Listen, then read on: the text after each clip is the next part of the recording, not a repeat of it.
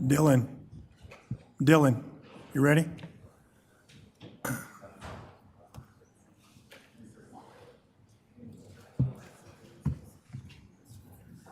Thank you, sir. All right. Thank you all for being here. This is a hybrid meeting. The city council members of the public can view the meeting live on Channel 8, the city's website, and YouTube. Live Spanish translation services are being provided for tonight's council meeting by telephone. Please dial 720-386-9023 and use code 104091 *. Se ofrecen servicios de interpretación en español para esta reunión del Consejo Municipal por teléfono. Marque el número 720-386-9023 y utilice el código 104091 #. All right. All votes on tonight's agenda will be conducted as a roll call vote. I now call the regular meeting to order and ask the clerk to take a roll call vote. Mayor Douglas, Present. Mayor Pro Tem Noble, Present. Councilmember Madeira, Here. Councilmember Teeter, Present. Councilmember Chacon, Present. Councilmember Kim, Here. Councilmember Dukes, Here. Councilmember Ford, Here. Councilmember Douglas. Present. You have a quorum, ma'am. Thank you. All right. Please join me in a moment of silence followed by the Pledge of Allegiance.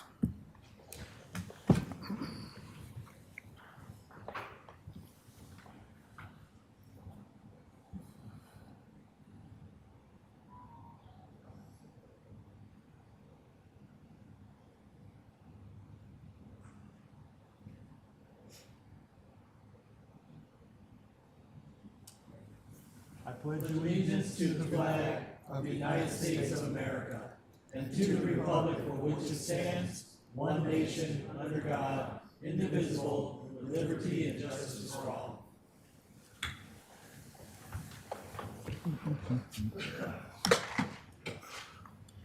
All right, motion to adopt the agenda. Do any council members wish to amend the agenda?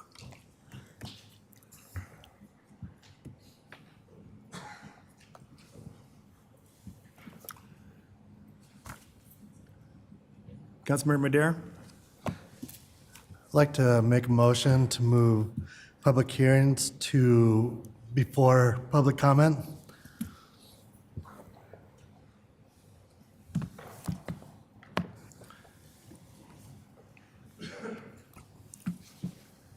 The motion was to move public hearings before public comments.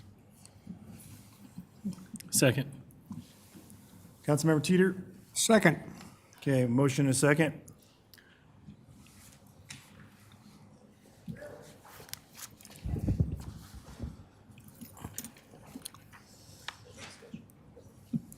Discussion?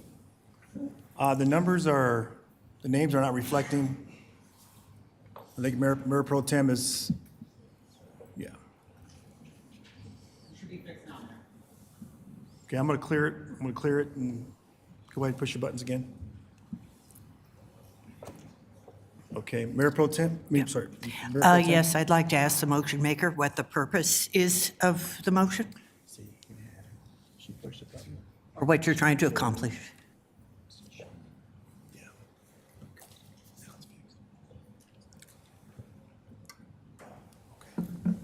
So the purpose is we have a lot of people that show up for these public hearings, and oftentimes we don't get to the public hearing portion of the meeting until really late, so we keep people waiting here all night.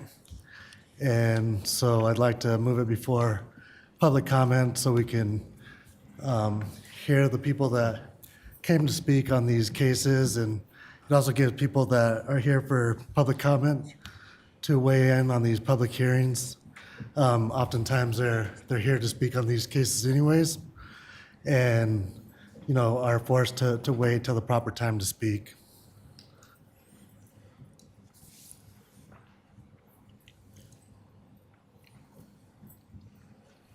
Yes, go ahead.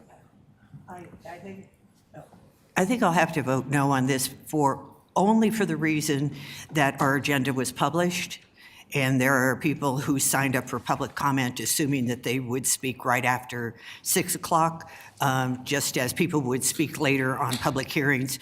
So I'm more than happy to consider changing this for the future. Perhaps during administrative council business, we can have this conversation about switching that up for future meetings. But this has been a publicly noticed meeting, and there are people with expectations who may be wishing to speak during public comment as well. Thank you. Any other council members? Councilmember Kim? Yes, thank you, Mayor. Hey, just for clarification of the motion maker, Councilmember Madera, are you referring just to Section 8, public hearings? Or just all those public hearings, the 1, 2, 3, 4, 5 cases? Correct. Copy, that's all I needed. Thank you. All right, see no others. City Clerk? I'm sorry, what was that, Mayor? See no others, could you, Sure. Go ahead and click it. Your vote is open. thank you.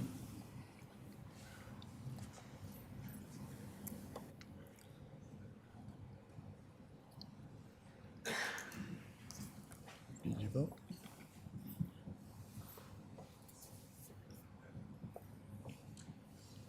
Okay, that passes 5 yeses and 4 nos. Councilmember Kim? A little bit of confusion there. Mr. Gibson, it says motion to adopt the agenda, but then there was a motion on the floor that mentioned moving the public hearings before public comment. So I want to make sure it's clear that what the vote was for was to approve the amended agenda. Is that correct? That's my understanding. Same as yours, Mr. City Attorney?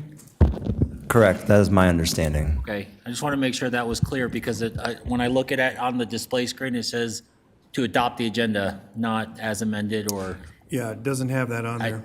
I think we should clarify, if possible, what the motion is that they're voting on, if that's something that the clerk can do. Certainly. So the item in your Crestron system is just what we preload at the beginning of the meeting. So the motion I have written down was the motion to amend the agenda to move public hearings before public comment. Just want to make sure others are aware as well that that's what the actual vote was for. That's all. Thank you. Mayor, my recommendation would be, just because we just clarified that, to do the vote again so that everyone is very clear what they're voting on. Sure. Councilmember Chacon? If it is approved, which it looks like it might be, when will public comment be? They have to wait the entire meeting? So, do you want to clarify that? I believe the question was, if this were approved, if the motion was approved, when would the public comment, the standard public comment process take place? So the way that I understand the motion, all the hearings that are itemized number 8 on the agenda would be moving forward before the public comment, Right. and then the public comment and everything preceding that or succeeding that would take place. So the public comment would happen after all of the public hearings. Yes, so I say probably around, according to this, probably 9:30? I believe the public hearings are estimated to be 2.5 hours, so it would be 8:38 approximately. All right.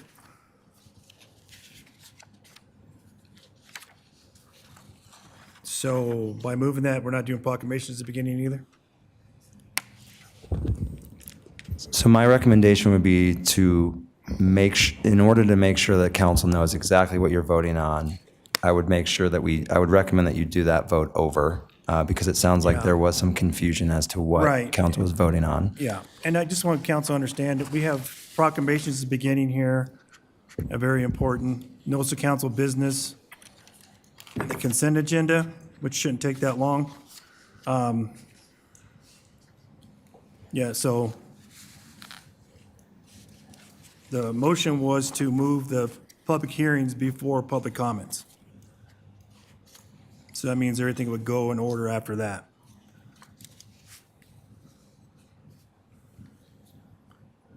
You gonna redo the vote? Your vote is open.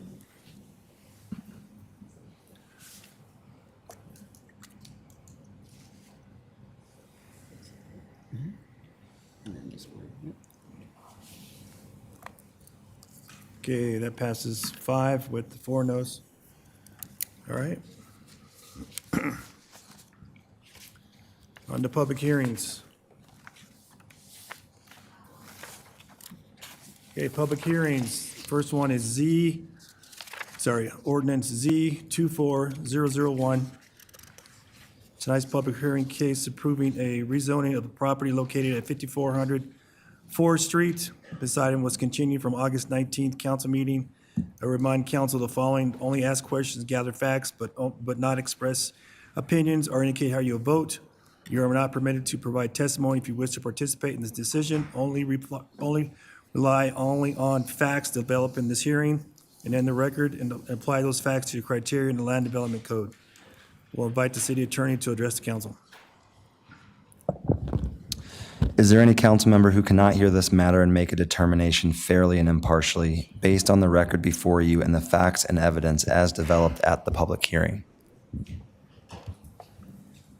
The record will reflect that no member of council has indicated an inability to be fair and impartial. Thank you, Mayor. Thank you.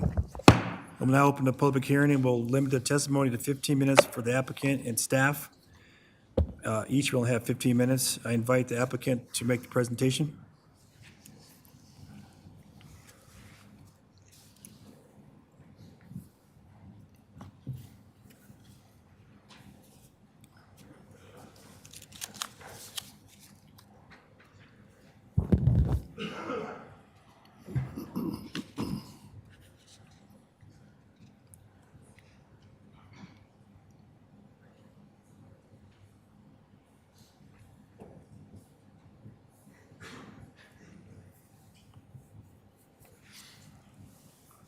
Good evening, City Council.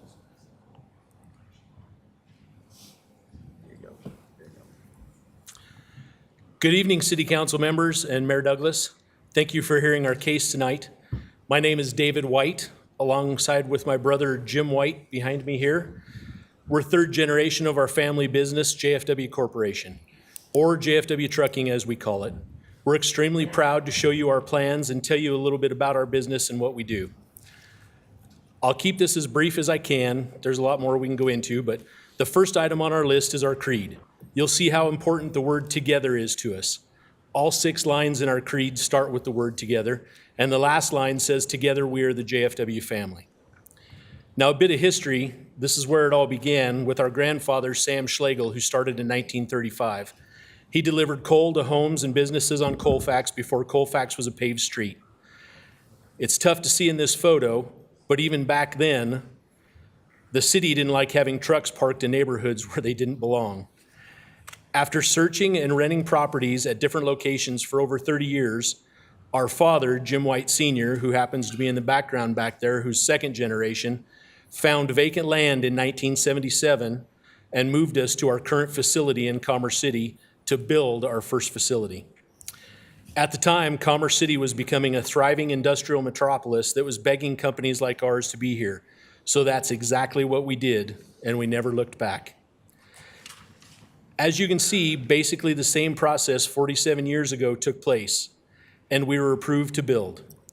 You must understand that Commerce City is the ideal location for a trucking company. All of our needs for repairs, sales, service, and doing business here is on another level versus other locations in the city. This building has served us well for almost 25 years, as you can see in the photo from 1980. We have always been proud of our business here in the heart of Commerce City. After steady growth and the purchase of a couple parcels around us, the time has come to build again. The time had come to build again. In 1999, we had another blessing and were approved for a new facility next door, and we tore down the old one. Fast forward 25 years, and here we are today with an amazing facility that we have outgrown again.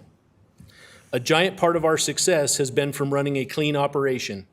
When we built in 1999, we were able to add a wash bay that keeps our trucks looking amazing, so we don't present ourselves like a truck from 30 years ago that is filthy dirty with black smoke pouring out of the exhaust.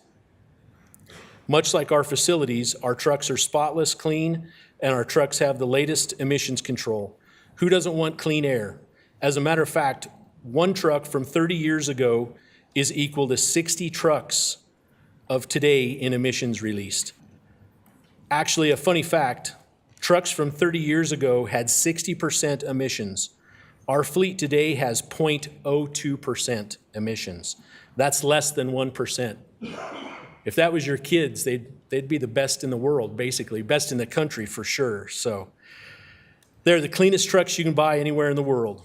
We also believe giving back to our community. This is a photo of toys collected and transported with a JFW truck to the Salvation Army that several companies we partner with to provide. In closing, we ask you for approval of our new facility, and we can assure you we will be great stewards of the land as we have been for the last 47 years. I thank you, and let me know if you have any further questions or any questions. Thank you. All right. Any council members have questions for the applicant?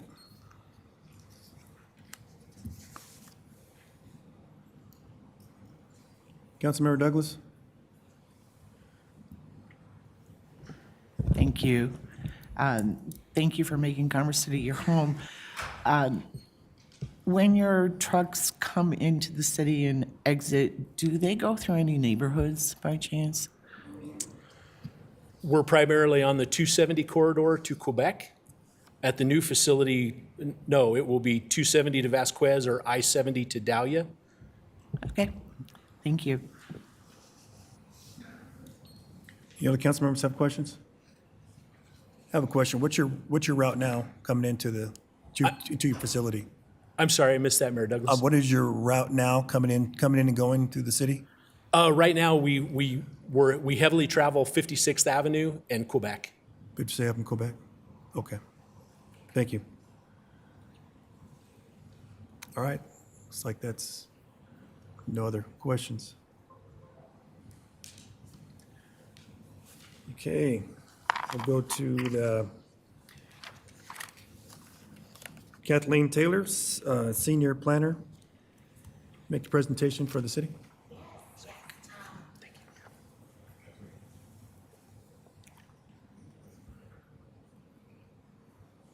Sorry, I pressed the wrong button. Okay, yes, we're ready here. So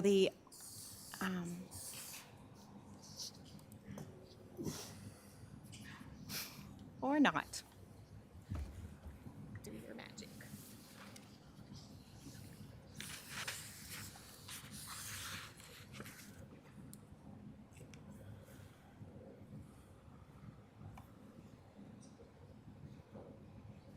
Okay, here we go.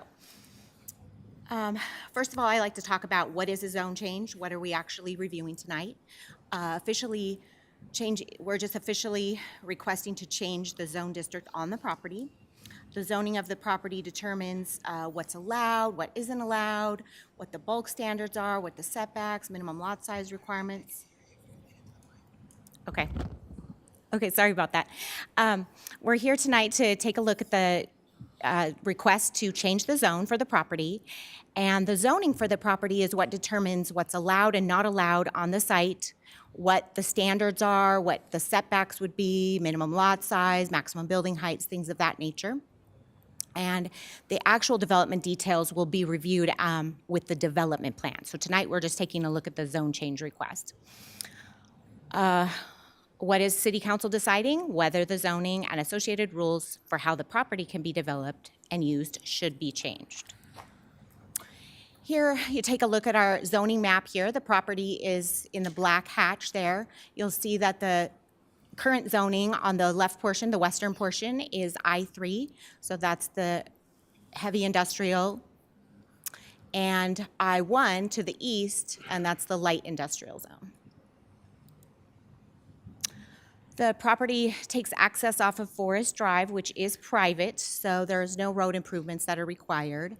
The future land use, the current future land use map is general industrial. And at the same time, the applicant has submitted an application that is concurrent for a lot consolidation, which they would need in order to develop the site, all as one thing, and a development plan to develop the site.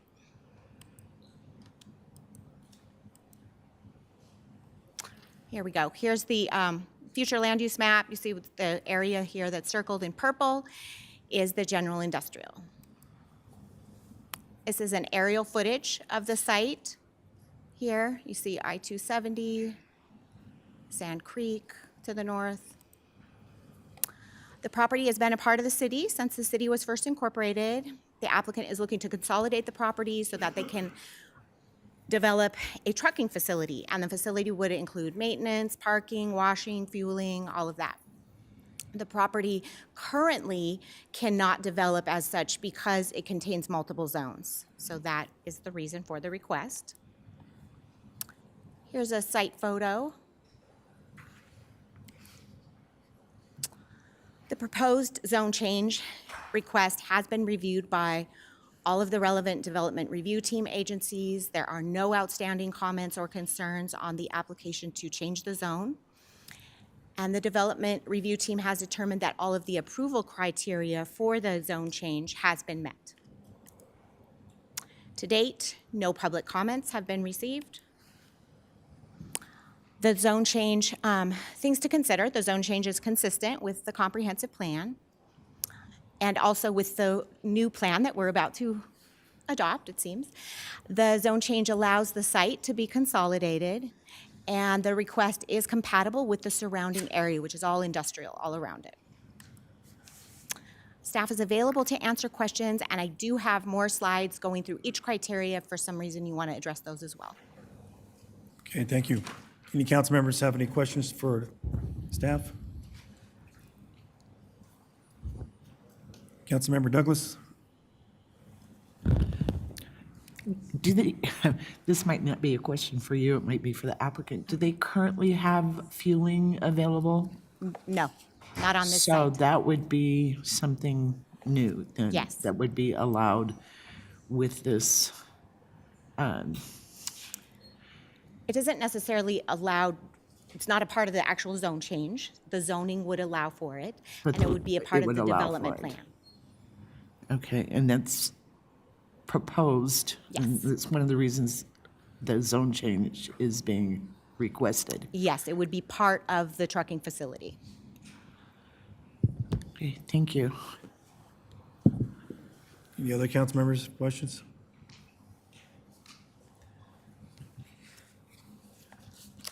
All right, seeing none, I will invite the public to provide testimony and ask the city clerk if anyone from the public signed up to testify on this hearing, in person or online. Mayor Douglas, I do not have any persons registered to speak on this public hearing in person or online. Okay. All right.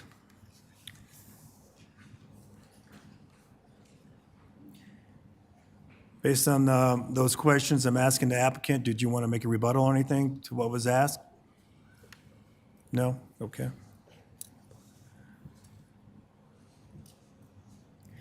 Okay. We'll now close the public hearing. We need a motion and a second to introduce ordinance Z24-001 by council of the city and approve on first reading. Mayor Pro Tem Noble? Thank you, Mayor. My motion is to approve ordinance Z24-0001 by council as seated and approve on first reading. Okay. Councilmember Dukes? Second. Okay, is there any discussion? Councilmember Teeter? No discussion. Okay, the motion on the floor is to introduce ordinance Z24-001 by council of the city and approve on first reading. I will ask the clerk to read the title and take a roll call vote, please. Ordinance Z24-0001, an ordinance amending the zoning ordinance and zoning map of the city of Commerce City, Colorado by rezoning the property generally located at 5400 Forest Street from Light Intensity Industrial District I-1 and Heavy Intensity Industrial District I-3 to Medium Intensity Industrial District I-2. Your vote is open.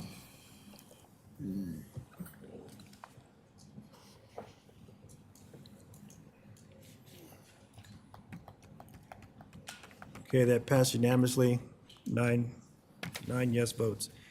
All right, on to the next one. Ordinance Z-908-24. Tonight's second public hearing is case Z-908-24, approving zone change for the property owned by Applegate along the southbound east of E-470. This item was continued from September 16th council meeting. I will remind council the following: only ask questions, gather facts, but not express opinion or indicate how you will vote. You are not permitted to provide testimony if you wish to participate in this decision.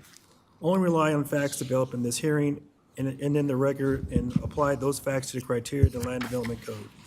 I'll invite the city attorney to address council. Is there any council member who cannot hear this matter and make a determination fairly and impartially based on the record before you and the facts and evidence as developed at the public hearing? The record will reflect that no member of council has indicated an inability to be fair and impartial. Thank you, Mayor. Thank you. When I open the public hearing, it will limit testimony to 15 minutes for the applicant and staff each. I invite the applicant to make a presentation. Hello all.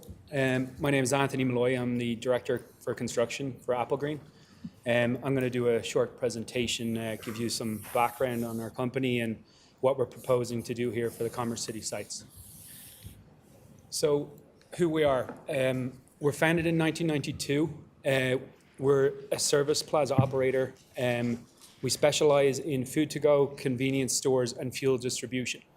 We're the #1 motorway service area operator in Ireland, #2 in the UK, and #1 in the US. We have food and convenience store retailing at the core of Applegreen's platform.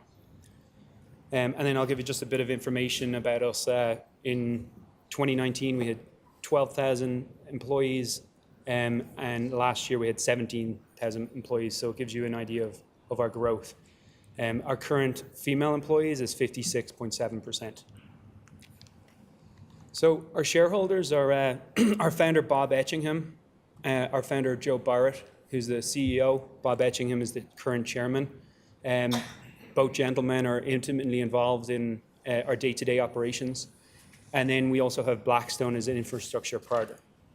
What we offer is gas and fuel and a store and a restaurant, and we offer EV charging. So in 2014, we entered into the US market. We have currently 111 service areas, which is 180 of the sites. In 2008, we entered into the UK market. We have 68 service areas and 167 sites. And then our very beginning was in 1992 when we opened our first site in Dublin, Ireland. We currently have 36 service areas and 192 sites over there. So our commercial approach is we have gas and fuel, fuel and store. And then our restaurant, we partner with many franchisees, Chick-fil-A, KFC, Burger King, Panda Express, Starbucks, to name a few. Then our EV charging is the other component. Our intention is to have EV charging on every site. So just a bit more information on our partners. For our sites in Commerce City, we're going to be having, on the northbound site, we're going to have a Starbucks, a Shake Shack, a Panda Express, and a convenience store. Then on the Commerce City southbound site, we're proposing a Starbucks, a Burger King, Popeyes, and a convenience store. This slide gives you a bit more of the partners that we use, such as Dunkin', Costa, Lavazza, and Taco Bell. So I'm just going to talk quickly about our portfolio in the United States. In the Northeast, we have plazas in Maine, Massachusetts, Rhode Island, New Hampshire, New York, New Jersey, Connecticut, and Pennsylvania.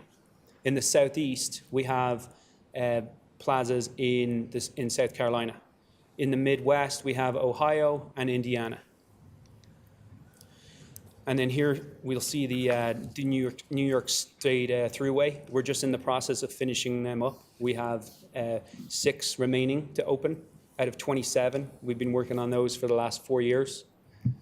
And then over to the right side, you can see the proposed Colorado projects. We're proposing 2 at Commerce City, 1 in Aurora, and 1 in Parker. So this gives you an example of the design of the sites that we have in New York. You can see the stucco walls, and in the interior with the, there's significant glass so that we can get the light in and make it feel bright and spacious.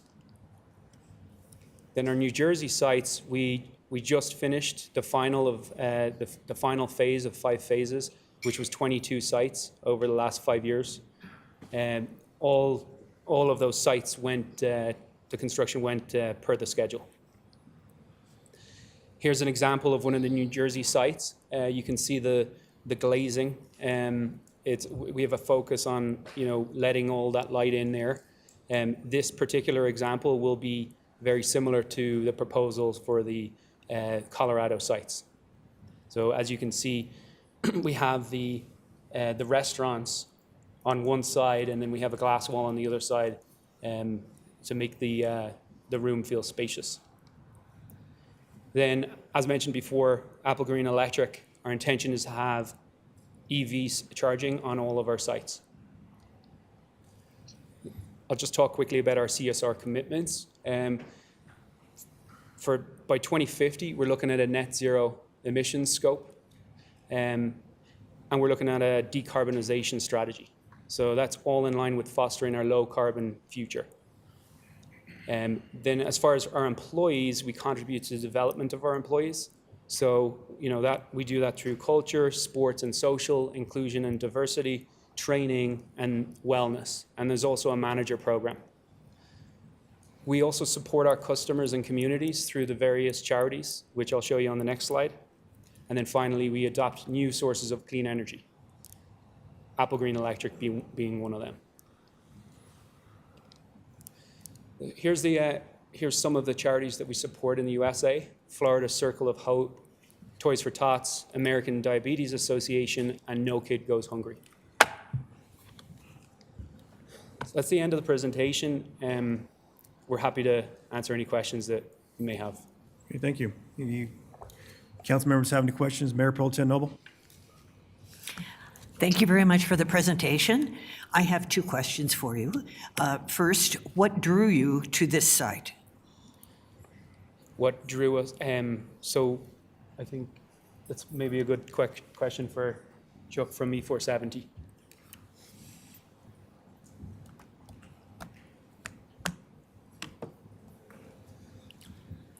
Good evening, Mayor Douglas, City Council. I'm Chuck Weiss. I'm engineering manager for E470. Just a little bit of a backdrop here. Our existing toll plaza buildings, we went cashless back in 2009.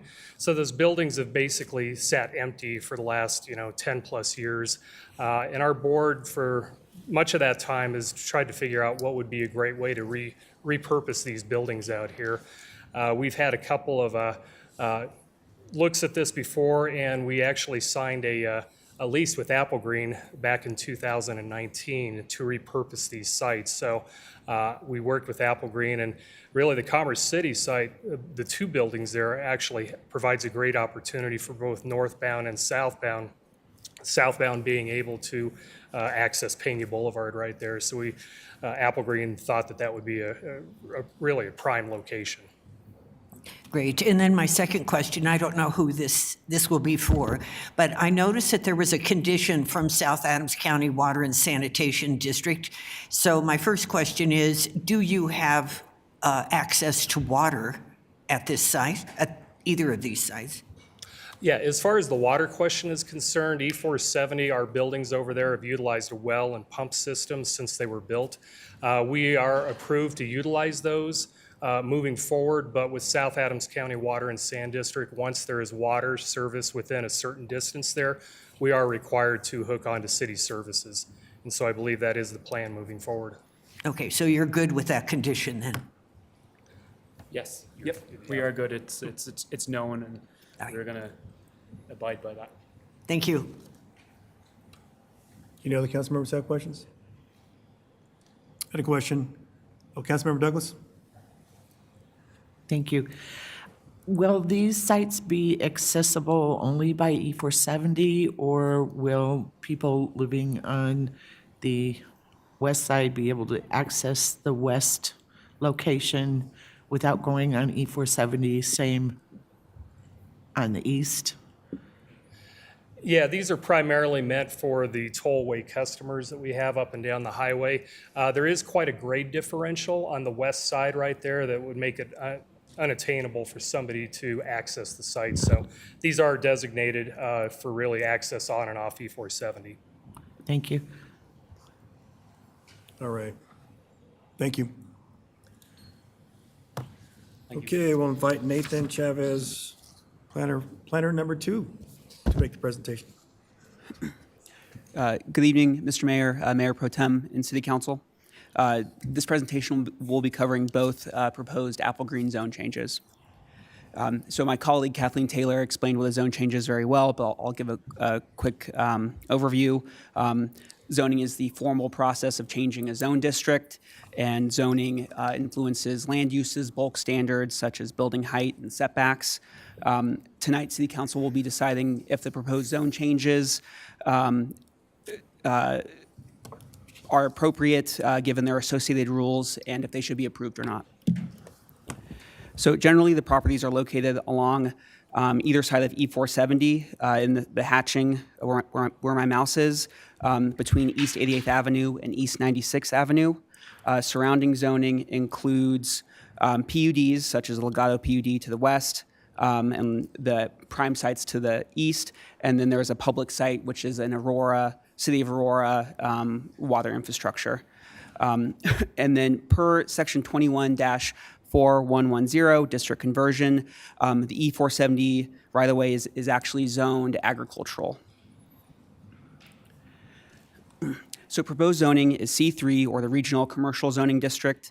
The applicant's intent is to develop 2 travel service plazas, which will include fueling stations, EV charging stations, restaurants, and a convenience store on either side.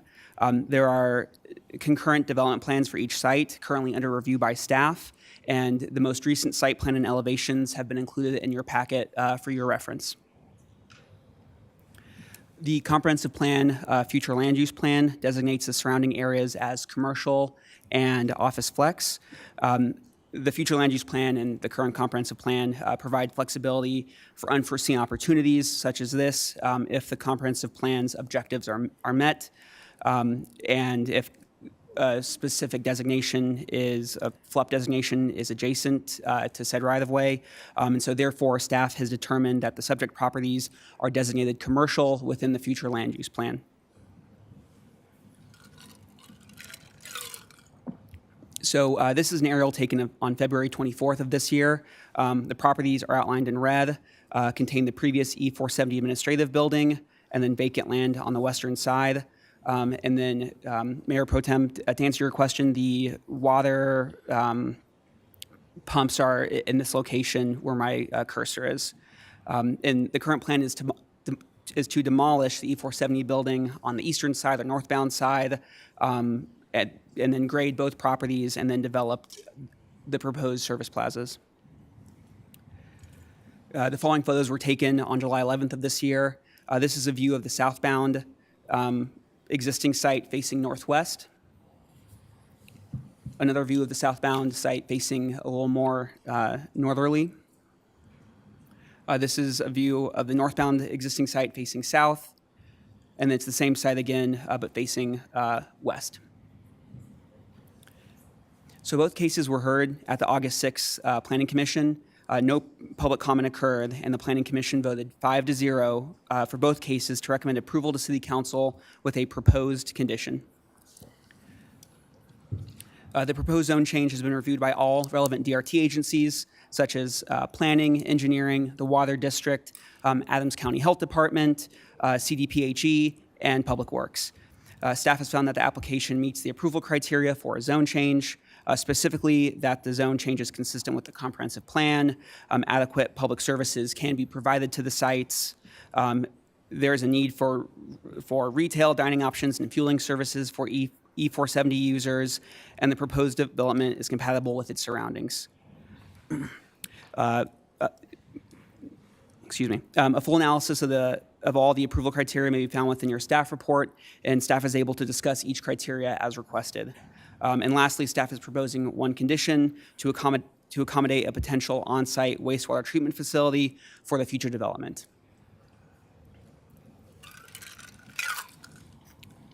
Lastly, staff has noted the following items for consideration by City Council. Zone changes are consistent with the comprehensive plan. The zone changes allow the site to develop as a vehicular travel plaza, which includes EV charging stations, convenience stores, fuel stations, and dining options. It is unlikely that any other form of development fits within this area since it is E470 right-of-way. E470 is a major gateway into Commerce City. And lastly, staff received no public comment for this application. Staff is available to answer any questions you all may have. All right, Mayor Pro Tem Noble? Thank you very much. Are both of these parcels entirely in Commerce City? They are, yes. So Commerce City, since people may use them and not get off and come to Commerce City using 96th or 104th, we will, though, derive the sales taxes and the use tax from these facilities. That is my understanding. I don't know of any other instruments that would prohibit that, but it's my understanding that any sales tax or any other tax would be to the benefit of Commerce City. Okay. Thank you. Any other council members have questions? I have a question about the 400 South Adams water for the, was it?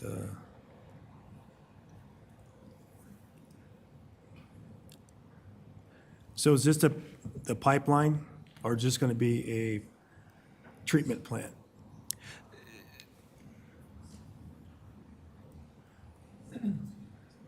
So currently, and I haven't discussed this with the applicant lately, but currently the plan is to, or there's two options, option A and option B. Option A is to have the on-site wastewater treatment facility on the site, which the state and Adams County have been reviewing, and they provide their blessing on those facilities. And then once we have, or the water district facilities are within 400 feet of said properties, then the applicants are required to connect to the water and sewer facilities and then decommission that on-site wastewater treatment facility. Option B is simply to spend the money, spend the capital, and extend or help or assist with extending the water district sewer infrastructure down to the current sites. And the last exhibits staff has seen, there are currently the two nearest sanitary sewer infrastructure is roughly where my cursor is within Legato, and I believe there is also some infrastructure up near 96th Avenue. But I would also, if the applicant would like to discuss that also, they're much more involved, and it's not necessarily a planning-related item. So planning staff isn't as involved in that particular matter. All right. So can I hear from the applicant on this as far as the wastewater treatment plant? Yes, my name is Mark Sabal. I'm with Redland. I'm a civil engineer working with Apple Green and E470 on the project. So yeah, as Nathan said, we got two options. One option is an on-site wastewater treatment plant that will be approved by the state, Colorado Department of Public Health and Environment, and the city. That we've proceeded down that road to pursue that approval. But we are also pursuing a gravity sanitary sewer option that would connect to an existing sanitary sewer that is owned and operated by South Adams County Water and Sanitation District. The current one that we're looking at and we're in design for is on 96th Avenue, and it's pretty much like on the left, far left side of the screen there. Yeah, even further, yeah, about there. So it's quite a ways away, but we believe through our preliminary engineering that we can do it by a gravity sewer. We don't need a lift station or any type of pumping. And so we are looking at that as a plan that we're currently in for review with South Adams County Water and Sanitation District. Okay. So we have both options available to us. All right, thank you. Is there someone from South Adams Water Sanitation here to answer a question?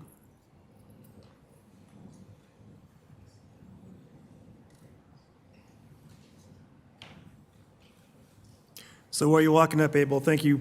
My question is going to be, so there was this wastewater treatment that was put in through Second Creek, through Second Creek, to alleviate having a system, having a wastewater treatment plant on the west side of E470.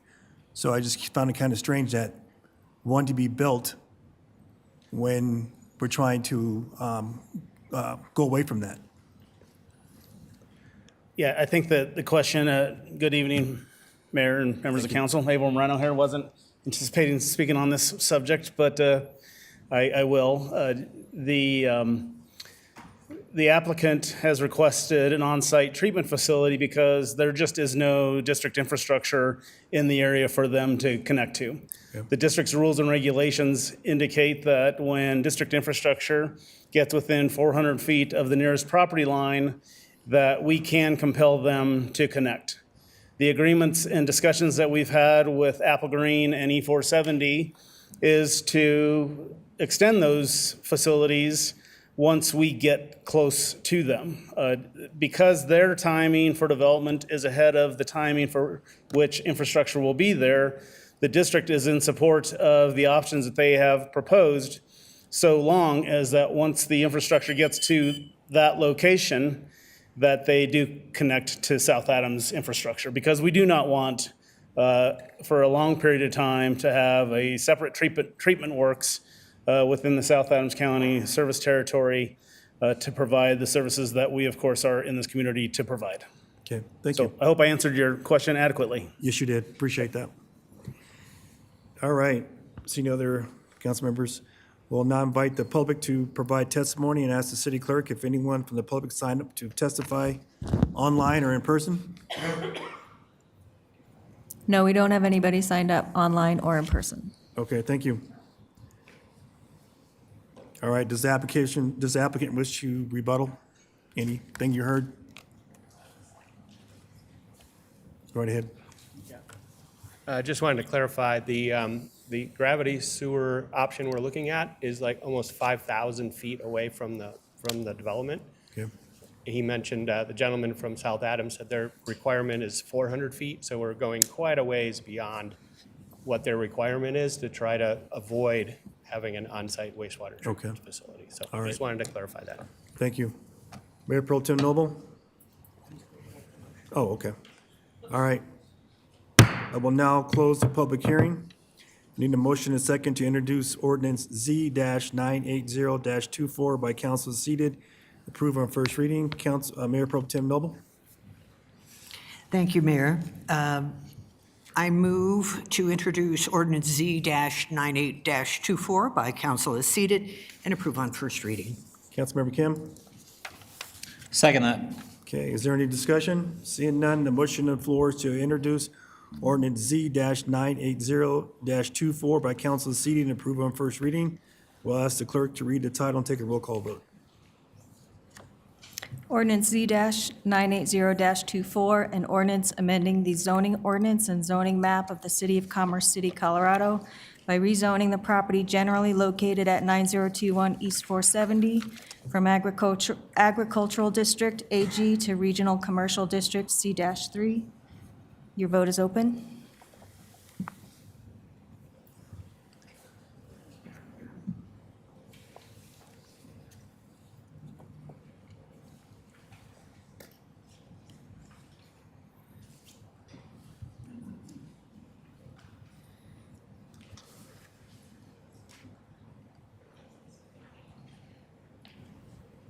I'm going to have to reset the vote on that one. Hold on. Okay, your vote is open.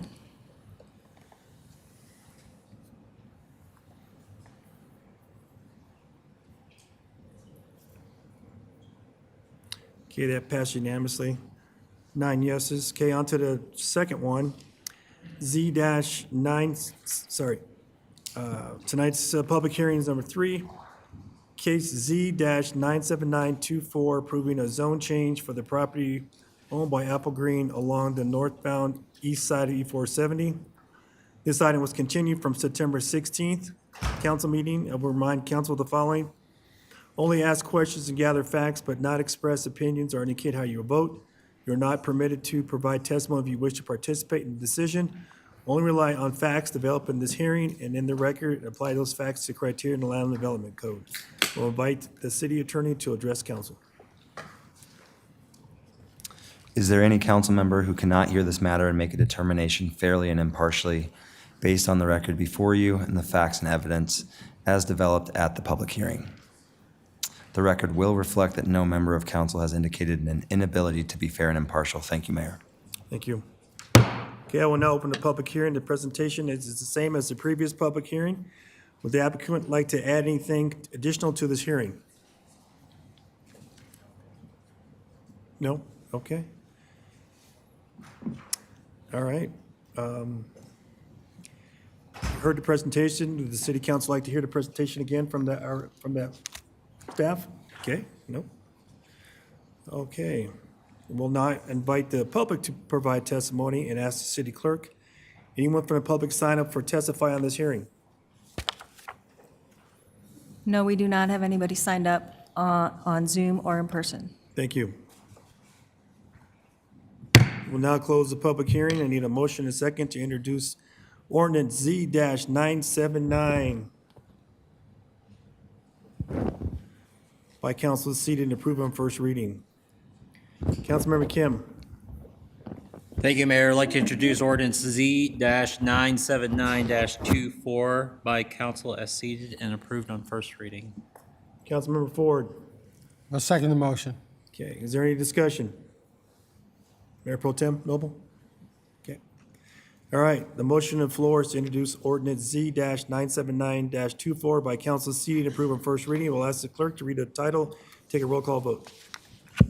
Ordinance Z-979-24, an ordinance amending the zoning ordinance and zoning map of the City of Commerce City, Colorado by rezoning the property generally located at 9022 East 470 from Agricultural District AG to Regional Commercial District C-3. Your vote is open.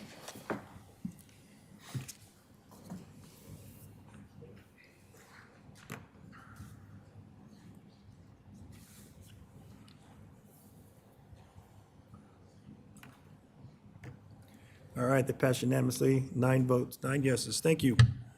All right, on to the fourth public hearing is case number PUDA 23-005, approving a PUD zone change for a property located at the Mile High Greyhound Park. I will remind the council of the following: only ask questions, gather facts, but not express opinions or indicate how you will vote. You're not permitted to provide testimony if you wish to participate in this decision. Only rely on facts developed in the hearing and in the record. Apply those facts to criteria in the Land Development Code. I will invite the city attorney to address council.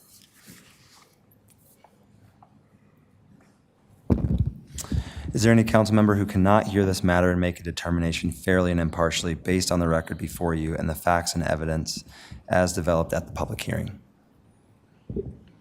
The record will reflect that no member of council has indicated an inability to be fair and impartial. Thank you, Mayor. Thank you. We'll open the public hearing. I will limit testimony to 15 minutes for the applicant and staff each, and I invite the applicant to make the presentation.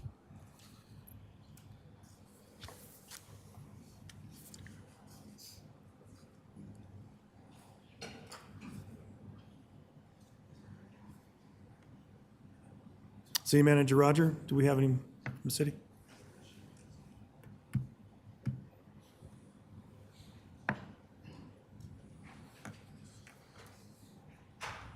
So with the shift of the schedule, council, the applicant is not here yet because they were expecting to be heard later this evening. Okay, thank you. All right.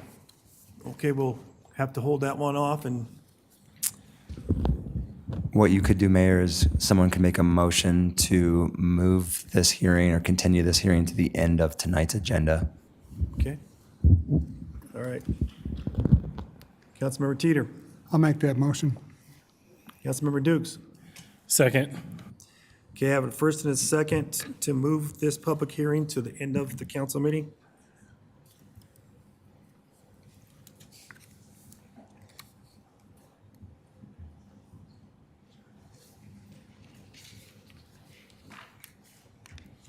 Better ask about the next one then, too. City Manager Rogers, do we have the applicant for the next one?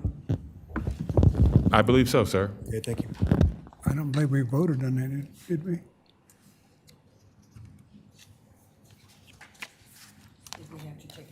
Yeah, he's getting it ready.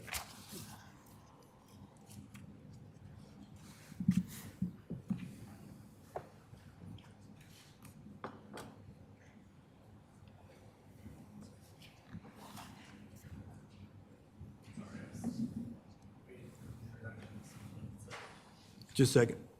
We're not there yet. Thank you. You ready, Dylan?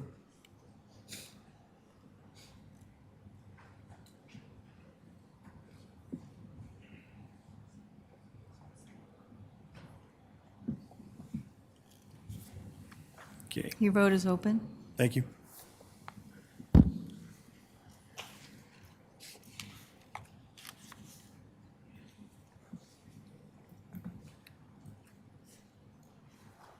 Okay, that passes 9 votes unanimously.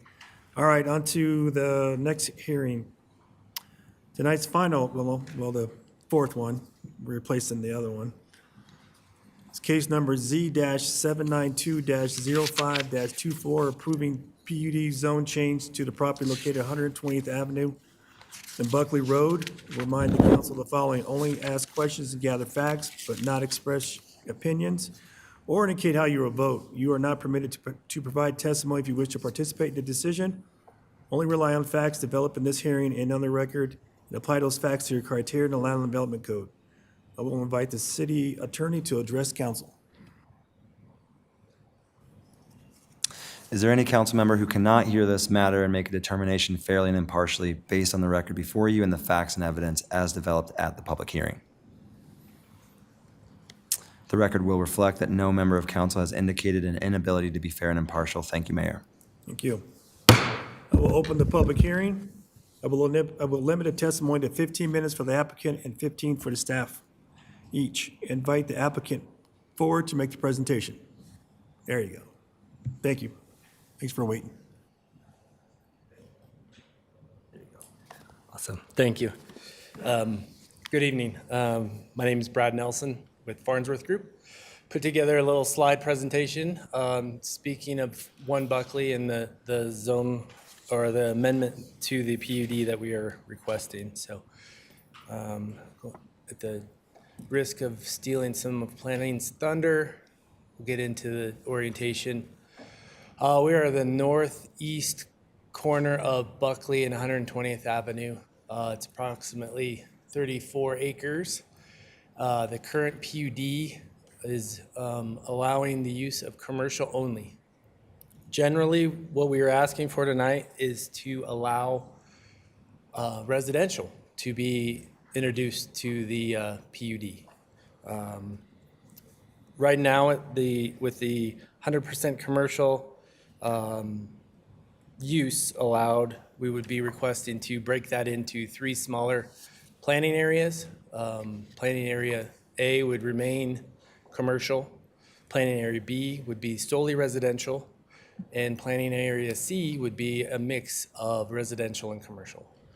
That breaks down to about 44% for planning area A and B, and 11% of the mixed residential and commercial. Some of the project goals that we are hoping to accomplish by allowing the residential is to open this corner of Commerce City up to a vibrant community by integrating some of the residential that's not currently allowed within the PUD. We would be creating a community that is both commercial and residential, and the two would feed off of one another. The residential would be able to have the convenience of the commercial use, and the commercial use would benefit from having close proximity residential. The intent is to enhance the architecture with quality materials that are pedestrian scaled, offering a community environment that would be attractive for families to live and visitors to visit as well.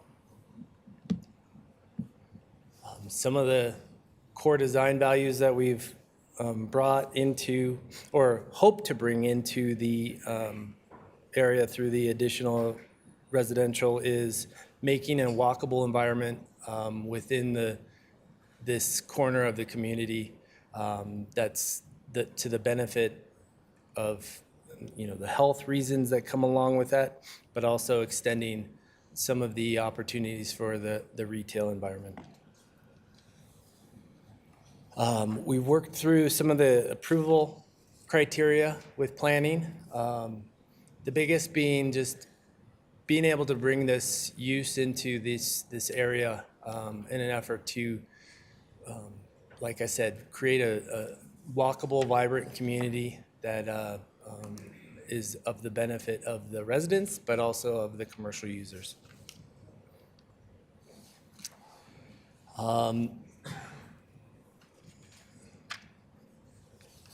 With this community environment of commercial and residential, the accessibility, the walkability of this corner of the site would also connect to future development to the south and existing development to the east and to the west and to the southwest. Part of the amendment to the PUD is offering to provide design guidelines that currently aren't in place for the existing PUD.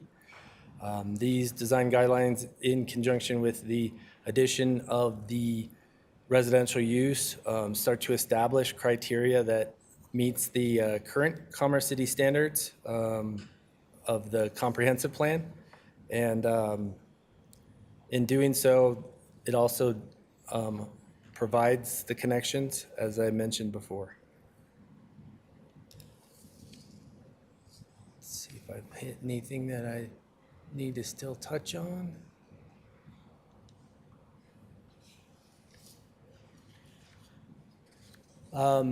Currently, the development is planned to be phased as economically and logically as it comes online. There's no plan to develop the commercial first or the residential first. That will just be as needed or as required by the development growth. So there's no intentional plans currently to develop the corner solely and leave the residential for long, or vice versa. All utilities will come online as the private development plans come into the city.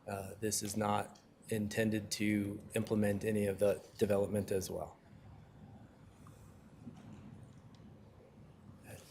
That's my presentation.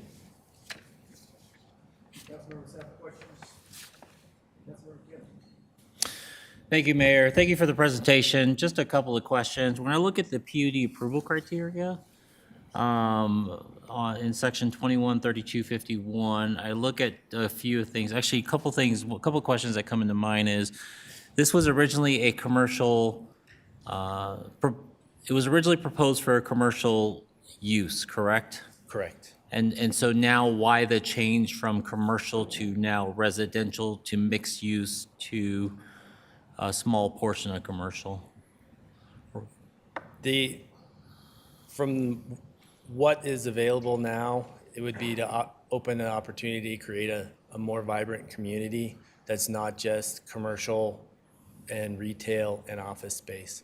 It's providing the residential opportunity that goes along with that in an effort to give more to the city than just the commercial use. And I heard you mention something about access as well, and I don't know what you mean by that as far as what access does it give, and what do you mean by vibrant community? Vibrant is the term to, it's more exciting, it's more in tune with some of the elements and photographs that we put into the presentation. It's active, it's engaging, it's... Okay, so I only got 3 more minutes here. Just a quick question. So under this section for regarding PUD approval criteria, right? We talk about sufficient public safety, transportation, utility facilities and services are available to serve the subject property while maintaining sufficient levels of service to existing development. In addition to that, there's another one on there regarding the maximum extent feasible. The proposal mitigates any potential significant adverse impacts on adjacent properties or on the general community. I'm just wondering about, you're talking about building out more residential, especially right along 470. Correct. You don't think that's going to be a problem there at all as far as with noise?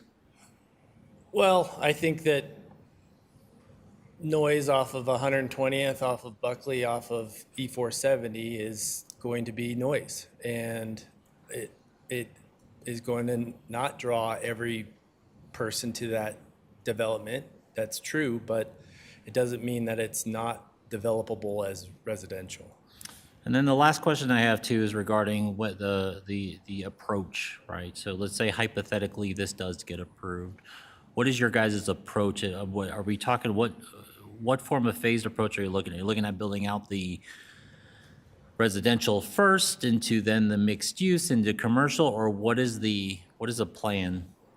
Perfect world, it's all developed at the same time. Now, I know we don't live in a perfect world, so the goal is to go out and court both residential and commercial users for the site because it's available. And it's a desirable area as well. So the other part too is regarding the under 213251 under E. The PUD is integrated and connected with adjacent development through street connections, sidewalks, trails, and similar features. I mean, where are you? Is there plans to add in those sidewalks? Is there plans to add in the trails? And if so, where do you plan on adding those? And There are connections that are proposed to.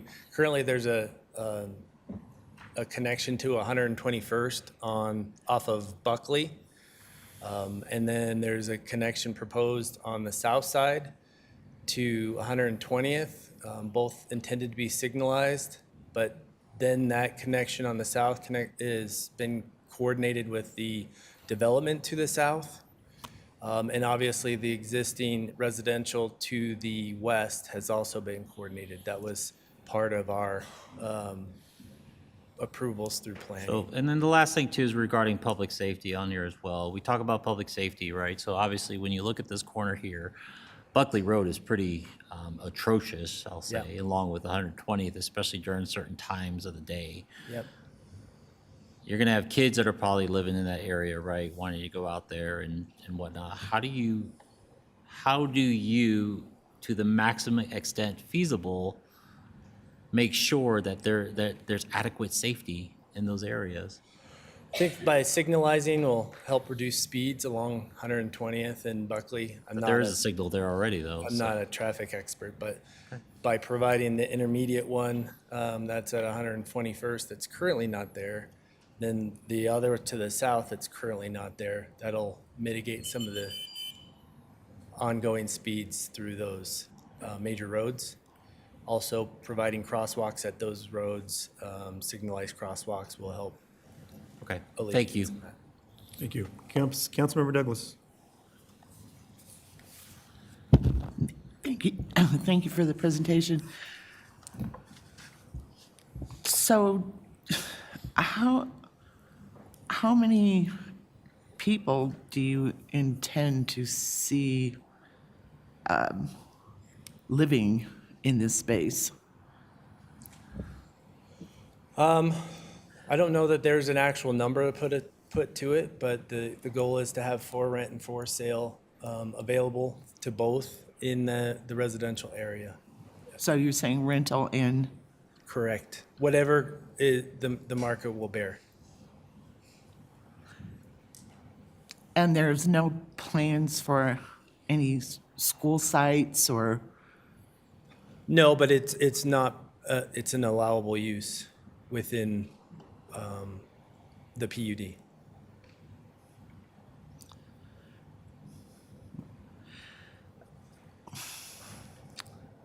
And if this were to remain commercial, would there be no plans for development? No, I don't think that's accurate, but it does tend to limit the amount of development that can be done just based on the state of retail these days.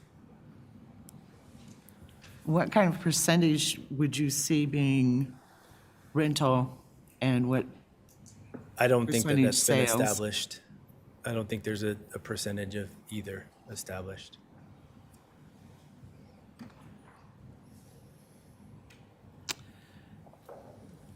I don't have any further questions at this time. Thank you. Thank you. Councilmember Dukes? Thank you. Thanks for the presentation and showing some of the examples of what it could be in the near future. If I look at the criteria around substantial benefit to the city and incorporates creative design, et cetera, with this, this slide here, what I'm hearing you say, is this correct, that by providing different opportunities in this area, was residential, commercial, and residential itself, it actually increases substantial opportunities or benefits for the city? I think it creates opportunity for the city. It creates, make it more marketable? Absolutely, yes. And then the sales tax along with the property tax that on that all benefits the city when it Okay. comes back to you.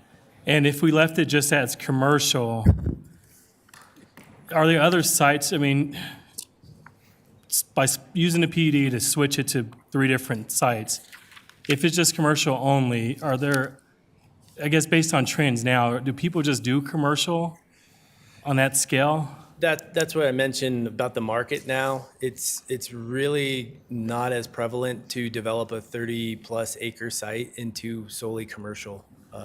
More and more, you're getting residential incorporated.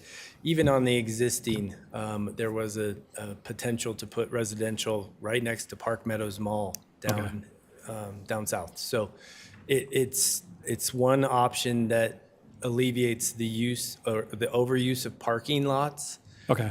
And introduces kind of a community within the confines of what was previously solely commercial. Okay, so you're looking at today's market, today's commercial needs, and making this request based on today, not 10, 15 years ago, correct? Correct, yeah.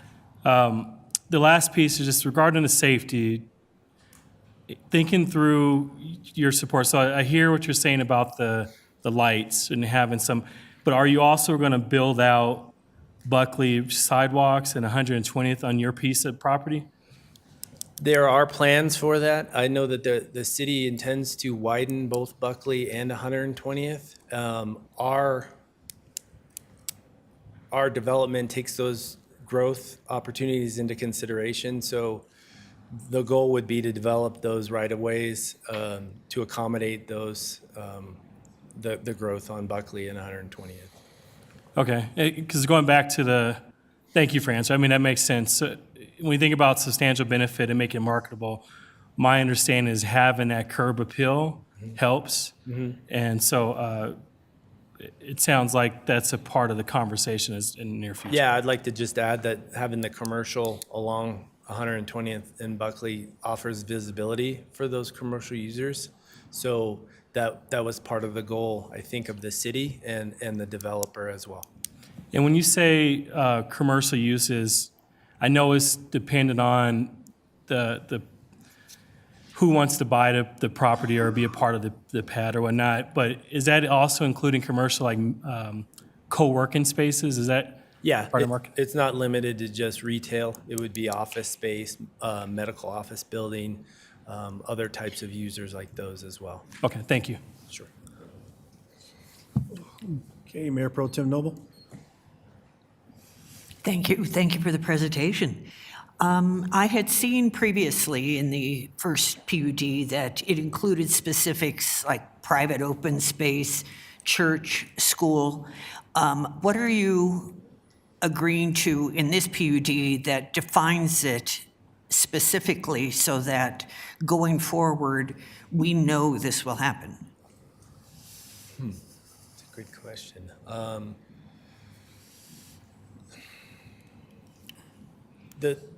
The opportunity for the residential creates more opportunity for this corner, which opens it up as more marketable. So having more opportunities to make the development real by having an additional use makes it more realistic, I guess, than just being solely commercial and trying to develop 34 acres of commercial in today's market. Does that answer your question? No, I'm looking for the language in the PUD that makes good on these commitments for walkability, central gathering space, et cetera. I gotcha. There are some requirements for open space, parks. There's a regional trail planned that could connect to future development that is going to be established as part of the development.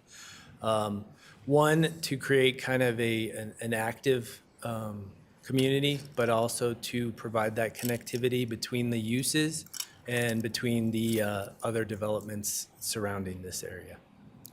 And are you familiar with the fact that the city council on another project required that 25% of the commercial be built out before residential is built? I was not aware of that, no. Okay, thank you. Any other council members? Councilmember Douglas? Thank you. Is this to be developed as a metro district? I think that's a possibility. I don't know that there's plans immediately for that. All right.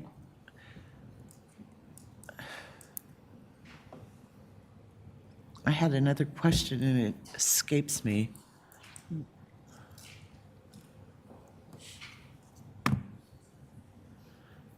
So do you have commercial interest in this because of the possibility of residential? I believe it was for both reasons, just the location, but also for the potential for residential. But right now, you don't have commercial interest. The only thing you're banking on is having residential to attract the commercial? No, it was not enough to develop a 34-acre site.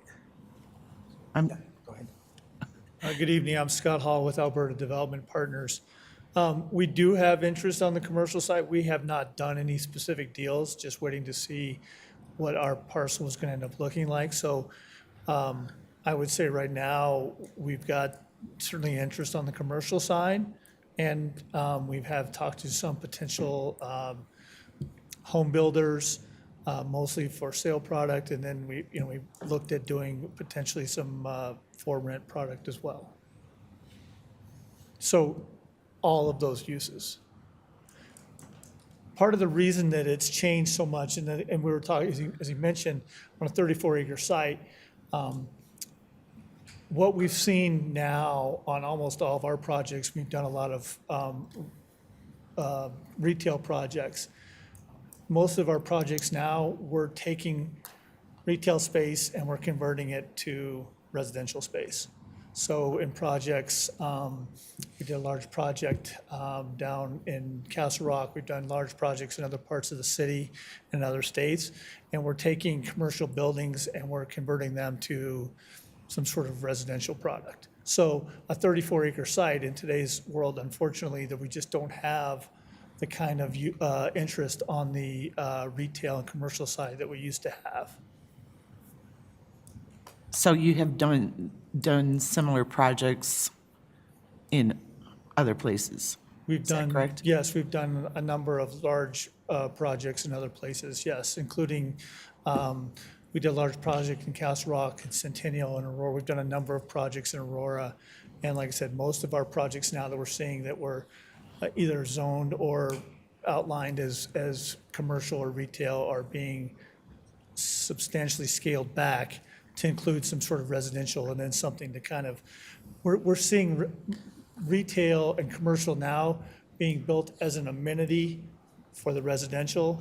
When it used to be a commodity, now it's just really an amenity for the residential. We just don't have that interest on the commercial side anymore. Just the way shopping habits have changed and the way people have kind of changed the way they purchase goods and services. And how much of the residential would be like single family? And how I would much would say be? that right now the plan is for the 15 acres to be single family. I'm sorry, for the 15 acres would be single Parcel family? B, excuse me. B, Yes. okay.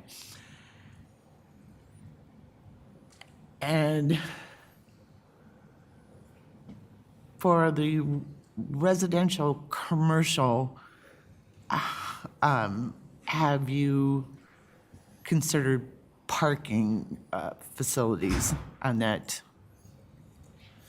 Parcel C? You mean a parking structure? For the residential, I mean, well, you'd obviously have to have it for the commercial as well, so has parking been taken into consideration? Well, certainly would be. I would have to self-park on that parcel. So it would have to be the parking that, for whatever is built on that piece, the parking would have to be provided on that parcel. And then would you as the developer be willing to put in traffic lights where deemed necessary? Well, right now, the plan is to put in a new traffic light to the east of Buckley on 120th, and then one at 121st on Buckley. So 2 traffic lights. Thank you, my time's up. Okay, Councilmember Darrow.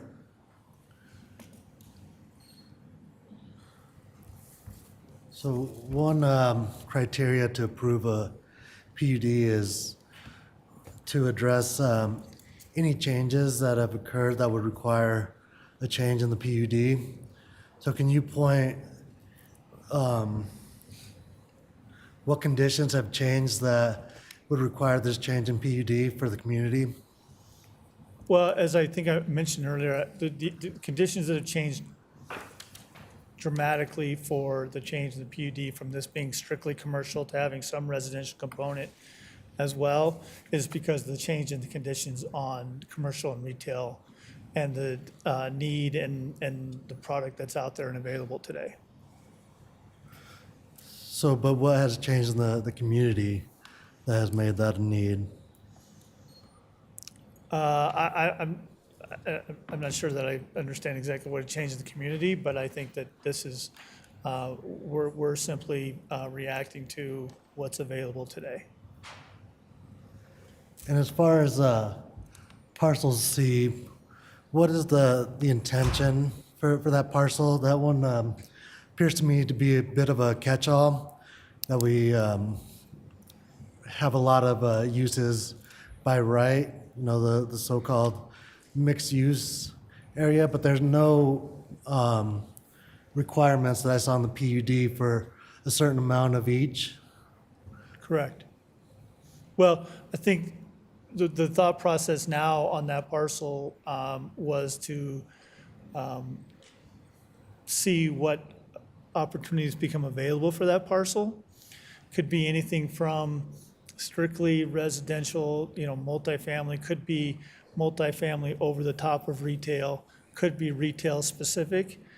So it's And, you know, typically with frontage on the street, with having the access there, you know, we would obviously look to do some sort of commercial on that, but I'm not sure that that's going to be a viable opportunity for us on this project. I think that's fair, but would you be agreeable to having a requirement for percentage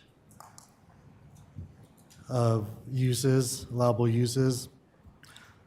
Well, right now, we're kind of 44 to 44 right now on commercial and residential, with that parcel being, you know, 11% of the total site.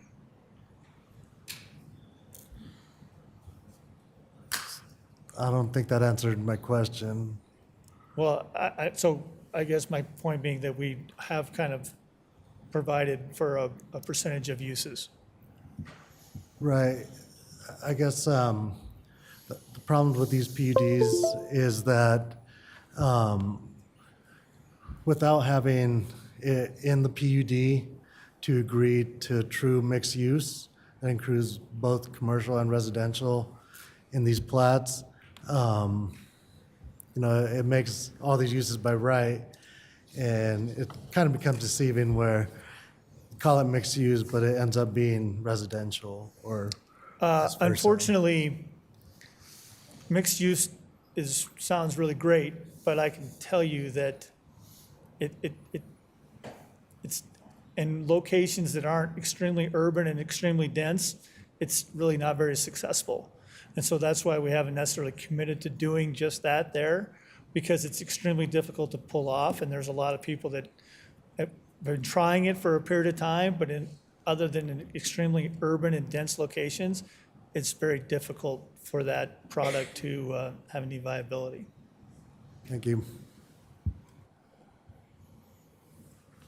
Okay, thank you. Councilmember Chacon. Thank you for your presentation.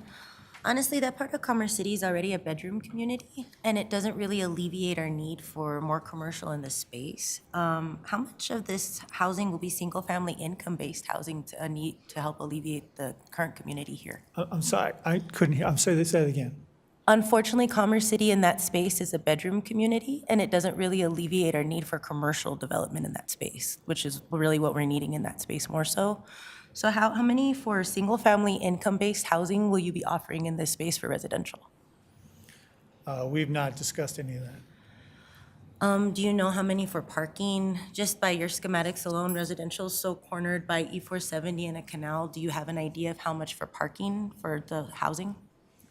How much parking for the housing? Yeah, allowance and for the commercial.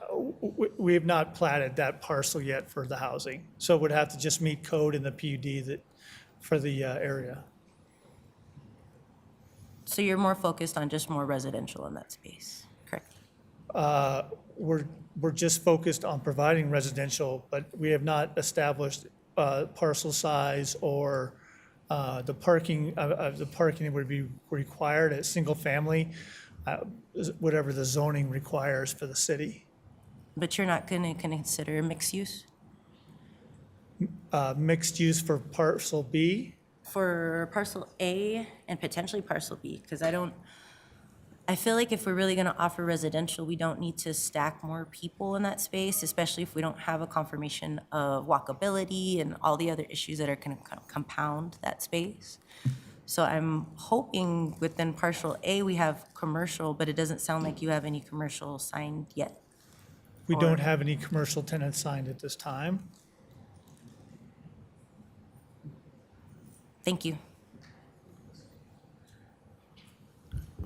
Just want to remind council that we are in the middle of a hearing, and at this point in the hearing, we should only be asking questions, and those questions should be asked to determine if the approval criteria has been met. Thank you. All right. See no other city council member. I had a question for you on the PUD amendment report. It states different land use based on growth, commercial center. And knowing that we have $1 billion in leakage, how is your site going to help shrink that gap? If you wanted to bring in residential and squeeze the commercial, which we desperately need in our city, how are you going to help us meet those margins? By bringing in the commercial piece that's going to provide for the additional sales tax revenue, that on a parcel that potentially some of the, and the obviously real estate taxes on the parcel of B on the backside that potentially has no real ability to ever become commercial or any time in the near future. Okay. All right. Yeah, I find that hard to believe. There are a lot of areas within our city that have changed over. And so looking at what you want to do, I'm just looking at this as far as C, residential, commercial, and again, I'm going to ask the question, will you commit to mixed use on Lot C?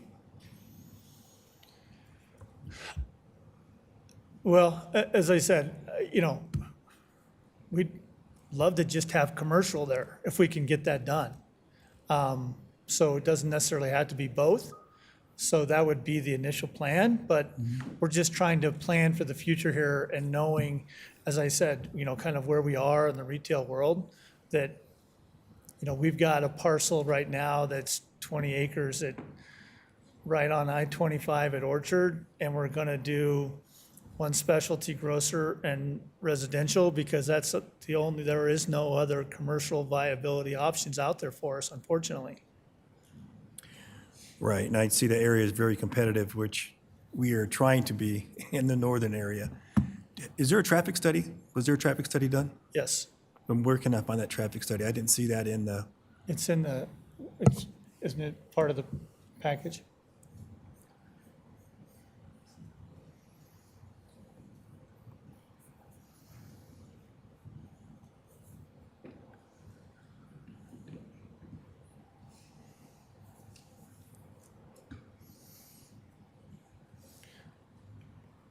And I would say this, we historically have been a retail developer and a developer of also changing and building mixed use and other projects.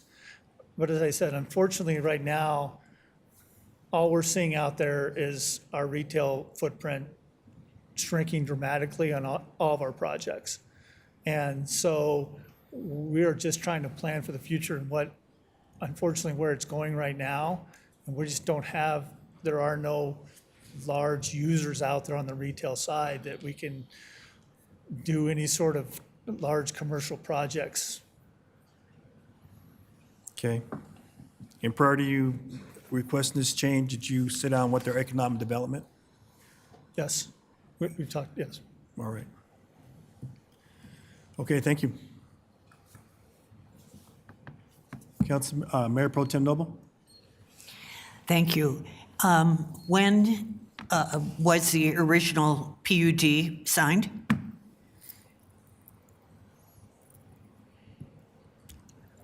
Was it 2005? That's correct. Thank you. And what have you been doing in the ensuing 19 years to bring development to this corner? We haven't been involved on this. We haven't owned this property for 19 years. So we've been marketing the property for a couple of years since we've been looking at doing the development, but we've not been involved for that long. When did you purchase the property then? I'd have to go back and look and see. We've got some partners involved in it that were on the land side. You don't recall when you purchased the property? Well, no, it's a partnership with other users, other people. Has anyone been actively attempting to get commercial Yes. in this area? We have actively been working to get commercial in this area, yes. Okay. Could you describe that, please? Well, we deal with, we've owned and have built and developed a number of large retail and commercial projects around Colorado and in other states. And so we deal with a lot of these tenants on a daily basis.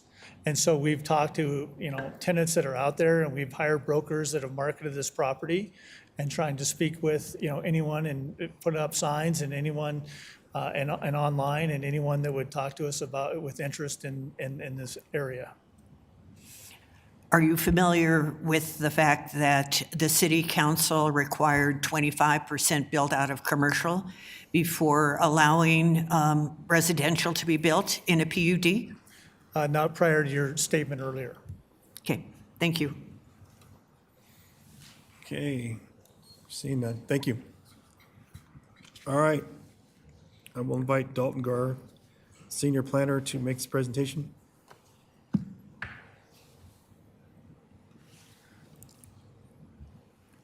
Thank you, Mayor. Good evening, Council. My name is Dalton Guerra. I'm a Senior Planner with the Commerce City Planning Division. This is a request for a PUD amendment. That implies that there's an existing PUD that's approved on file, and that this is to amend that existing PUD to create new planning areas, allow additional commercial land uses, allow residential land uses, and to establish bulk and design standards. The original Cutler Farms commercial PUD was approved in 2005. It was only one planning area, which allowed for commercial uses, and this proposed amendment would introduce residential uses into some of the planning areas. The site is currently vacant and zoned PUD. The future land use plan does designate this area as commercial and within a community commercial center. Oops. So here's a look at the original, or the current PUD that exists today. As you can see, it is one 34-acre property. It's one planning area that only allows for commercial uses. And this is a illustration of what the planning areas that are proposed under the amendment. So the red area being strictly for commercial, the yellow area, planning area B, for residential, and the blue area for would allow for both. So again, planning area A is for commercial and no residential. Planning area B being the opposite, which is for residential but no commercial. And planning area C that would allow for both and also would allow for a vertical mixed-use product. This was heard by the Planning Commission on September 3rd, 2024, and the Planning Commission voted 4-1 to recommend approval to City Council. Some considerations for Council tonight: the current PUD only allows for commercial land uses. The comprehensive plan does designate this as a community commercial center, and high-density residential is an appropriate use, as outlined in the comprehensive plan, for a community commercial center. The commercial planning area is along the hard corner of 120th and Buckley. And in addition to the PUD zone document, there is a corresponding design standards that would also be approved with this. And I can go through that in a second. It's also included in your packet. And any future subdivision plats and PUD permits would really finalize the site layout and the details. And the design standards would really drive what the design looks like in the future. The PUD approval criteria were analyzed in the staff report within your packet, but staff is happy to go through any of those individually if requested. And also one more item actually before I conclude. Staff does have a recommended condition for this proposal, and that would be to add a note to the PUD zone document that would essentially just more clearly state that the One Buckley design guidelines, that standards and guidelines document that I mentioned, would be approved with this PUD zone document, and that any future development would be subject to there's not only the PUD zone document and the amendment in front of you, but also those design standards and those guidelines.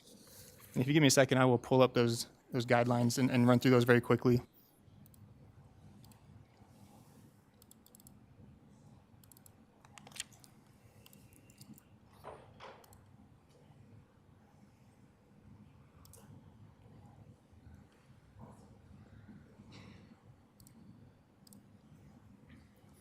And so again, this is just a document that would guide development.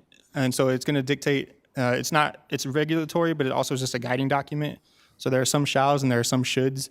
The illustrations and the photos are just illustrative and conceptual. In no way is that what will be on the ground in the future. But this document really does help guide that development that would come in the future, whereas the PUD zone document is just a zoning document that would outline what uses are allowed or not allowed. But this document here would really drive what the property looks like and how the development would create that unique theme and what it would look like in the future. And so I just wanted to make sure that council is aware of that and that this is part of the approval with the zone document.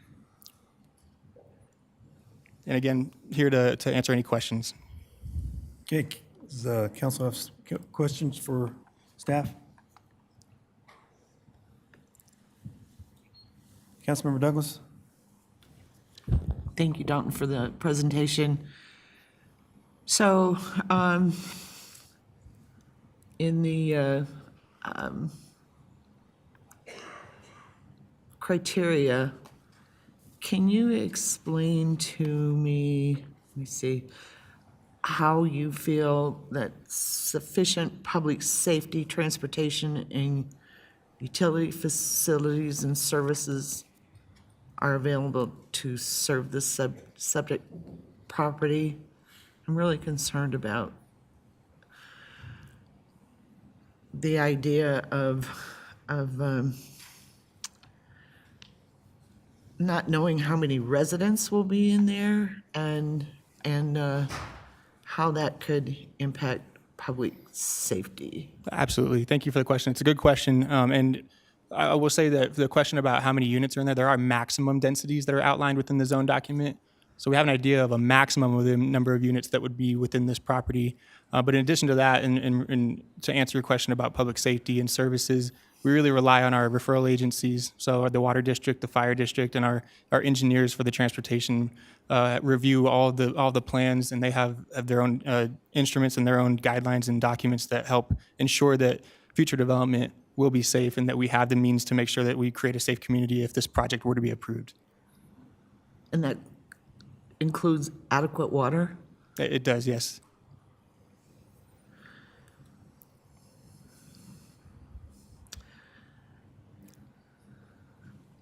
And there's no way of knowing how many people, or if there's going to be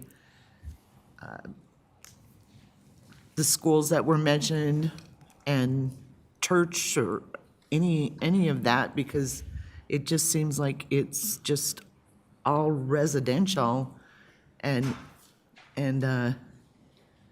so there's and high density, or it's called what, community commercial? Is That's that what correct. it's Yeah, the called? current comprehensive plan does allow for high density residential within a community commercial area.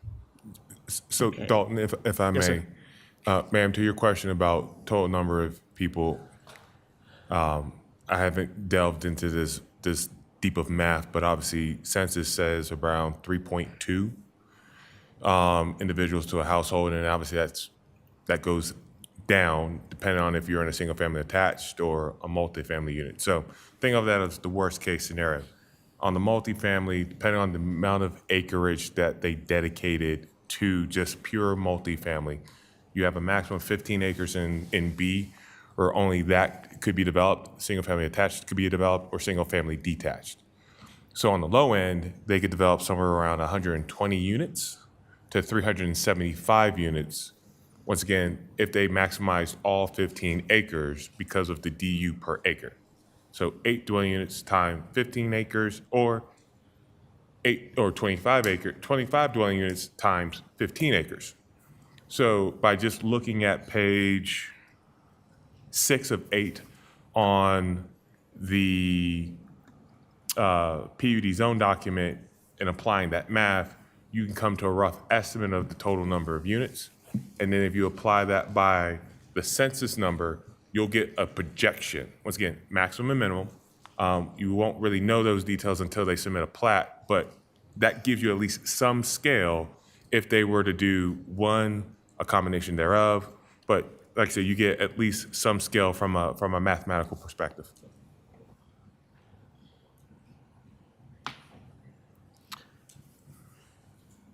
Thank you.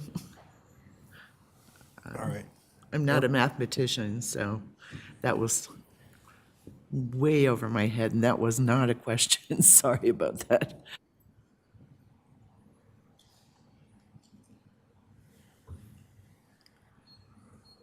Councilmember Douglas, you're done? Okay. Mayor Pro Tem Noble? Thank you very much. I want to go back to the question I've been raising earlier about the 25% required to be built out on commercial before residential can begin. And we have on tonight's agenda on the consent calendar the project where that occurred, that second reading on that project under the Commons, which is on the consent calendar. Is this the point at which we would include that language? You're asking about imposing a condition of approval? I'll defer that to the city attorney. I believe that we're almost to that point. So we're technically still in the hearing. And I think, one, the question is, would the applicant be willing to do it? If out of the hearing you would like to make a motion to add that condition, that would be the appropriate time. And I think the question previously was that was, without it, there was not approval. So that's what occurred previously. I'm not aware of how it transpired in the last hearing. It was a condition of approval added by the council the night of the hearing for Commons at 104th. Okay. Correct. But I just wanted to make sure it was for the PUD because this... That's correct. It was for the PUD zone document. Okay, so I'm for asking the Commons at planner that question to know when it comes in this Yes. process. Sorry, I may have misunderstood the question, but yes, at the PUD zone document stage of approval, that is when that condition would be placed. Okay. The most appropriate time to impose that condition, yes. My problem is that from experience, is that how can we be reassured and not be skeptical that we'll see what's described? For example, what's the percentage of open space and parks? Is it any higher than we already require? Right, so good question. And there is the requirement of the code. What we asked for in the design guidelines, the document that I'm going through here, is to enhance that and to provide more than what we would expect under our straight zone properties. And so that's the idea of the PUD zone document, and that's the idea of having corresponding design guidelines as well. How much more is being asked? Give me 1 second.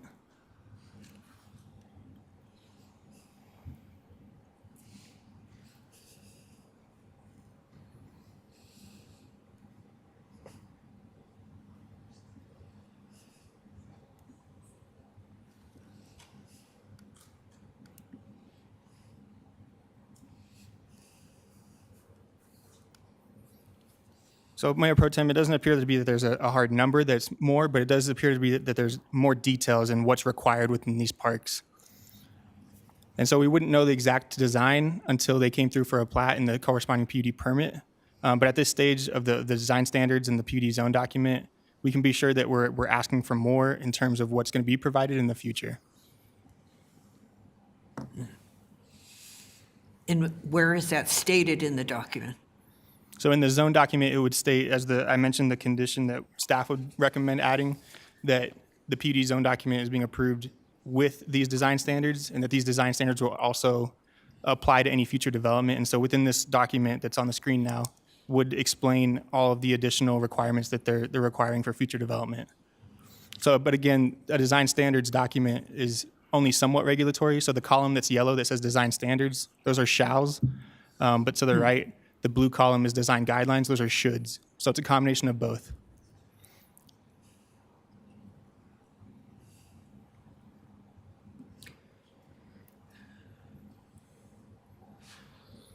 And anything that the PUD zone document is silent on or the design standards, it would revert back to our code requirement. Right. Would this be the time then to suggest a percentage for parks? Yes, you could do that. And what is the current minimum? 15% for a private. 15? Correct. Okay. Thank you very much. Absolutely. Thank you. Thank you. Councilmember McDermott. So same question as I asked the applicant. What conditions have changed in the community that require residential directly adjacent to a major highway. Okay, thank you for the question.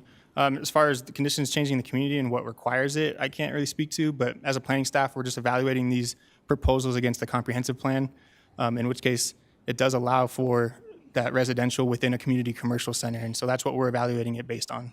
So there's been no change? I can't speak to any changes specifically that would require or demand more residential in this area, but based on what the comprehensive plan's outlining, that's what staff is evaluating. Thank you. Any other council members have questions? I have a question for you. What's the setback right now currently for residential up against E470? Are you asking us specifically into the existing zoning? Yes. Give me 1 second, Mayor. Yep.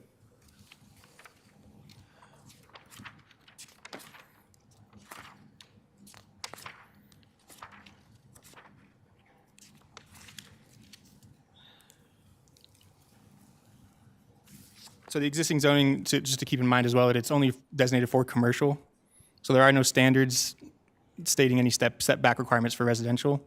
Okay. But for the commercial development that would be able to be occur on this property now, there's a side setback of 20 feet and a rear setback of 20 feet as well.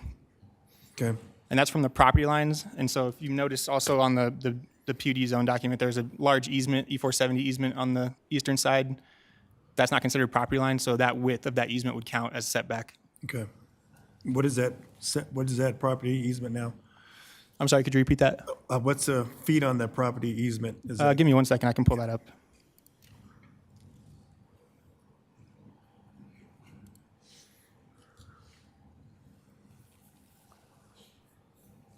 That's not the best.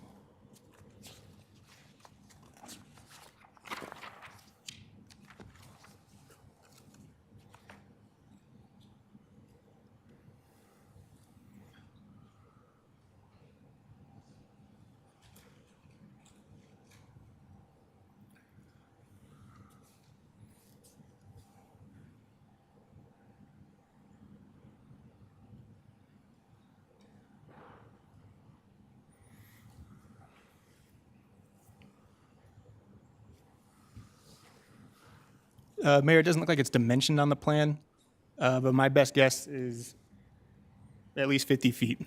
Okay, thank you. And same question before about the traffic study. I could not find it. Yes, sir. It doesn't appear that it's in the packet, but there is a traffic study being reviewed by our traffic engineers, and it doesn't actually get approved at this stage, so it'll stay in review until the plat is approved in the future. Okay. All right, thank you. Yes, sir. Okay, I see no other questions.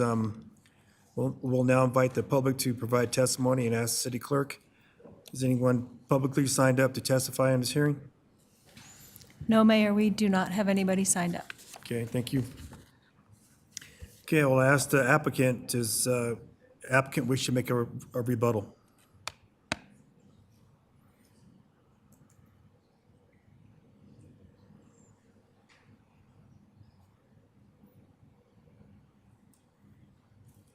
No? Okay. We'll now close the public hearing. I need a motion and a second to introduce ordinance Z-792-05-24 by council of seating to approve on first reading. Mayor Pro Tem Noble? I'd like to introduce the ordinance with two changes to the PUD document. Require a minimum of 20% open space or parks. And 25% commercial in Lot A, completed before residential commences in B or C.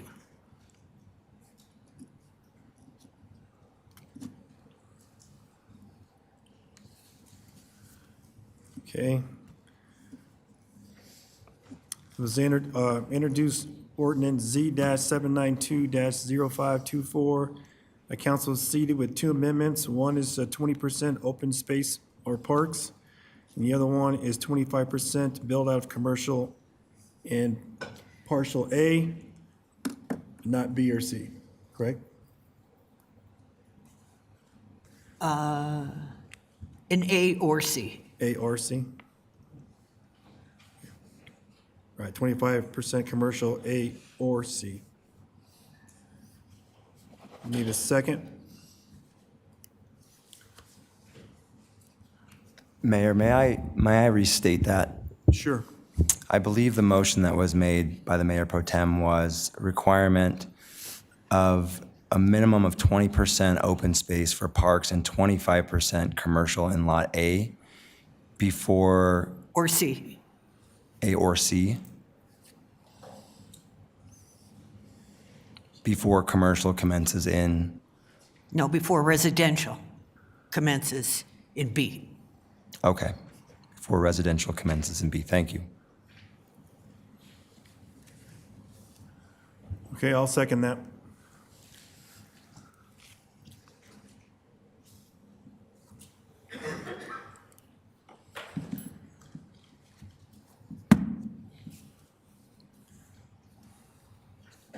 City Attorney?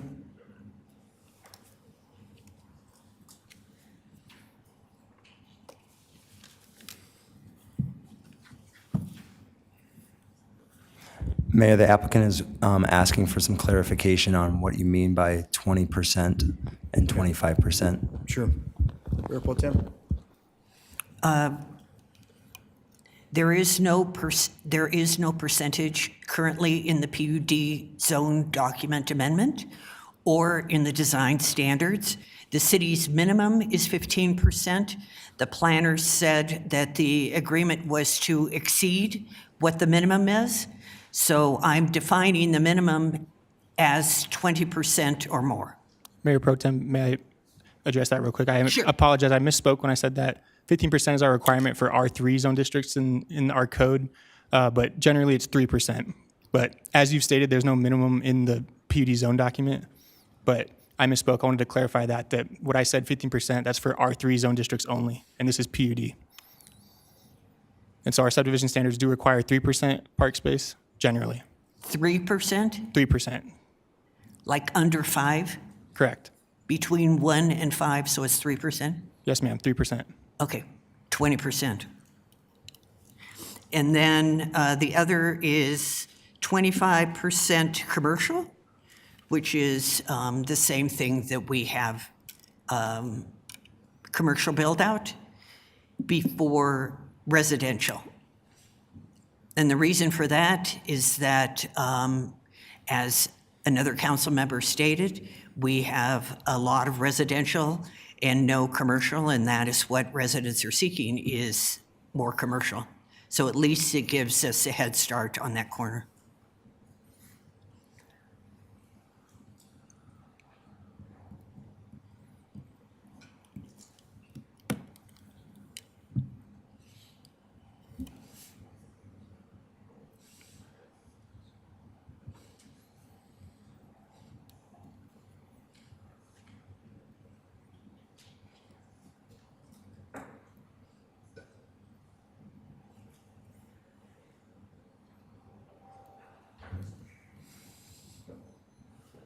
The issue I have with PUD zone documents or PUDs is that they're less than our land development code. And for any of the northern area that operates under primarily PUDs, it has been used as a tool that does not benefit the residents in North Commerce City. PUDs don't exist really in the south. Okay, City Manager? Thank you for that, Mayor, and to try to help close the gap between the applicant and the Mayor Pro Tem's condition for the application. 25% on, I think, the struggle that this individual has, and he'll qualify for himself, is that it's 25% on 15 acres. What you find in the previous PUD zone document that helped to give you a floor was a minimum floor area ratio that was tied to the overarching acreage in the site. So previously, the developer was required at a minimum to build over 200,000 square feet of commercial development. In the current PUD, there's no floor, so when you think of 15 acres at 25%, it's going to be looked at an acreage percentage, not a square footage percentage. So I think what he's looking for is, are you looking at on a per acre development or on a per square footage, so that there's clarity around that? Square footage. So if you're looking at a square footage, what I would recommend, what is typical with other municipalities, and we've done it sporadically, is looking at adding a minimum floor area ratio for commercial development to be built within that area. So for instance, you could add 0.15 minimum floor area back from the previous commercial rezone. That establishes a floor, but not a maximum.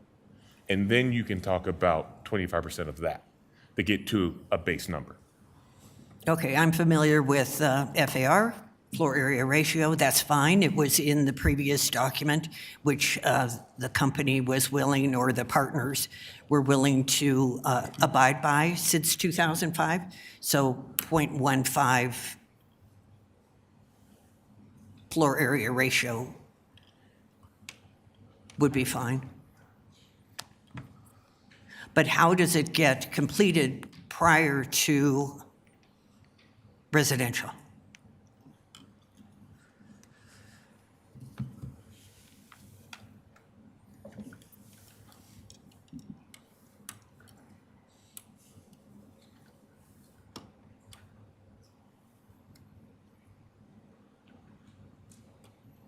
Was that a question for the? Yes, yes. He's thinking, I think. Yes, ma'am, the gears are turning. One moment. That's right. Thank you. I see a light bulb above your head. So looking at 15 acres at 0.15 floor area ratio, that is 98,728,000 that they would have to develop as a minimum across all of A.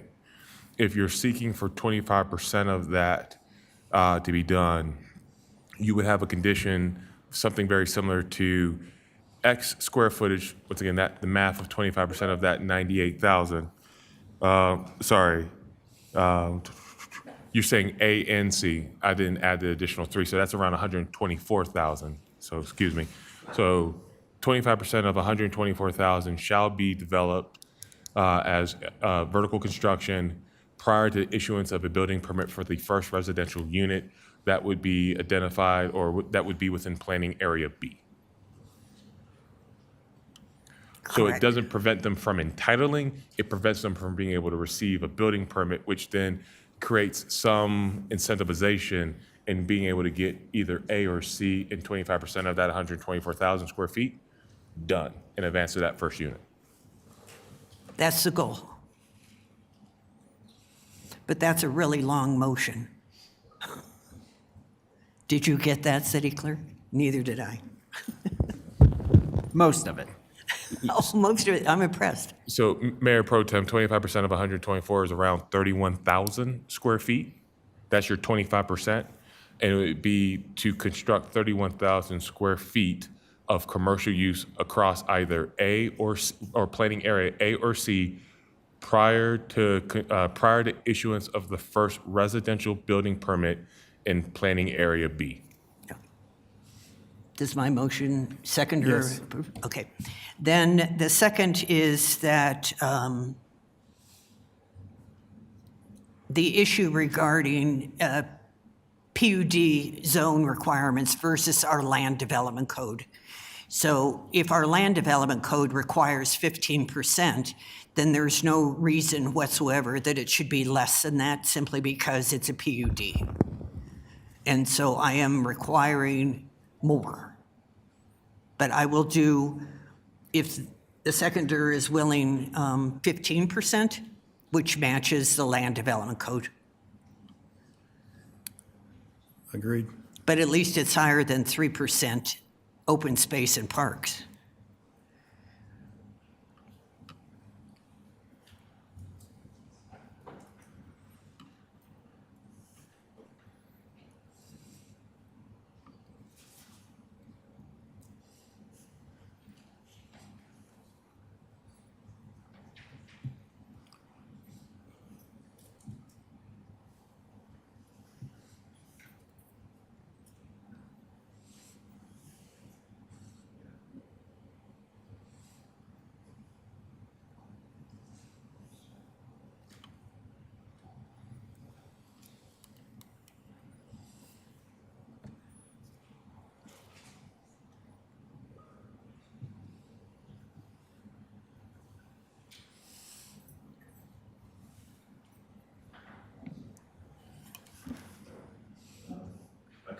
on that. One, Hit your button there. There you go. I apologize. Okay. So a couple things on that. One, by requiring that, then that pretty much eliminates the residential mixed-use potential project on parcel C, because I wouldn't be able to get a permit for that, but with the commercial, until I had the commercial underneath. So that would kind of eliminate that option for us, unfortunately. And then the other option is, I don't know if I'm going to get 31,000 square feet of commercial on that 15 acres.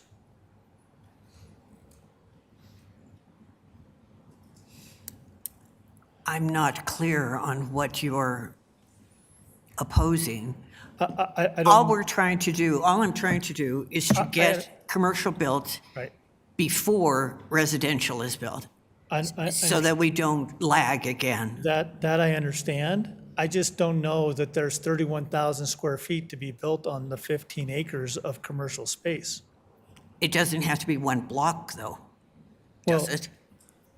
Of building area. I don't know, I don't know that that's, in that 15 acres, I don't know that there's 31,000 square feet out there to be built on that 15 acres, I was looking for 25%. which I believe is 31,000 square feet. Then how is there not 75,000, I mean, how is there not 75% more space available for building on? Well, there's more space. I'm just not saying that there's a use out there for that use, for that square footage. So what are you planning to build in Well, A? on A, we're gonna see what the market bears for us on the commercial and the retail side. Okay, and that's I what would I'm guess- I would suggesting guess is that some- we start with commercial first before the residential is built, because Yes. we have done this with previous builders, and in fact, that person may be in the room right now waiting to see what happens to make Right. certain that their project goes through on the consent calendar. Right, but I don't know that there's 31,000 square feet out there to be built on that 15 acres. What would you agree to?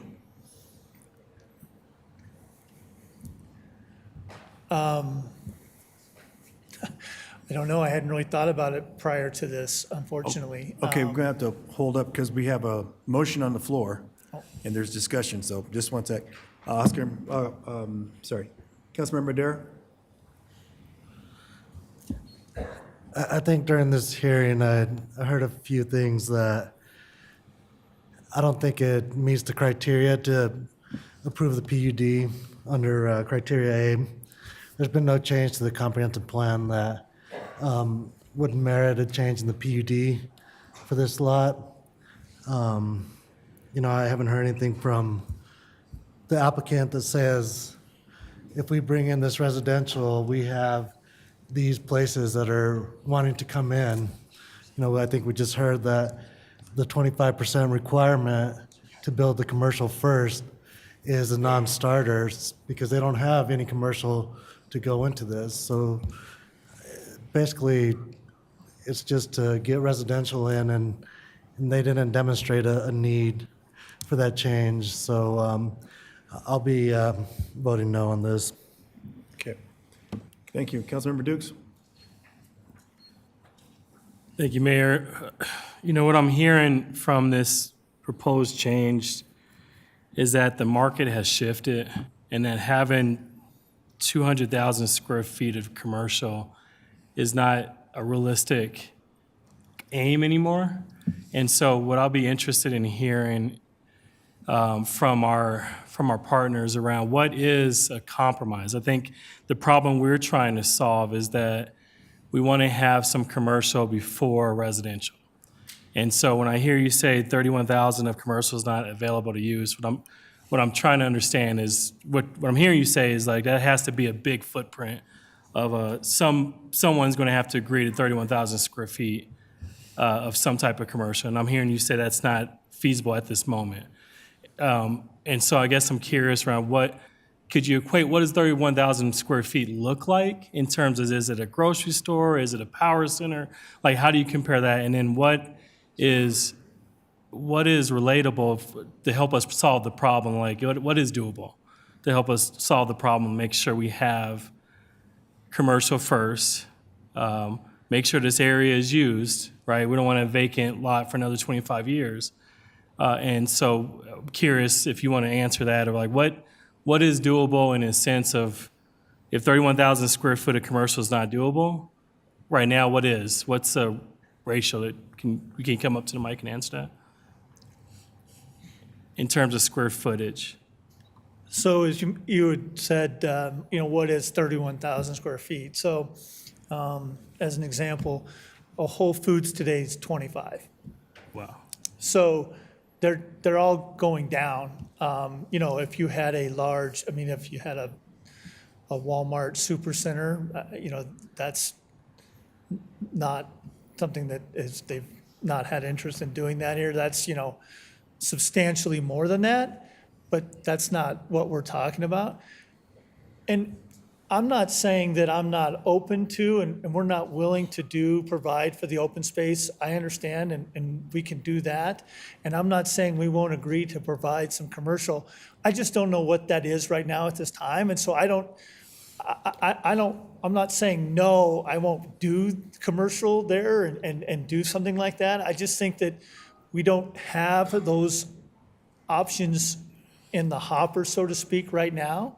So I can't say, so I don't have, like I said, so I don't have a Whole Foods and, 6,000 square feet of additional of retail to go there now. Can you explain the challenge, and maybe what is the opportunity if it's not 31,000 square feet? What is realistic in terms of creating more options? Is it guaranteeing 20,000 square feet where it's a smaller chunks, or can you kind of explain what is the challenge with? Well, the challenge is again, understanding, restaurants, and everyone is looking to downsize footprints. Correct. And so that's the challenge that we face now, certainly on the retail side. And when we talk to restaurants and, even sit-down restaurants, quick-serve restaurants, not even fast food, but those guys, they're now looking at downsizing their restaurant and providing more parking, because now those guys, up to 65% of their business is non-in location dining.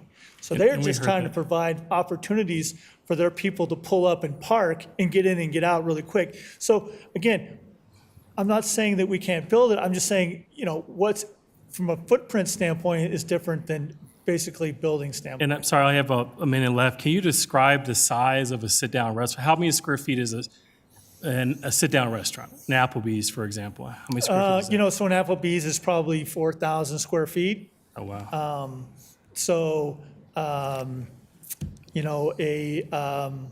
The Chili's is Chili's are probably about the same square footage. Okay. I mean, a big restaurant today is 5,000 square feet. There's been bigger restaurants in the past. I mean, that's, again, it's such a different model now. The sit-down guys are again, a little bit larger, but all of the guys who aren't specifically sit-down, quick serve or anything else, they're looking to downsize and provide, and they're looking, doing all kinds of other things to provide for people who want to come and either pick up and go home, or Uber Eats, or one of the services. And sorry, no, City Manager Rogers, you want to jump in? Is that okay, Mayor? Yes, but City Attorney, did you want to clarify something first? No, Mayor, I do not. Okay. So if I may, Mayor, just for a point of clarity, how the motion is currently crafted, staff would implement that in one of two ways. One, it could be a single sitting of a 31,000 square foot building as a specialty grocer, or it could consist of multiple buildings that would then account for that 31,000. So there's flexibility in the delivery of that. It's more or less, as the conversation that you've been having with the applicant, is there a market for him to deliver that 31,000 across parcel A, or planning area A and planning area C? Or if that number needs to come down? And what I'm hearing, there's not a market right now for that but it's doable, but you got to figure out. Yeah, certainly, like I said, it's doable. We just don't have any of those things done at this time. And so, like I said, so if you had, across the front, if you had 4, with roads and everything else, it's not really it shows 15 acres, but it's not really 15 acres because a lot of that is roads that are going to go in there. So it's not just 15 usable acres to build on. But if you had 4 or 5 parcels that are a little over an acre on the front that are, roughly 3,000 to 4,000 square feet, now you've filled up all the space that fronts 120th and your 16,000 square feet. I mean, that's unfortunately kind of what the business, like I said, if I did all restaurants there and they all had their own parcel, unfortunately, that's what it is now. Okay, thank you. Mayor Pro Tem Noble? Thank you. Is it possible then that the residential area is too large?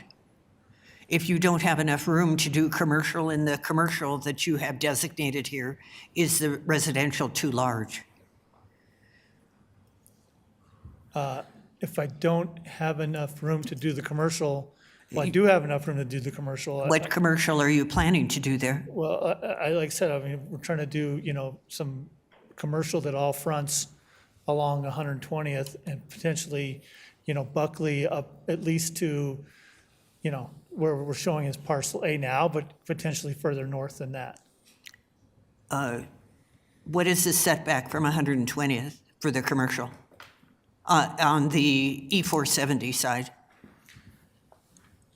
On our parcel, you say it was 20 feet? Is that what you said, from our parcel? Mayor Pro Tem, can you clarify on the existing zoning or the proposed? So I'm looking at the screen. Correct. 20 feet. So on the eastern end, how many feet is the setback from 120th? From 120th. From 120th? On the proposed PUD? Correct. So the front setback requirement is a minimum of 10 feet and a maximum of 25 feet. Okay, so that could be the challenge. I'm beginning to see the value in Councilmember Madera's comments. Thank you. Okay, there's a motion on the floor. Any other discussion? Councilmember Ford. Thank you. Yeah, I had a couple of questions.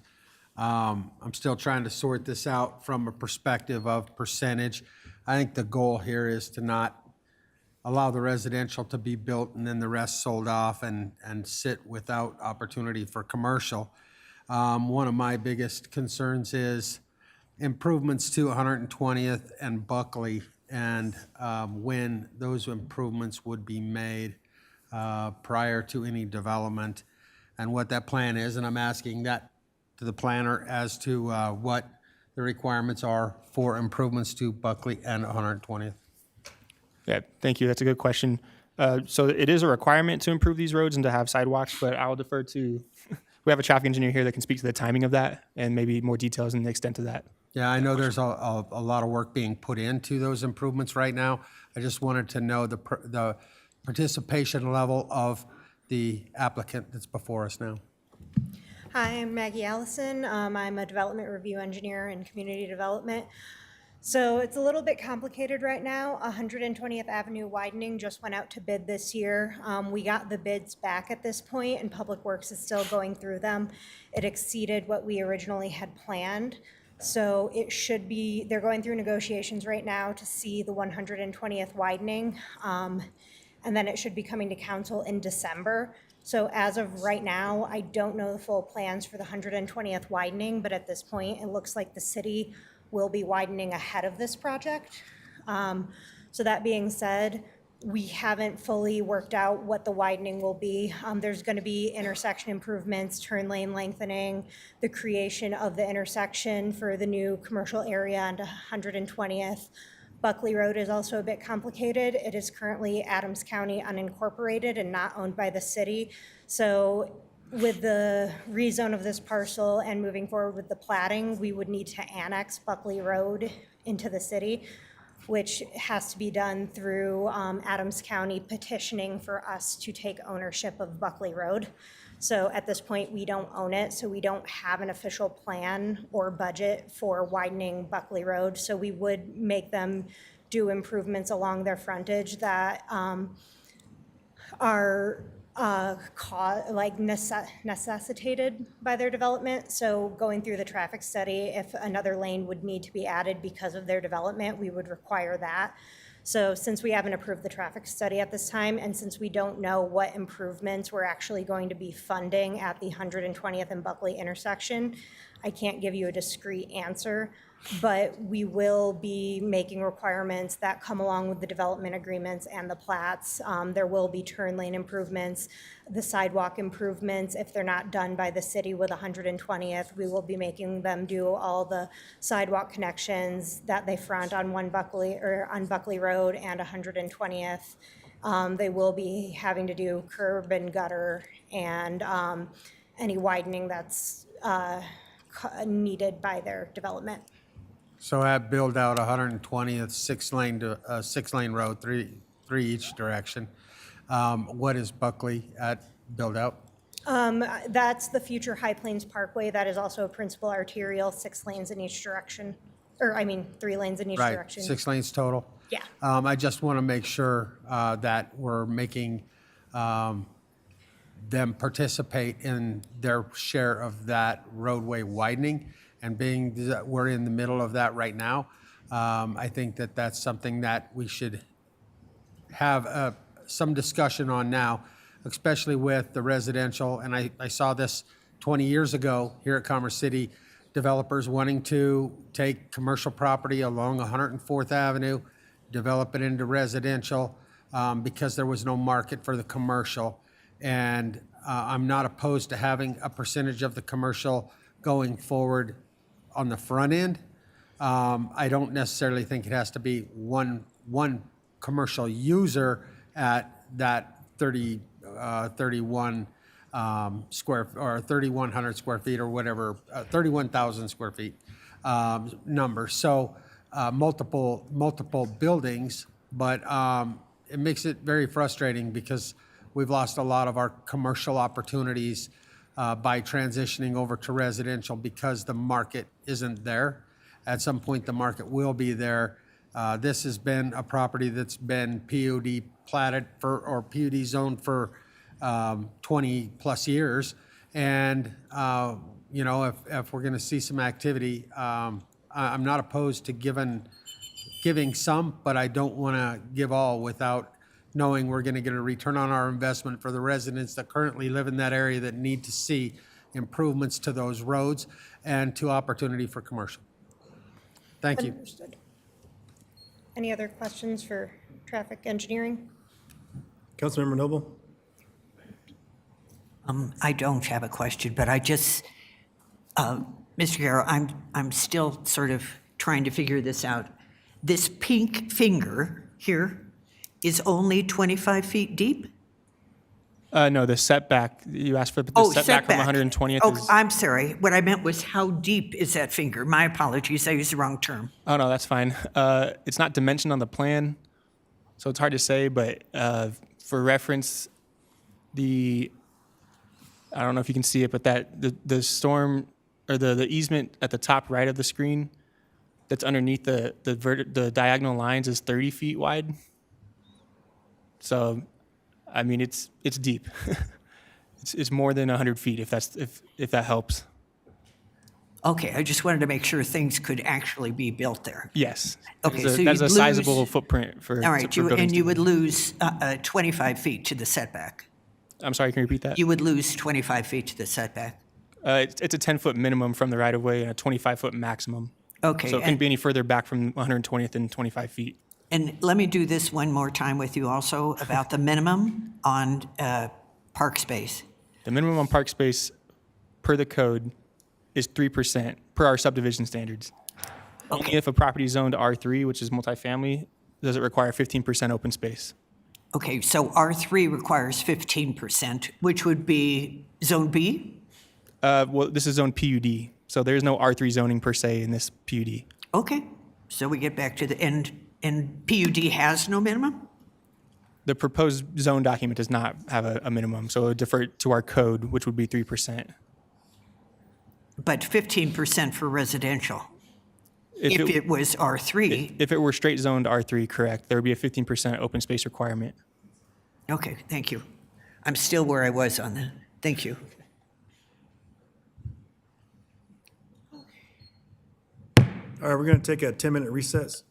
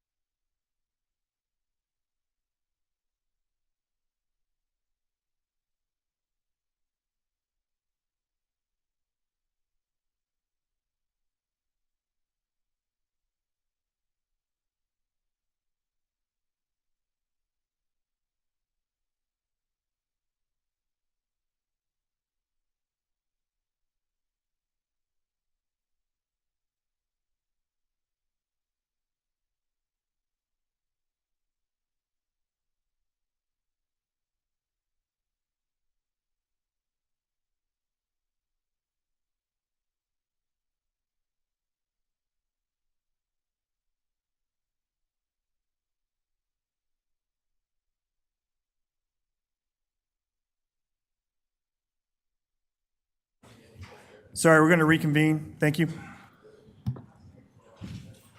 Okay. So is a motion on the floor with amendments?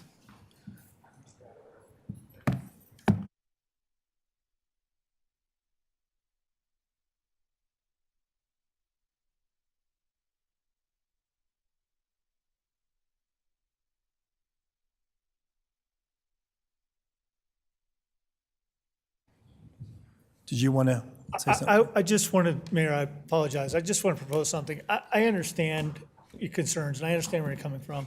And I think that it is our desire to provide a project that meets or exceeds some design guidelines and some criteria that's above and beyond what is the standard now.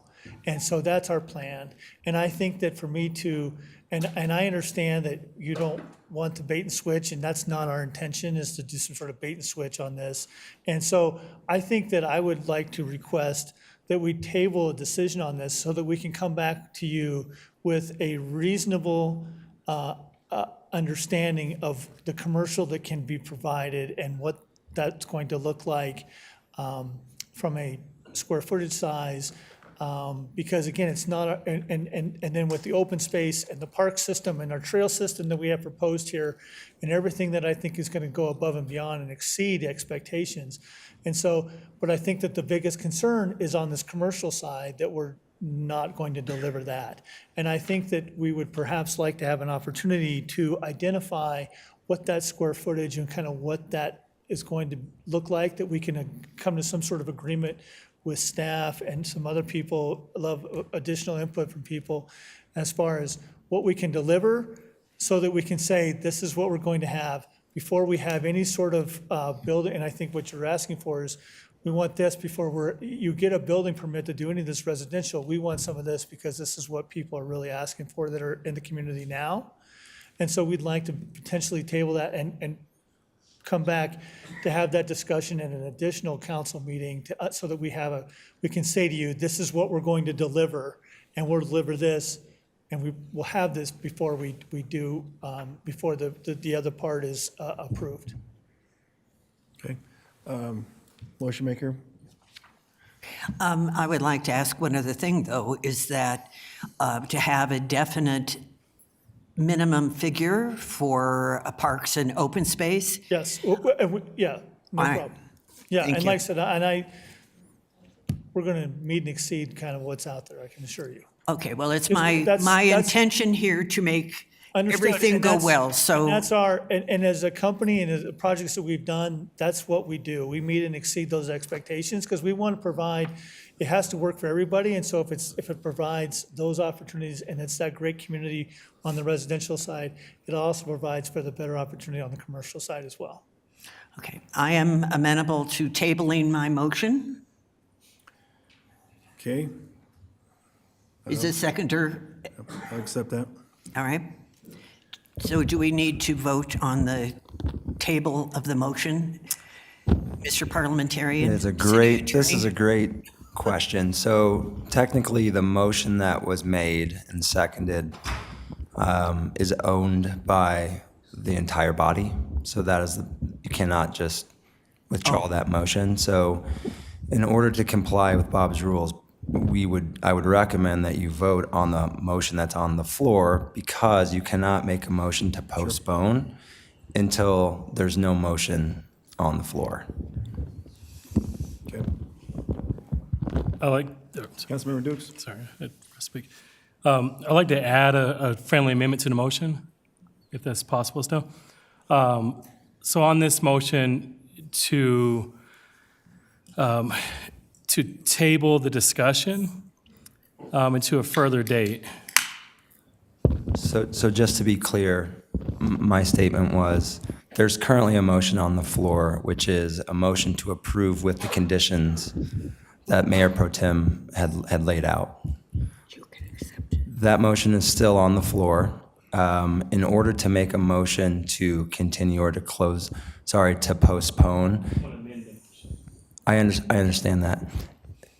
You can't amend the motion to move forward because we have a primary motion that is currently on the floor, which is to approve with the conditions that Mayor Pro Tem stated. No, we can. We can. You can accept it. My understanding of Bob's Rules of Order is that the mayor can accept a friendly amendment. So Councilmember Dukes is making an amendment to the motion that's on the floor. Okay, my understanding is that Councilmember Dukes was trying to make a motion, a friendly amendment to the motion to continue. And if that's the case, what I'm saying is that motion is not on the floor. No, so the motion's on the floor to approve this PUD with amendments. Yes. Or with the what, conditions. Yes. And I want to have a friendly amendment to that motion. Okay, I'm that, with you. You know, approve it with conditions and the ability to continue discussion within the same, ability to continue the discussion. Okay, so the friendly amendment is to approve on first reading the PUD with the conditions that the Mayor Pro Tem laid out, also with the condition to continue discussion. No, did you say to approve it? That's That's the motion that's on the floor. That's the issue. So, I mean, the other option would be to go ahead and move forward with this motion or withdrawing the motion. I can't withdraw it. Because they can withdraw if we approve the withdrawal as a body, correct? Correct. So the issue here is that there's a motion that is on the floor, right, to approve. What you could do is you could vote to not approve that motion, and another motion could be made. That motion could be to continue.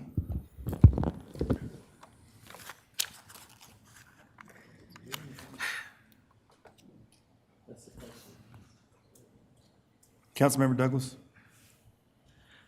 So my question is, how can you approve to extend it, something that's been denied, if it's denied? I mean, or approved. I mean, this should be withdrawn if we want to extend it. So, again, I'm just the parliamentarian here. I will say that the presiding officer, the mayor, can, as he deems appropriate, waive Bob's rules. This would be a practical situation where you could withdraw the motion and ask the body if they would like to make a motion to continue. Okay. Councilmember Ford? Thank you.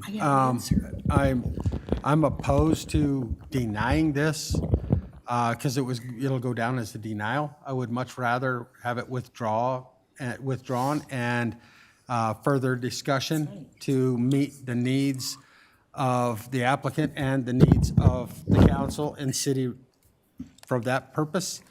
But to vote no on the current motion would be a denial. And I don't think it's appropriate for this to go down as a denial if we're going to have further discussion. So my recommendation is to have the mayor go ahead and step away from Bob's rules and allow a withdrawal. Okay, thank you. Mayor Pro Tem Noble? Yes. Thank you. Mr. Zarzaki, I'm looking at Rule 6.2, and it says a friendly withdrawal is authorized only if for a debatable motion. Was my motion debatable? And if so, the withdrawal of the motion will be effective unless a member objects. It's Rule 6.2. It's on 169 of the Big Blue Book.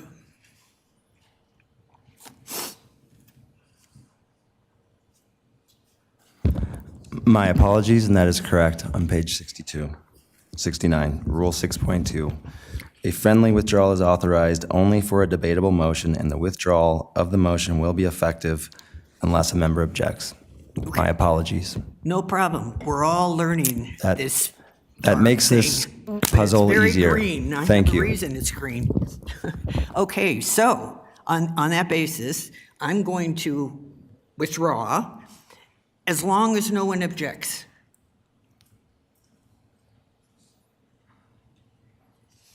I accept as a second. You can ask if there's an objection. Is there any objections to that, council?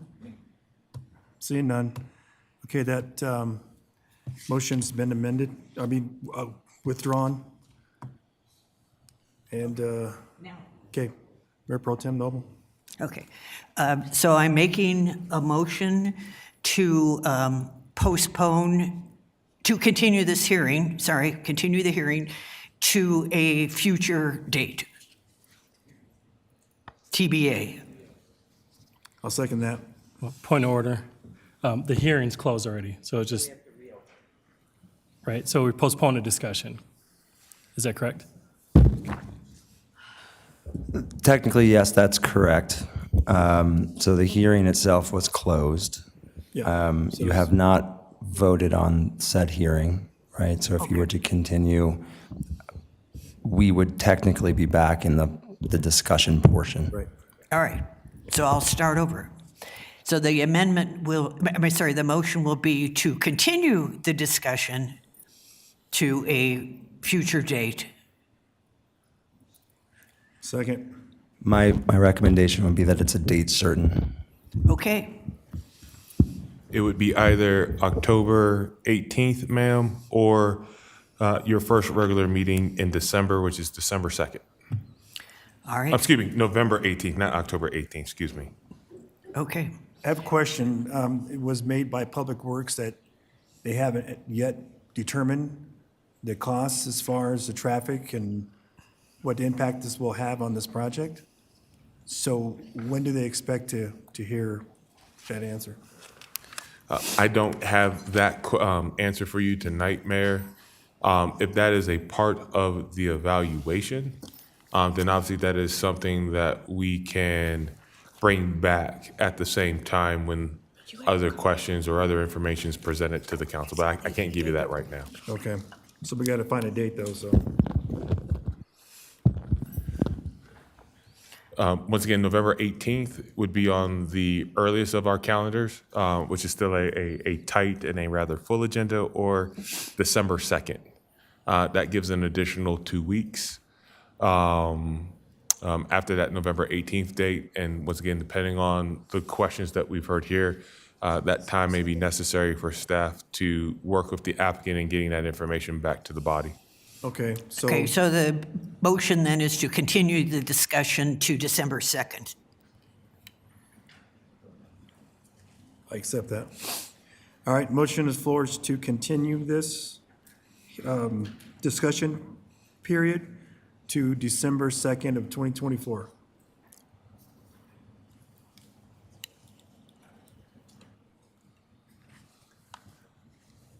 Councilmember Dare? Second. Oh, I second, sorry. All right, any other discussion? Seeing none. City Clerk? Your vote is open. Thank you.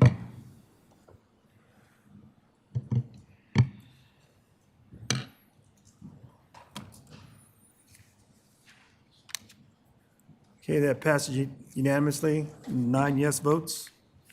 Okay, we'll see you December 2nd. All right, we're going to go back. Okay. Going back to public comments now. Okay, all public comments except for those of public hearings will occur now. If you are intended to comment about a public hearing on tonight's agenda, please refrain from doing so until the public comment for this particular hearing is met, because we do have one left.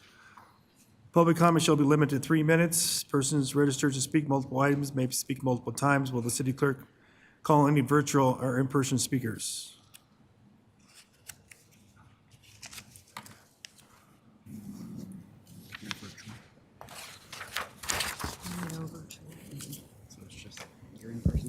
We have no virtual public comment, so we'll go to who signed up in person. And the first person will be Derek Gruenberger. If you'd come to the podium. You'll have 3 minutes to speak, and the timer will buzz for you to let you know when to commence your comments. Well, thanks, council. Thanks, Mayor. I spoke on the September 16th meeting, and just want to say that I want to thank a couple of the council members that expressed some of their concerns and had reached out to me. For the other members of council, I emailed everybody here that's on this panel, as well as the mayor, our concerns and our petition. I didn't hear from you guys, but I'm hoping that you took the time to see the level of effort and the commitment the community that we live in signed regarding the comprehensive development plan. We got over 75 signatures in 3 days. I've got a lot of comments that I don't want to include from the community based on that, but the overwhelming majority of us in the Columbine Ranch community do not support the development plan, specifically around our priority annexation.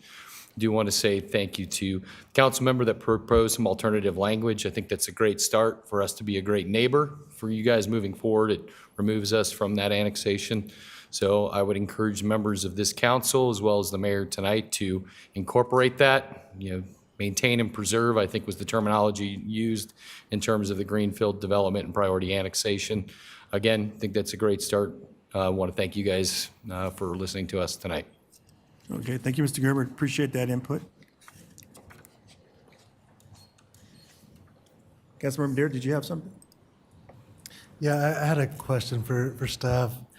Can you please clarify what the comp plan is and how that pertains to enclaves and annexation and the city's stance on annexation?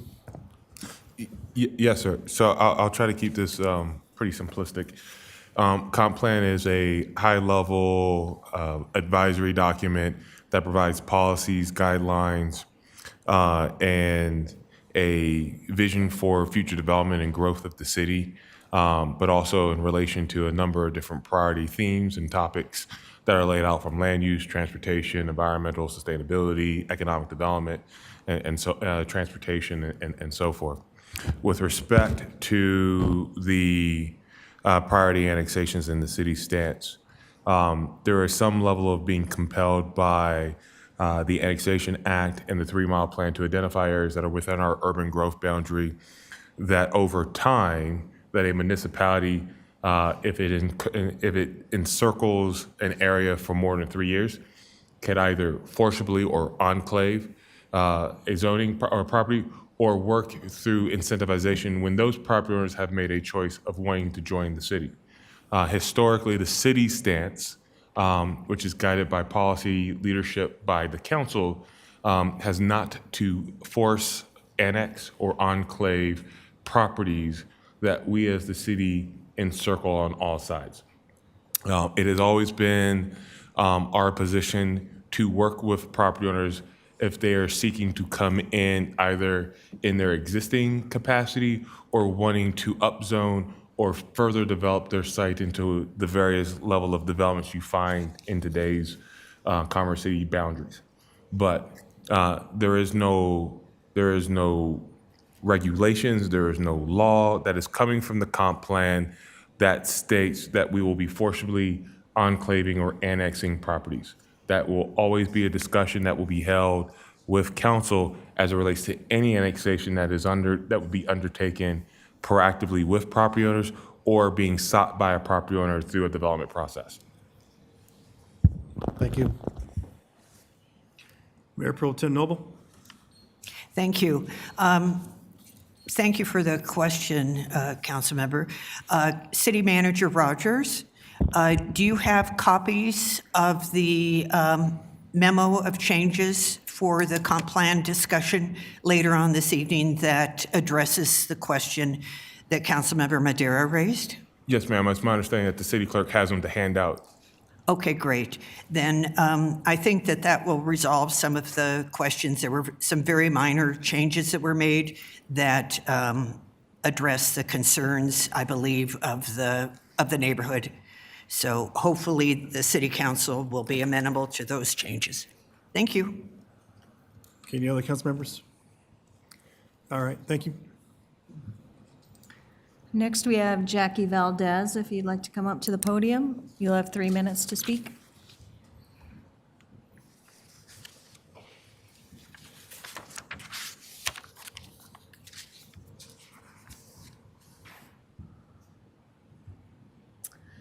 Good evening, council, city management. Thank you, Oscar, for moving our meeting to the end of the agenda. Really appreciate that. Got a funeral tomorrow in Pueblo, so thank you.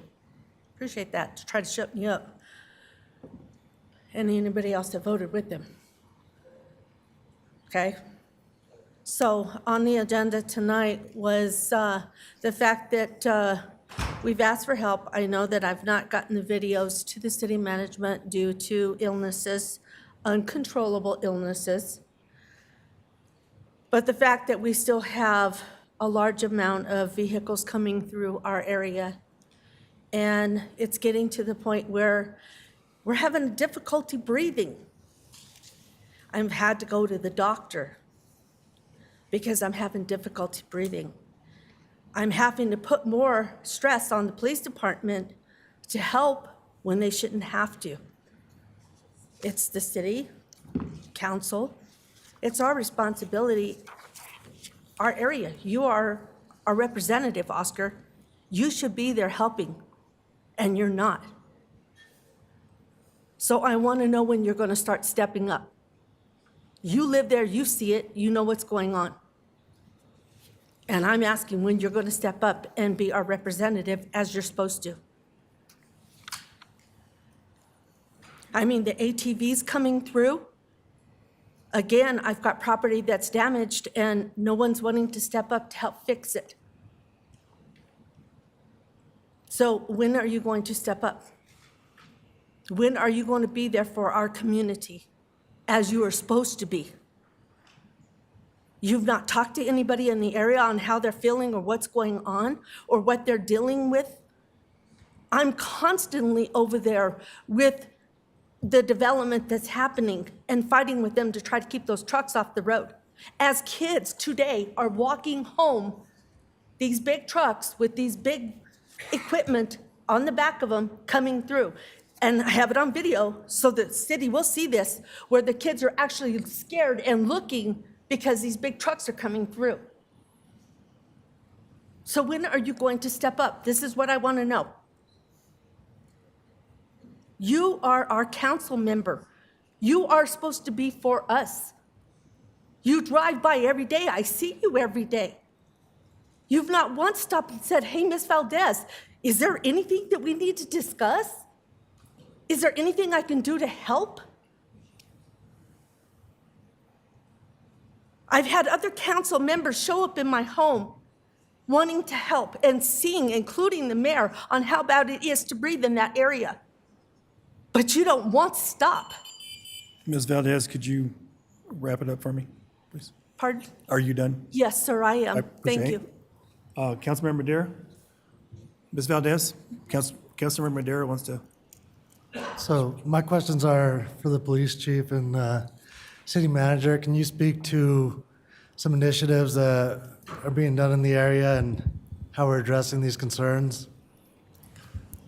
Yes, so one thing while the chief makes his way up, I shared with you all a couple weeks back, and we'll be having one next week, is we'll be having a public safety town hall actually out in the Adams City, Adams Heights area at the Alsop School off of 68th to meet with residents and to take in the area for ourselves after hours per se. I'll say that in my own words.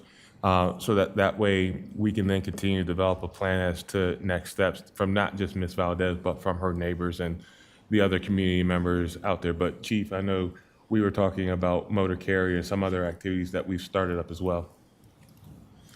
Thank you. I am happy to report, and I did meet with Ms. Valdez early on upon hire, and I understand the concerns that the trucks bring throughout the neighborhood in the area there. And one of my concerns when I first took this job was that the department did not have a motor carrier safety group. And I'm happy to report now that over the last 2 weeks, ending last Friday, we did have 4 of our traffic officers complete a level 1 motor carrier traffic safety course. So they will begin, one of the requirements for their certification is they each need to do 32 vehicle inspections with their mentor by the end of March. So if you do the math on that, that's over 120 commercial motor vehicle inspections that will have to take place in the city between now and the end of March. So my hope is, I'm a big fan of truck traffic, but I'm also a big fan of lawful truck traffic and legal truck traffic. And my hope is that by adding this motor carrier safety tool to what we already have in our traffic unit, we'll be able to make a meaningful impact in the truck traffic, not just in her neighborhood, but throughout the city as well. Thank you. Thank you, Ms. Valdez.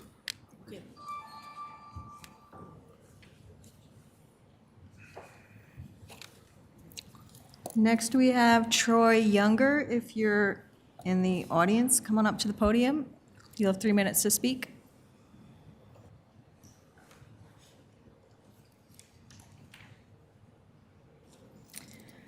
Then we have Glenn Murray. If you're in the audience, come up to the podium. You'll have 3 minutes to speak. Mr. Mayor, members of the council, Glenn Murray. I have a home at 16550 East 116th Court. That's in Combine Ranches, and I'd like to speak on that issue. I understand that, the council's position on land that is not developed, that you want to control how that takes place. I understand that, and that makes sense. Combine Ranches is 100% developed. The homes are there. Own septic, own sewer, everything is there. What the city would have to offer if we were annexed is pretty much nothing, except a whole lot more taxes and a whole lot more rules and regulations.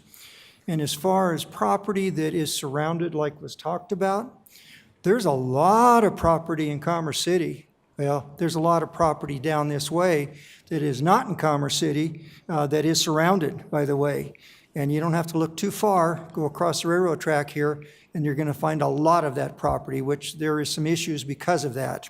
So, I mean, just because it is surrounded doesn't mean that it needs to be in the city. So I wish you'd seriously consider, not a forced annexation. I understand this is a master plan. I got that, comprehensive plan. But really, you need to think about when you start to bring people into the city, there needs to be a good reason. And I question if there's a reason at this present time. So any questions, I'd be glad to try to answer. Councilor, have any questions? Thank you, Mr. Murray. Appreciate you coming in. Thank you.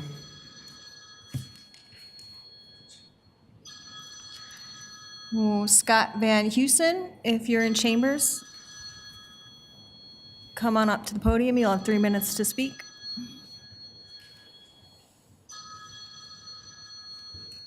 Good evening. Scott Van Heusen, 7057 Quebec Street. I fail to see why changing the public comments to this time in order to facilitate people who wanted to speak at the public hearings, why that was effective. Not a single resident spoke at those, and yet you have countless residents who waited tonight. So the comments I wanted to make, I'll make on a night that I think the 5 council members who voted no, or who voted to change the agenda, when I think their ears will be open. Thank you. Thank you.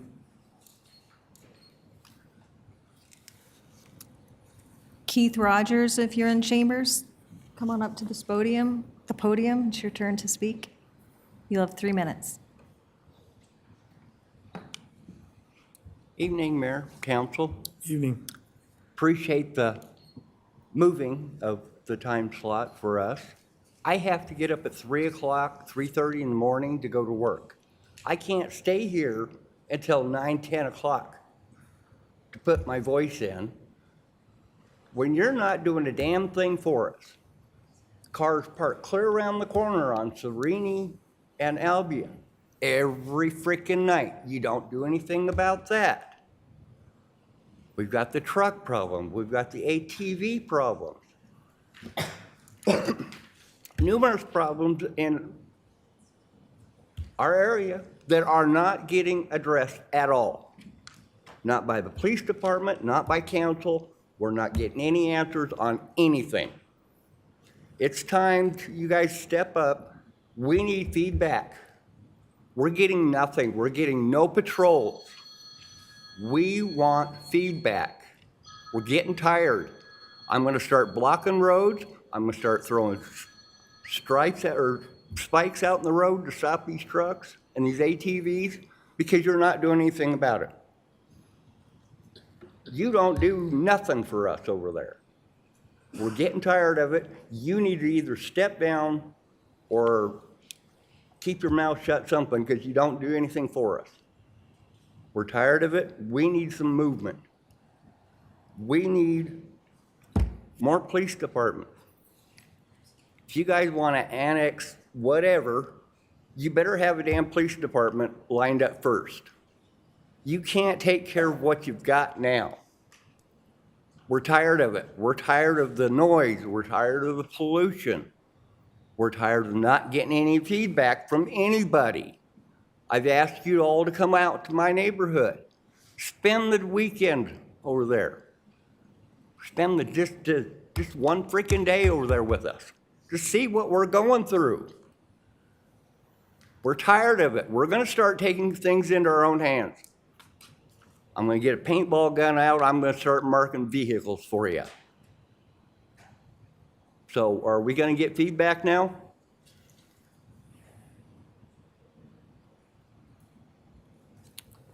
Thank you, Mr. Rogers. Mr. Rogers, hold on one sec.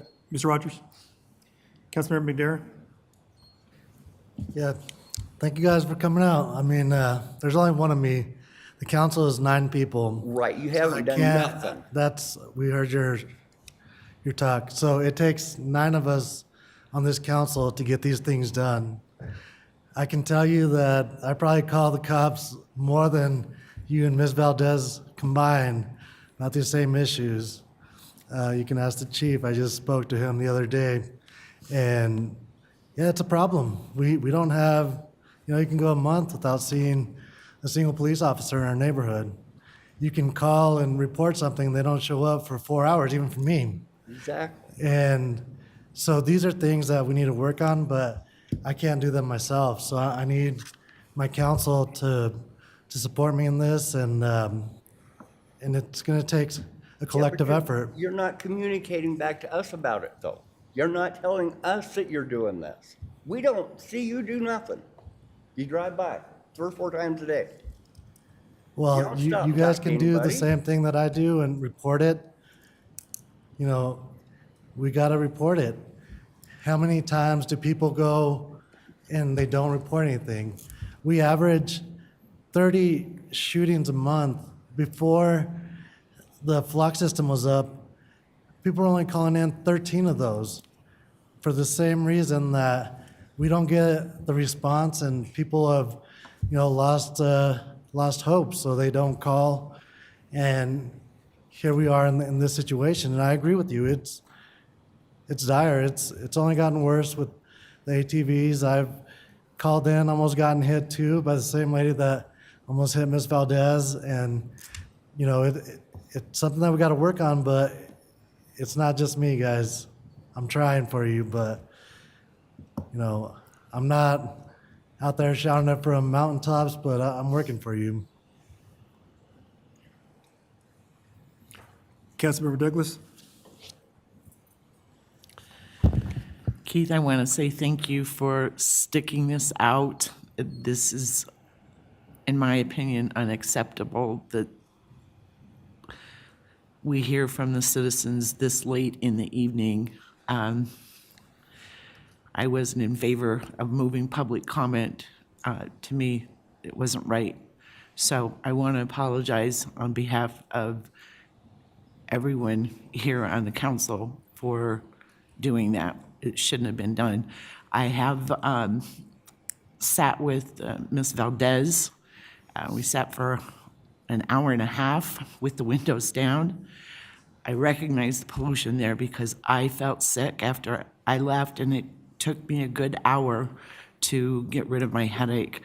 I saw unbelievable traffic violations, people running stop signs, trucks down that road. I couldn't believe it. We've got to figure out a solution. I don't know what it is at this point in time, but it's something that we all need to work on. And it just can't be in a study session where we go, oh yeah, there's a problem. No, we've got to come up with solutions. So if we can all work together to figure out what we can do to solve the issues over there, then that's what we should be doing. And we need to work together. But I want you to know that we hear you, and or at least I do. And so let's do this, okay? Thank you. And I don't know if you're the last speaker tonight for citizen communication or whatever we're calling it now, but I just want to tell all of you who stayed, thank you so much for your patience this evening. And I don't believe this will ever happen again. And then that's where the discussion of annexing again, when we told you months ago, no more annexing because you can't take care of what you got. But you don't listen. Thank you, Mr. Rogers. All right, members of the public were able to submit written comments online by mail. Written comments were received by the deadline, incorporated into the updated council's agenda package. If follow-up is necessary, you should expect to be contacted by a staff member. Okay, up next is proclamations. Manufacturing Month proclamation. I want to invite Garrett Anderson, Economic Development Director, to read the proclamation.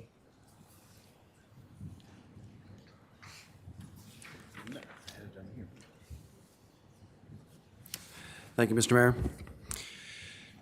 Proclamation from the City of Commerce City, Colorado. Whereas the manufacturing industry is a critically important part of the Commerce City's diverse economy, and whereas manufacturing contributed over $32 billion to Colorado's economy in 2023, representing a substantial portion of the state's gross domestic product. And whereas manufacturing in Colorado pays an average annual wage of $91,000, which is 40% higher than the state's overall average private sector wage. And whereas manufacturing in Commerce City provides more than 3,000 highly skilled, well-paying jobs, representing approximately 8% of total jobs, which significantly contribute to Commerce City's high standard of living and economic vitality. And whereas there are over 200 manufacturing companies in Commerce City, making a wide range of products that improve life and create solutions here in Colorado and around the world. Now therefore be it resolved that Mayor Douglas, on behalf of the City of Commerce City, hereby recognizes October 2024 as Manufacturing Month, thanking the employees and industries of Commerce City for their hard work and contributions to our community. Thank you, Mr. Anderson. Appreciate reading that. Need a motion and a second to approve the proclamation? Councilmember Dukes? So moved. Councilmember Dara? Second. All right, motion and a second's been made. Is there any discussion?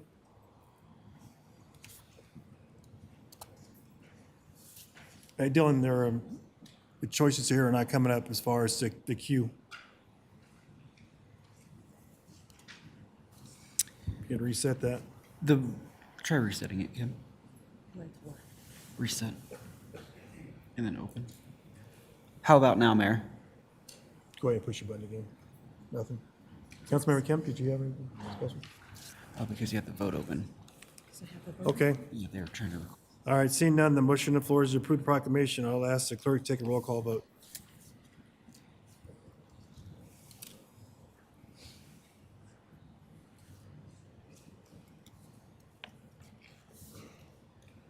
Okay, that passes unanimously with 9 yes votes. Up next is Indigenous People Day. Now, we're going to take a picture after this one here. Thank you.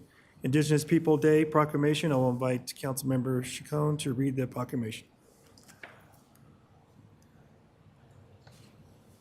I was just gonna add to the beginning, Clasokamati omato, Clasokamati atatonati, Clasokamati tonantiklali, Clasokamati abuelitos y abuelitas, and all the ones that came before.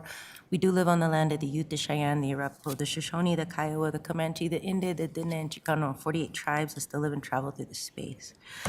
Proclamation. Whereas the City of Commerce City recognizes that the indigenous people of lands that would later become known as the Americas have occupied these lands since time immemorial, And whereas the city recognizes and renounces the tragic historical events in the United States and Colorado's past and honors Indigenous peoples' history, sacrifices, and rich contributions to our community and nation. And whereas the city of Commerce City is committed to eradicating the systemic racism towards Indigenous people, which has resulted in chronic cycles of poverty and economic, health, and education, and social disparities. And whereas the city supports the efforts of Indigenous peoples to continue to fight for their sovereignty of their land, their right to exist, and their access to opportunities that have long been denied to their ancestors. And whereas the city recognizes that the observance of Indigenous Peoples' Day does not do enough to right the injustices and treatment of Indigenous people from the founding of the United States to even today, as Indigenous people continue to fight against the stealing of tribal lands, right to self-governance, and threats to their sacred spaces and clean air and water. Now therefore be it resolved that the City of Commerce City, Colorado hereby declares October 14th, 2024 as Indigenous Peoples' Day in Commerce City, encourages all residents to educate themselves on the rich history and cultures of Indigenous people in Colorado by supporting local authors, filmmakers, poets, and artists. Speak with their Indigenous neighbors about their family's history, uplift the voices of Indigenous communities wherever they exist, and be good stewards of the land in which we still occupy today. Thank you. All right. Need a motion and second to approve the proclamation? Mayor Pro Tem Noble? So moved? Councilmember Dukes? Second. Any discussion? Councilmember Douglas? Okay, the motion on the floor is to approve the proclamation. Actually, yes. Yes, Councilmember Douglas?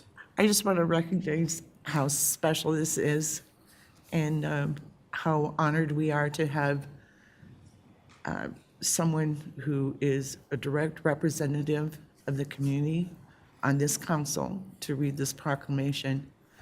And in the future, I would like to see it come before either as notice council business or however it needs to come forward, that we vote to have a land acknowledgement done with every council meeting that we have. It's something that I've thought about for a really long time.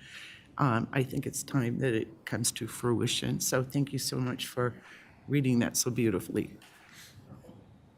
Yes, thank you. Thank you, Councilmember Chacon, for reading this. It means a lot. I appreciate that. You read that with honor and respect for those who have not shown respect, so thank you. I would love to see a land acknowledgement in this. Yes. All right, any other discussion?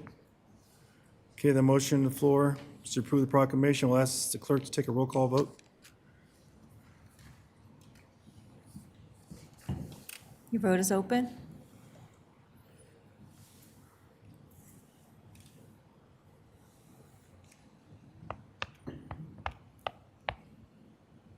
Okay, that passes 9 unanimously. Okay, we'll invite the council forward to take a photo with those who read the proclamation. Let's come on down.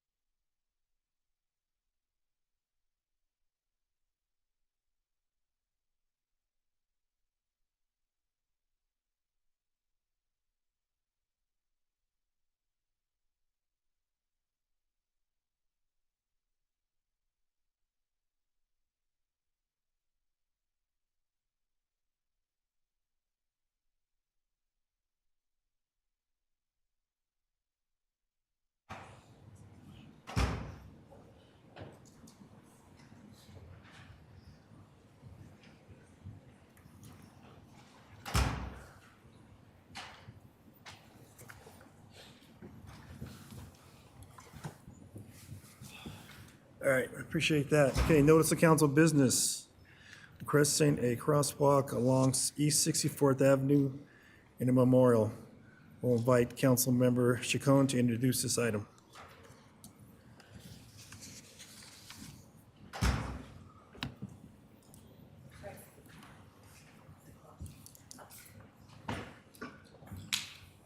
Should I just explain my reasoning why? As we've all seen, there's been a lot of hit and runs throughout the city, but particularly off of 64th. One that's really disturbed me, and all of them do, as a mom, as a council member, as a community member. These are 18-year-old kids being ran over off of 64th. And I would really like to, one, respond to the family of Isabella, and also it sounds like there was another hit and run this past weekend. So I would like to have a crosswalk, something, frankly, I don't want to bench every time we're losing our kids, and something that actually responds directly to community in their needs. If they're seeing that it needs to be a crosswalk or more extreme crackdown in that space, I would like a crosswalk in honor of her where she was unfortunately harmed. But throughout 64th, if it's possible, to make it safer streets, particularly there. We already know it's such an urban corridor for so many, but our kids shouldn't be at risk just to go to school or to move about where they live. City Manager? Thank you for that, Mayor, and thank you, Councilmember Chacon, for raising this item. We have been able to take a look at this internally, and I will say, based on the location where that individual was struck, unfortunately. Forgive me, her name was Isabella Salas Morales. Yes, ma'am. Sorry.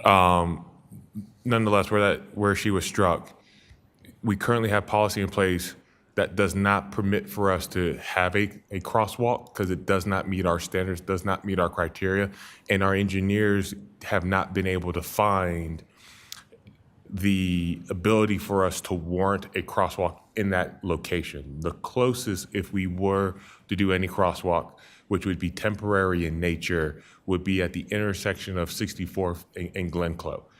Now, that's based on policy that we have to hold ourselves, and our engineers have to hold ourselves when it comes to that matter.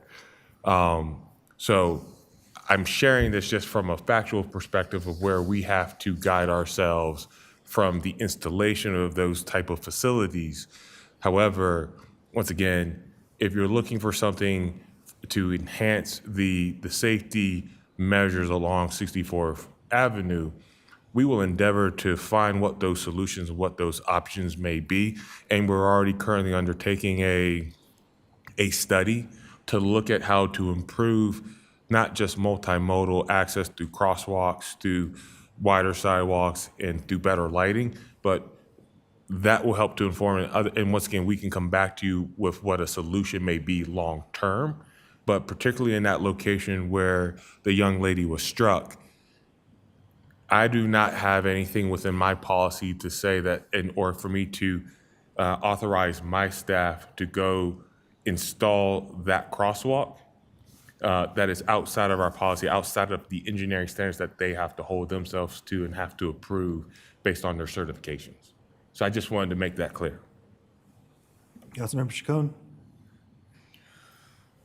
I can understand aspects of that, but this is that EJ community I often mention a lot. One that I've been getting a lot of feedback, including from Boulder Transportation Connections and the White Line that's actually was started from an 18-year-old struck in Boulder, was how insensitive our city looked by comparing it, especially in news, to the democratic processes. The family wasn't reached directly, it sounds like, from them. And I guess what I'm asking more is to integrate what the family was asking initially. They wanted a crosswalk, so if there's a way that we can work with them to get something that's not as temporary and find ways either with the county or permitting or in other ways statewide, because it looks like there is already a bill right now for safer streets in Colorado. And as I mentioned, the White Line was interested in trying to find a way to work with the city to potentially, if they're to remedy that issue, because it's still going to be an issue. So I understand that there's bureaucratic processes that might be barriers, but I'm asking for those barriers to really be looked at or removed for the safety of these children.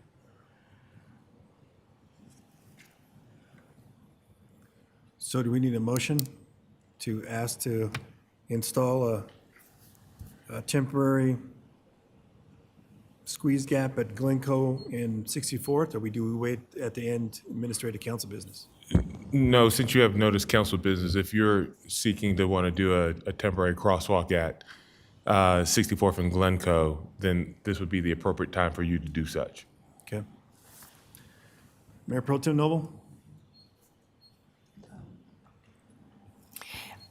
What is the name of the statewide program also for zero pedestrian deaths? Are you talking about Vision Zero, ma'am? Correct. So what can we do within our commitment and your commitment to Vision Zero to support Councilmember Chacon in her request? I'm not very sure I'll just be honest, I'm not clear on where you're trying to go with that, ma'am. I don't think I'm unclear. What is it that you are willing to do in support of Councilmember's request under the umbrella of Vision Zero, which is a commitment that you have made in your review? Well, I appreciate that, ma'am. That's a much clearer statement. So we will obviously continue to assess and analyze all potential safety measures. Now, the crux of what we do with Vision Zero is to make sure that whatever improvement we put in doesn't create a less safer environment. And that then relies on a variety of different standards that have to be applicable from our policy to federal policy to state policy. And we will endeavor, as part of the Vision Zero, to take into these type of situations and accounts where a crosswalk may not be the most opportunistic improvement to help with safety. There may be others that may be available to us that have a lower threshold or bar for us to be able to apply. And that's what the Vision Zero will do. And what is it that you're saying that you will? What is it that you're saying you will do? Because I'm trying to figure out what we can do to help Councilmember Chacon with a motion that she might make. If you say crosswalks won't work, then what will work? I can't give you that answer, ma'am. Will a study be? Ma'am, let me finish, please. What I did share with you earlier is that we could do a temporary crosswalk at 64th and Glencoe. We are currently conducting a multimodal study that's also looking at safety measures along the 64th corridor. As part of that, we will continue to identify other solutions and options available under our various thresholds that we can undertake and bring that back. I'm not saying that we can't look at doing something. We have to identify what that appropriate measure is and be able to bring that forward to you all as part of this temporary crosswalk.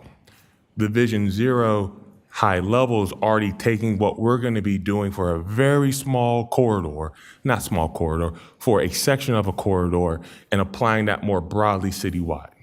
So there's really nothing that we need to do because we're already doing it. Can I ask a follow-up? Yes, you can do a follow-up. Is there any way that we can work with the community, such as her family and others that I know have been requesting? Honestly, they're just requesting a crosswalk. Yes. That's why, if there's a way that we can integrate the community and something in her memorial in that space. Yes, I have no issues with our staff getting with the mother, getting with the family, getting with the father, getting with relatives to talk about opportunities in and around that area of how to help improve. Once again, it becomes an opportunity for us to learn from them of what they're seeing and hearing that also could be informative, but also being able to share with them where we have to navigate that based off of, I want to call it the bureaucratic process, but how we have to look at those measures to ensure that we're still creating that safe environment, but it can still be collaborative. So I don't want this to be as it's a one way, take it or leave it. It can be inclusive. It will be inclusive. We can collaborate and have those conversations with them. I appreciate that. And as I mentioned, the Safer Streets is also supposed to help statewide for that as well. So maybe Commerce City can be a priority for equity in that as well. So please and thank you. Councilmember Dukes? Thank you. I know when when I brought up the Grace Baca opportunity with the scholarship, we talked about adopting a sign, having a sign in recognition and memorial of Grace Baca. Is this something, the same thing we can do with Isabella? It is. You know, even though not within our jurisdiction, I think maybe the more prominent one with Kara Kincaid, where we did a park bench for when she was struck. Because once again, we didn't control all of the roadways. We did what we could potentially do within ours that met various warrants and triggers, but we also then worked with the family on location and placement of a bench and memoriam to that family, and that's what they were looking for, to be able to appreciate the loss of love that they had. And it's no different that we can do in this situation, but also still looking towards public safety improvements at the end. Thank you. Thank you. The other council members have anything you want to say? City Manager Rogers, you know, I know when Kara Kincaid, that incident happened, we were proactive, working with the counties and implemented putting speed bumps in. And we made sure we put them in where we thought they were going to do the best good. And and not saying I was there at that time, but I'm sure maybe those warrants were, what warranted was pushed to the side for public safety. Is that correct? No, sir. No? Even when we looked at where the speed humps and tables went, we still had to do an analysis of the roadways in question of where to place them, how to place them, and what type of measure would be able to go on. For instance, there should have been a speed hump or a speed table on Holly. However, Holly is a first responder route. So we had to identify different solutions and options to allow for those vehicles to move forward. We just couldn't place that safety measure just because we wanted to place that safety measure. We have to guide ourselves by the regulations and standards to ensuring a safer environment. So the requests can be made, and we're more than willing to look into any of those requests, and we take those requests seriously. It just may be that it may not be necessary that measure that goes in because of the various thresholds we have to look at when it comes to those safety mechanisms. All right, no, I appreciate that. Okay. Councilmember Chacon, did you want to make a proposal, a motion to? Yeah. How would I word that motion? I'm sorry, parliamentarian. To work with the family to address safer streets off 64th until a possible crosswalk, a temporary, forgive me. I'll give it a try, and you can change as you deem appropriate. You could make a motion directing the city manager to work with his staff to reach out to the family and also to identify opportunities to reduce traffic risk, right? I think what you heard was the city manager and his staff was looking at Vision Zero. They're also ongoing looking at, they're trying to finish a traffic study there. I think that motion would get to basically what you're asking for. Alternatively, if you're seeking a temporary crosswalk, it could be a motion directing the city manager to reach out to the family, as well as to look into the opportunity to construct a temporary crosswalk. I make a motion to please, city manager, if you could, one, reach out to the Morales family and see what would be best fitting for them to have a memorial there and to have a temporary crosswalk until we can see after the traffic study and all protective measures that we can have safer streets in that space, whatever that might entail in the future for Commerce City. Yes, ma'am. Thank you. Councilmember Kim? I'd like to second that as well. Thank you. A first and a second to reach out to Morales' family to establish a memorial and to put a temporary stop or a traffic calming measure at Glencoe Street and 64th Avenue. Councilmember Ford? Yeah, we're in the discussion phase, right? Yes. Okay. One of the things, listening to the comments, one of the things that's changed in that particular area is that the dog track has been redeveloped. And now there is a desire for people to be able to access and be able to participate across the street into that development. And when it was the dog track, I know there were a lot of people, but most of them were parking there and going in. I know we just approved a lighting study in the core city. I think that I'd like to see what the results of that lighting study are, because some of those areas, especially in between intersections, become rather dark in the core city. But I think, you know, not just for one particular incident, but I think there are a lot of incidents that happen in Commerce City. People are getting shot.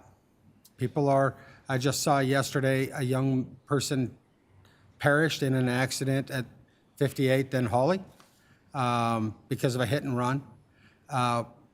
It's, I think, not just singular issues that we need to look at, but safety overall for our residents, especially in the core city, because it's an older area. It doesn't have the type of lighting and things that, from that perspective, because the dog track is a new development and different than what we've had in the past. I'm sure it's encouraging for people to cross, because there's, the crosswalks are currently Hawley and then down at Highway 85. But I think lighting and other measures need to be taken into consideration. And I'd like to see a bigger perspective of safety opportunities along with this lighting study as how we can make Commerce City safer. Maybe look at some of the past incidents with the police department as to where some of these higher volume locations are. I know we have along Highway 2 these high hazard zones, and identify areas where we need to particularly focus an effort on safety. No, I don't want to see a city completely full of speed humps and crosswalks, but I want to make sure that we are trying to do our best to provide pedestrian access to areas that people want to access from other neighborhoods. That's all I got. Thank you. Any other council members? All right. Got a motion and a second. We'll ask the clerk to take a roll call vote. Your vote is open.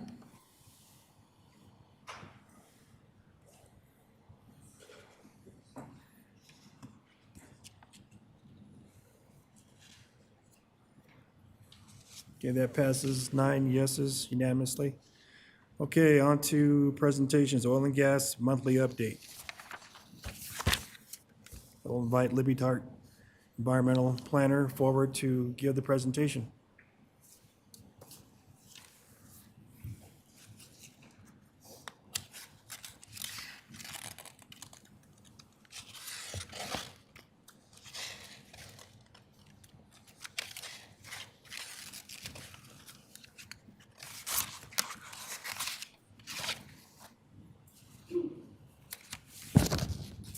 And unfortunately, it looks like it defaulted to a password. Okay. Oh, sorry. Thank you. I'm rusty. Okay. No.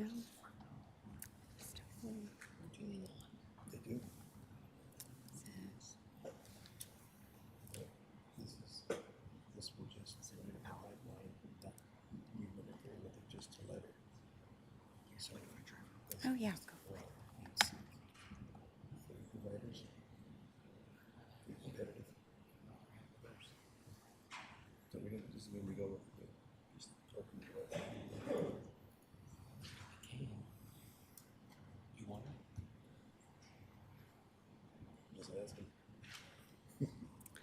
Good evening, Mayor and City Council.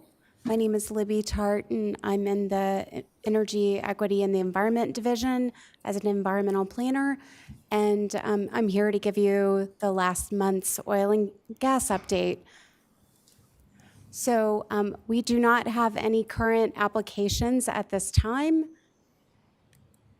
but we do have one environmental exceedance in the report for the month of mid-July through mid-August. And there was one event date that was covered at Suncor, and it was an exceedance of sulfate into Sand Creek by 16 milligrams to the liter, and the event date occurred on July 31st. And that is my only update for this evening. I'm available for any questions if you have them. All right. Mayor Pro Tem Noble? Thanks for the report. Do you know how many liters it was? So it was 16. Was that 16 milligrams per liter? 16 milligrams per liter. How many liters?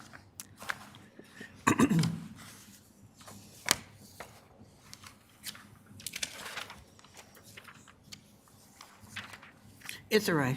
I can get that another time. I will be happy to research that a little bit more and get back with you Sure. if that works. That'd be fine. Thank And I you. did just want to say that some residents had noticed a drilling rig that had gone up on the, across the northern border of Commerce City, and I checked in with Adams County. They said that it is the Brighton Lakes pad. It's located along East 136 between Sable and Buckley. It's operated by Providence Operating POCO, and they're getting ready to drill. Meantime, the Edmondson site that will drill into Commerce City has now been postponed again to sometime in 2025. For a start date. And I just wanted to let folks in the upper reaches of my ward to have that information because it's something they keep an eye on. Thank you. Thank you. Thank you. Councilmember Teeter? Yes, from reading this chart here, it says the permit term conditions was 250 milligrams, and the maximum report value was 266, so the exceedance was just 16 from 1 liter. Exactly, there's not, that's right, it says 1 liter, unless somebody can tell me different. And yeah, well, I asked the same thing last time, which is the equivalent to about maybe like a tablespoon. Yeah. 16. Okay, thank you. You have any questions for Mrs. Tart? No, I just wanted to clarify the 16, what 16 milligrams was. All right. Unless somebody out there that's more educated than I am can dispute me or help me out. That's all. Ms. Tart, did you have a? E3 will be happy to explore more of this subject matter and get back with you at the next oil and gas update, if that works for all of you. Okay, Councilmember Douglas? Thank you. Thank you. I actually had that same concern as well, because to me, that was just a little bit misleading, that the exceedance would be like a teaspoonful. It's just saying that it's the exceedance per liter, but it doesn't say how many liters there were in exceedance. So I did have the same concern as well as the Mayor Pro Tem had. So if you could find that out, that'd be great. Thank you. Thank you. Thank you, Ms. Tart. Appreciate that. Thank you. Okay, on the consent agenda. Consent agenda includes items that are routine, procedural, informational, self-explanatory, and non-controversial. These items are presented to council with a single motion and vote. Any council member asked to remove a specific item off the consent agenda for further discussion and a separate vote. Tonight, there are 10 items in consent agenda. Do any council members wish to remove any items? Mayor Pro Tem Noble. Thank you very much. Yes, I'd like to pull Resolution 2024-097, Resolution 2024-122, and no, I'm not going to do that one. And then at staff's request and Councilmember Douglas's request, ordinance 2627. So you got 4 of them? Is there a 4th one? No, I'm doing 3. Okay. Oh, no, I am doing 4. My apologies, my apologies. The 4th one is PUDA 23-0003. Okay. All right, need a motion and second to approve the consent agenda as amended. Councilmember Kim. So moved. Councilmember Chacon. Second. You have a first and a second. Will city clerk read the title? Let's take a roll call vote, please.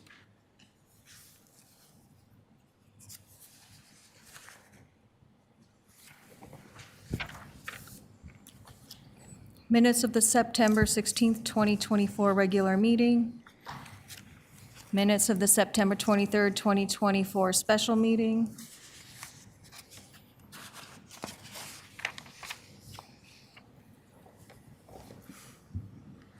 Ordinance 2621, an ordinance authorizing the city manager to negotiate and execute a lease agreement with the Phoenix Limited Partnership, a Wyoming limited partnership.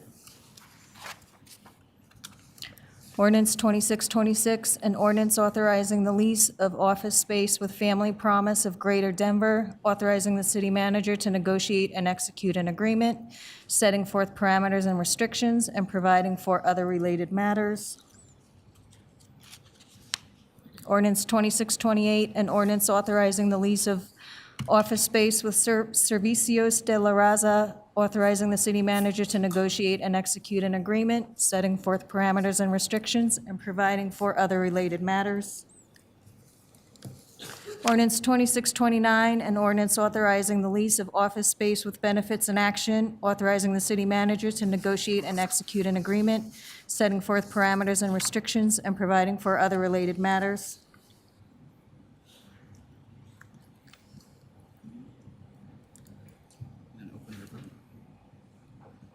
Your vote is open.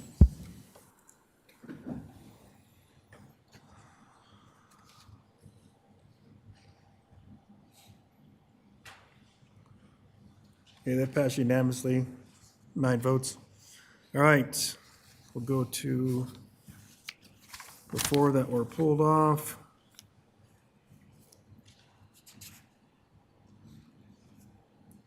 Okay. Let's see. All right, Mayor Pro Tem, you go with your first one, a resolution adopting the Commerce City Economic Development Strategic Plan. Yes, I pulled the Commerce City Economic Development Strategic Plan from the agenda, from the consent agenda, simply because I would like to have a public hearing on this item.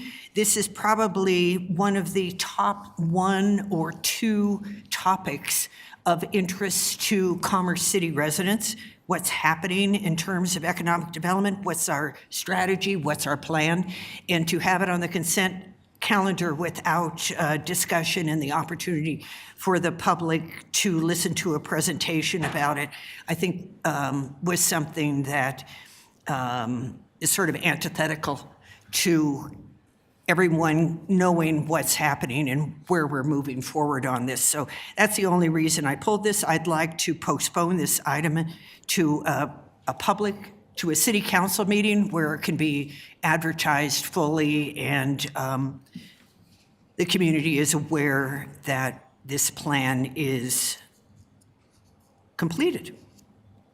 So my motion is to postpone postpone action on the resolution adopting Commerce City Economic Development Strategic Plan in order to hold a public hearing at the next available date. Okay, that's the motion. Councilmember Douglas? I'd like to second that, please. Okay. All right, first motion and a second. Take a discussion. Councilmember Kim? Thank you, Mayor. This question goes out to City Manager Rogers. With regards to this resolution, can you explain that? I'm pretty sure we've gone over this one, that we've talked about this. If I'm not mistaken, do you recall this at all, or am I just going crazy? So yes, sir, and I have Garrett Anderson here with more particular dates, but this matter's been discussed by the council 3 times over. It was initially discussed with initial information data feedback at your annual planning retreat in February. You've then had 2 additional study sessions, which in one of those you reviewed the actual pre-draft final of the ED strategic plan, provided feedback, which was captured within that document. And that document was shared with the full council prior to this evening, approximately 10 days ago. So we've already gone through this, we've already reviewed this, we've already provided comment back to this. At the same time, in parallel, residents have been able to listen in or actually be a part of this discussion, potentially write in written comments on this, potentially maybe talk about it during citizen communication as well. Am I missing anything else? No, sir. Okay, that's all I got. Thank you. Councilmember Madera? Yeah, I guess I won't repeat the same question, but I basically had that question and a couple others. Is, one, is there anything that Mayor Pro Tem opposes in this ordinance? And 2, couldn't we just, have some further engagement? I mean, in the report, there's engagement with the EDAC, council, and so on and so forth. So I'm just confused why we wouldn't take action and legislate to postpone this and have another hearing. Councilmember Dukes? Thank you, Mayor. I will be voting no on postponing this, but I am in favor of, after it's approved, having an opportunity to get to work and then really communicating this in our Connected, on Facebook, having town halls if needed, be a part of the conversation. It is important for the residents to know that this is approved. I think it's a celebratory opportunity, and I'm excited to put it into action. And I guess the question I have is, even when it's approved, there will be opportunities to get feedback and tweak. Is that correct? Yes, so none of our documents are static in time. They are living documents. And as we do our own evaluation over the course of a half a year or to a year, and I think we need to be better about coming back with a report out on where we stand with the progress underneath of these, so that if we need to make adjustments, we can do so. Absolutely, we're not going to just let this sit on a shelf and collect dust. Whereas we can continue to pivot and to move this into a position that puts us as successful out there in the market. And can you talk about your communications plan, or have you developed an outreach plan already after approval? So that's going to be a part of our larger comprehensive communication strategy. I think you've heard bits and pieces of, I'll call it communication strategy around economic development with Slate Communications as a component of it, but there's a much broader discussion that's being had for us to be able to go mobilize from an operational perspective to get this out into once again, the business community, understanding and helping to educate our residents and visitors about the opportunities that exist underneath this plan. Okay. So this is really just the first step for us to be able to go out and to give tools for our economic development staff. Okay, thank you. Mayor Pro Tem Noble. Thank you very much. I err on the side of transparency. The retreat was not televised. While that session is public, it wasn't televised, so there weren't people in the room listening to the discussion, and it was far before the plan was actually finalized. The 2 study sessions are not publicized in the same way that a city council meeting is. They don't include the topics in any of the social media material that goes out. So the fact that we as city council members looked at this isn't what matters. I think we are the least important people in this entire process. The community, to me, are the most important people, and they're the ones that I'm trying to reach with this document. I did happen to look at the Economic Development webpage today, and the document is up on the site already as if we have approved it, which we have not done, by the way. We're doing so tonight. So I can see our Economic Development Director sort of hiding behind the city manager as I say that. And he's kind of nodding and shaking his head and carries stuff like that. But it's really important to me to be as transparent and as accountable as we can possibly be with the community, and what is more important to our residents, certainly among the top 1 or 2 or 3, and that's economic development. So I am pleased to have made this motion to postpone it to a date where the public can hear a discussion of the high points of the economic development plan, for which we should be proud. Okay, any other discussions? Councilmember Douglas? Yes, I agree with Mayor Pro Tem. Yeah, to have it be discussed at 2 study sessions is not the same as having it presented to the public in a meeting. And yeah, it might be a little bit more effort, but I think we owe that to our citizens. We heard from them tonight about feeling disregarded, and I don't want to have that happen again. So I am fully in favor of having this presented at a regular meeting. The other thing is that I've heard from a lot of citizens, and why they feel apathetic is because we approve things and then we present it to them. I don't think it should be done that way. So I'm in favor of this. And that's why I seconded it. Thank you. Thank you. Motion on the floor is postpone action with the resolution to hold a public hearing, the resolution adopting the city, Commerce City Economic Development Strategic Plan. City The Clerk? road is open.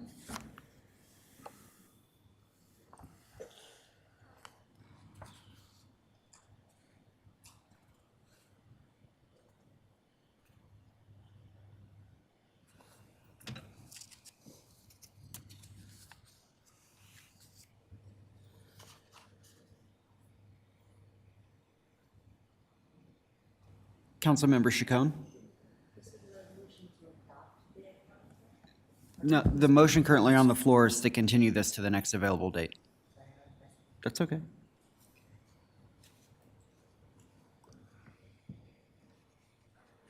Okay, that motion fails, 4 yeses and 5 no votes. Okay. So, Okay, the next one I I had pulled. my hand up. Councilmember McDare? Can I make a motion to approve Resolution 2024-097 and have staff do a marketing campaign to make people aware of the economic development plan? Councilmember Dukes? Second. Okay, discussion? Councilmember Teeter? Okay, the motion on the floor is to approve resolution adopting the Commerce City Economic Development Strategic Plan and ask, direct the staff to go out and promote this strategic plan.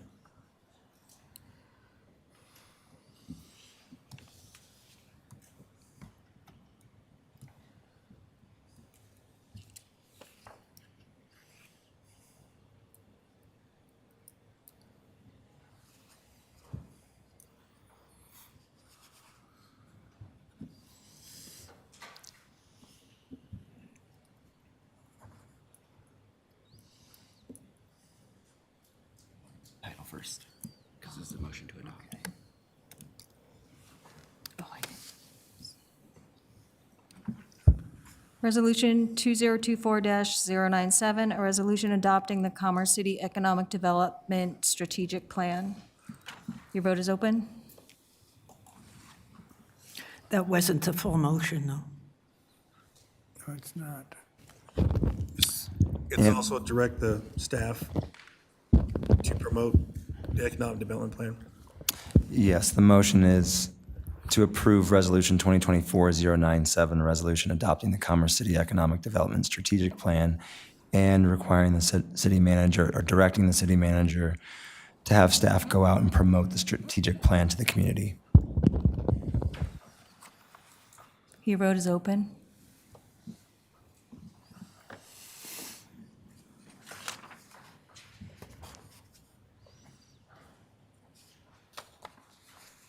Okay, it passes 6-3.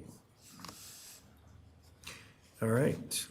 Next up, Mayor Pro Tem, the next one. Thank you. This is Resolution 2024-122, the resolution in support of South Adams County Water and Sanitation District ballot measure for the 2024 November election. The reason I pulled this is because there was city council comment when it was proposed that a resolution would be brought back to us in which city council members were saying that they believed that certain things were the case. And it seemed to me that it was important that we actually had representatives from the ballot measure to address our questions about it so that when we support the ballot measure, that we are doing so confidently and knowing that taxes will not be raised or mill levies will not be raised, which I think was the question that some council members had. So,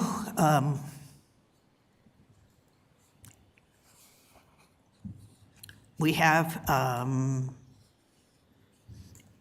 Abel Moreno here tonight, but is someone here from the campaign, Mr. Moreno?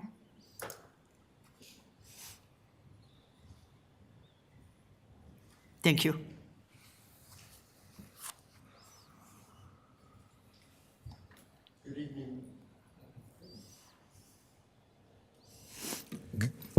Good evening, Mayor and City Council. My name is Renee Bullock. I'm the president of the Water Board.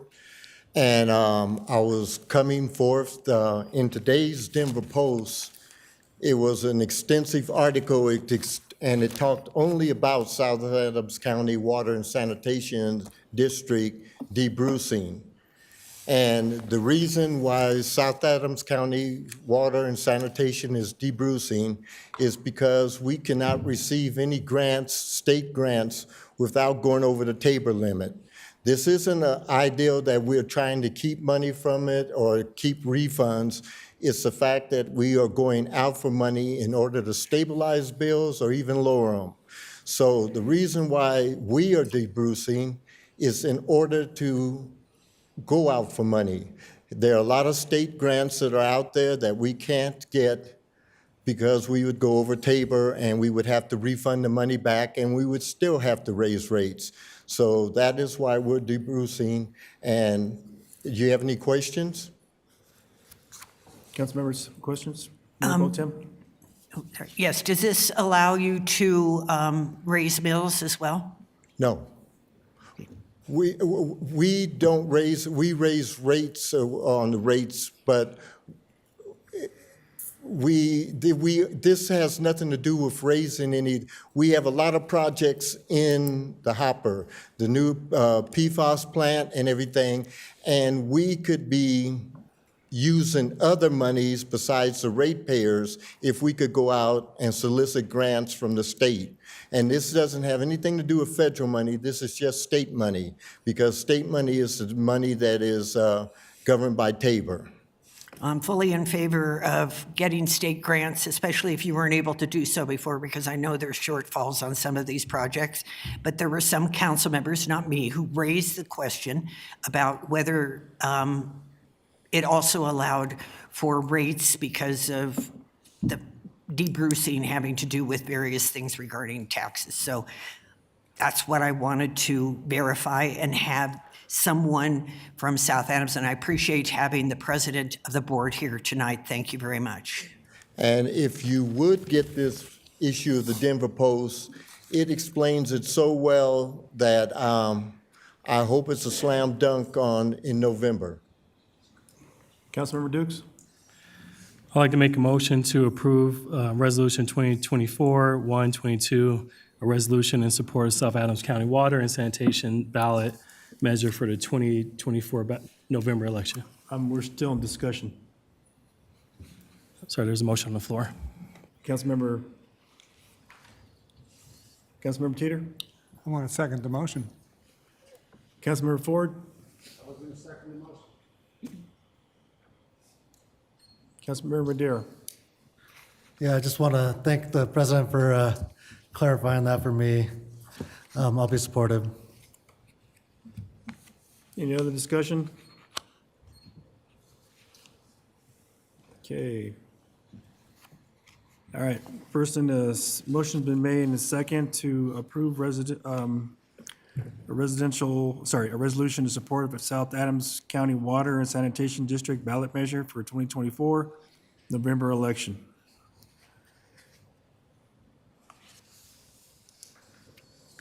Resolution 2024-122, a resolution in support of South Adams County Water and Sanitation District ballot measure for the 2024 November election. Your vote is open.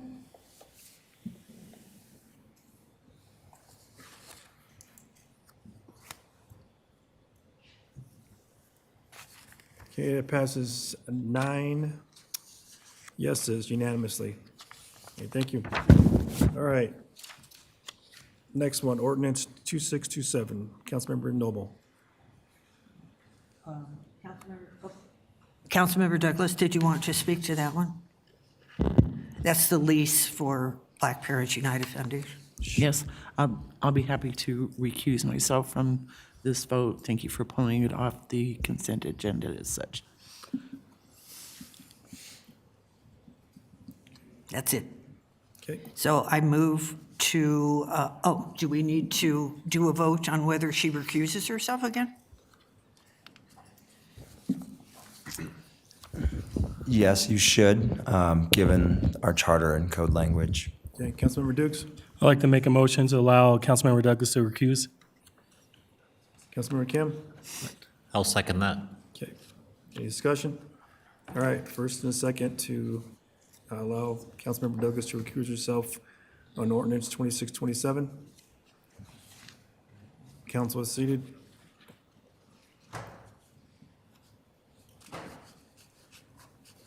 Your vote is open.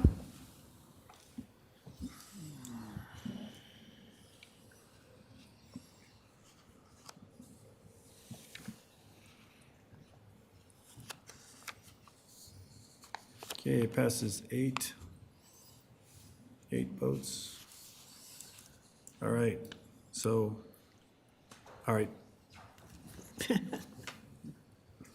Councilmember Dukes? I'd like to make a motion to approve ordinance 2627, an ordinance authorizing the lease of office space of Black Parents United Foundation. Mayor Pro Tem Noble? I'll second that. Okay, any discussion? All right, motion and a second. Okay, City Clerk, please read the title. Ordinance 2627, an ordinance authorizing the lease of office space with Black Parents United Foundation, authorizing the city manager to negotiate and execute an agreement, setting forth parameters and restrictions, and providing for other related matters. Your vote is open.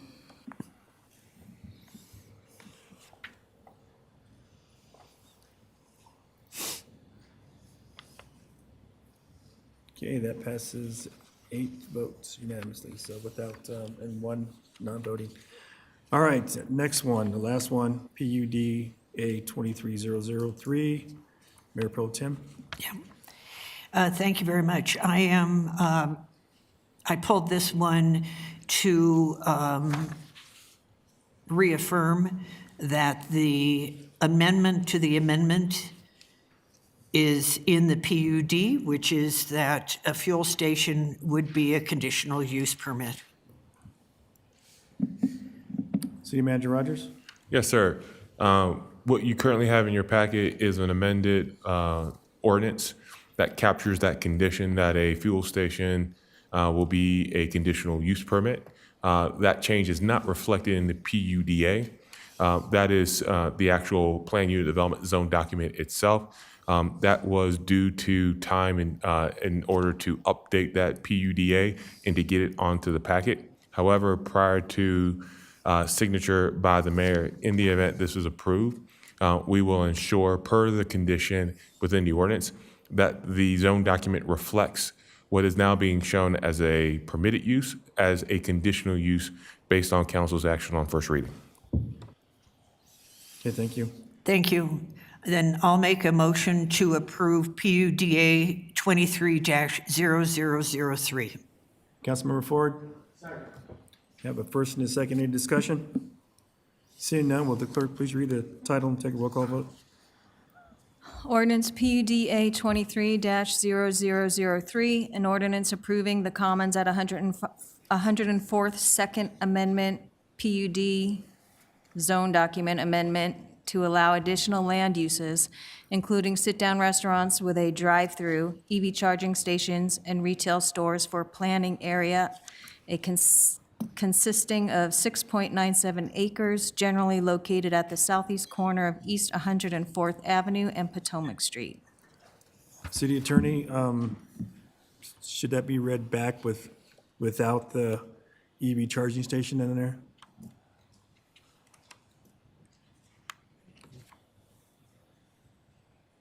I know there's clarification, but just for the record. I think the title is okay as it reads, Mayor. In the ordinance itself, it does clarify the condition. Okay, appreciate that. Thank you. All right, title's been read. Thank you. Your vote is...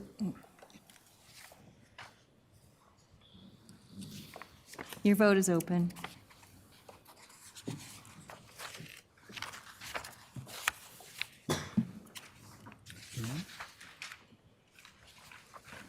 Councilmember Kim?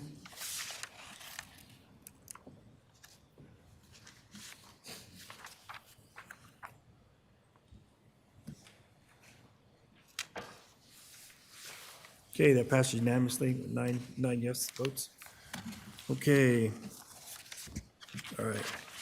So, then we go back to the hearing now.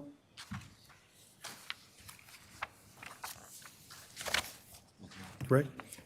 So technically, the motion was to continue that hearing until the end of the agenda. However, someone could make a motion to now hear that matter before finishing the rest of council business. We need to extend it to 45. Okay, make it. Okay, we need to extend the meeting. Councilmember Kim? Thank you, Mayor. I'd like to make a motion to extend the meeting to 40 minutes, because I do realize that we do have a few other items that we need to get through. That is urgent.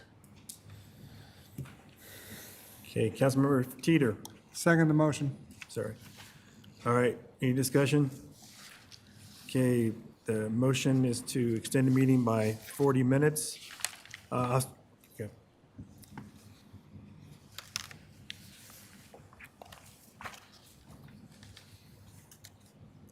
Your vote is open.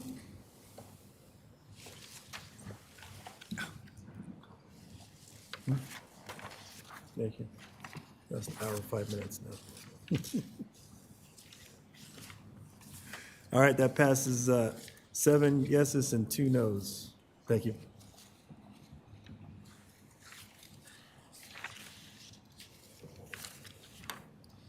Okay. All right, can I get Mayor Pro Tem Noble? I'd like to make a motion to amend the agenda to hear PUDA 23-0005 at this time. Okay. Councilmember Kim. I will second that. Okay. All right, got a first and a second to amend the agenda and to enter into a hearing for, let me see which one this is.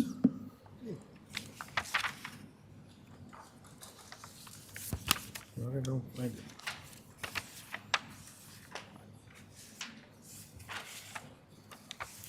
Okay, here we go. Ordinance PUDA 23-005, approving PU zone change for property located at the Mile Greyhound Park. All right, motion and a second's been made.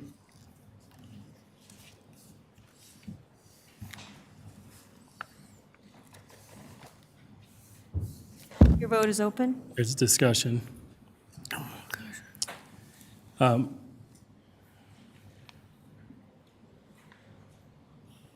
Councilmember Dukes? Thank you. Is it possible to get through first and second reading and then have so I guess my point is the first reading, these are things we can approve pretty quickly. Second reading, we can approve, and then we can move forward and do a deeper dive into the public hearing. That's why I would be voting no on this, because I think we can get through our agenda and still have adequate time to talk about the public hearing instead of pushing things off again. Okay, thank you. Any other council members like to weigh in? All right. Go ahead. Thank you. Your vote is open.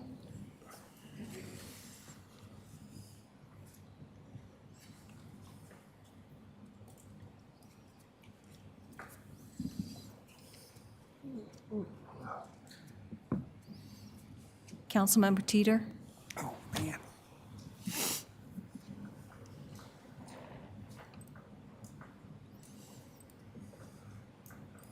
Okay, that passes 8 yeses and 1 no. All right, on to our final hearing tonight. Case number PUD A 23-005, approving a PUD zone change for property located at Mile Greyhound Park. We'll remind the council the following: only ask questions, gather facts, but not express opinions or indicate how you vote. You're not permitted to testify if you wish to participate in the decision. Only rely on facts developed in this hearing and in the record, and apply those facts to the criteria in the Land Development Code. I will invite the city attorney to address this council. Is there any council member who cannot hear this matter and make a determination fairly and impartially based on the record before you and the facts and evidence as developed at the public hearing? The record will reflect that no member of council has indicated an inability to be fair and impartial. Thank you, Mayor. Thank you. I will now open the public hearing. We will limit testimony to 15 minutes for the applicant and 15 minutes for the staff.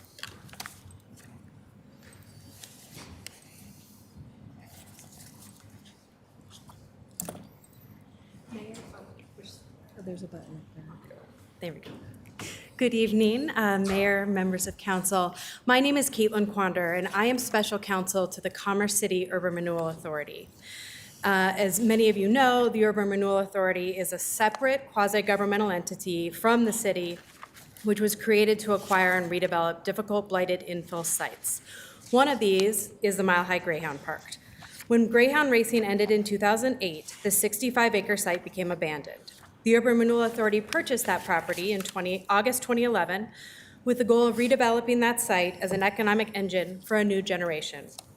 Demolition of the existing structures on site was completed in 2013 to prepare the property for redevelopment. The Boys and Girls Club opened in 2015 on the 2.5 acres of land donated by the Urban Renewal Authority to anchor the southeast corner of the redevelopment. And the urban renewal plan for this project was approved in 2018. As many of you know, the Urban Renewal Authority sold 40 acres to Del West on the eastern side, and it is developing various forms of housing and built out the infrastructure. The authority very purposely retained the commercial frontage along the western side so that it could be really strategic about the partners and kind of meet the market at the right time for the development on that side. As you know, the authority did sell a parcel for a hotel, which was constructed and recently opened. And the Urban Renewal Authority went through a request for proposals process for the development really focused on Parcel B, the commercial section. Through that RFP, it selected a developer, DPC, and the negotiations for a purchase contract commenced. That purchase contract was signed in August 2023 for that acreage. This site is currently zoned Plan Unit Development, which is unique to the Mile High Greyhound Park site. And that was approved in 2017 and amended in 2021. Tonight, the Urban Renewal Authority is seeking a further amendment to clarify the allowed uses. DPC has been marketing and designing the project and determined that a PUD amendment was needed. To be clear, obtaining this PUD amendment is an obligation of the authority as the owner and is a condition in the purchase contract in order for DPC to proceed. You'll hear a little bit more from DPC about the presentation and why the PUD amendment is necessary for their project, but it is laid out in the staff report and likely you'll see her in the staff presentation. The authority believes that the proposed amendment is consistent with the comprehensive plan and remains consistent with the land use designation of mixed-use corridor and commercial. So we'll have DPC come up and talk about their plans and kind of the necessity for the PUD amendment, and certainly happy to answer questions when they're done. Thank you. Thank you.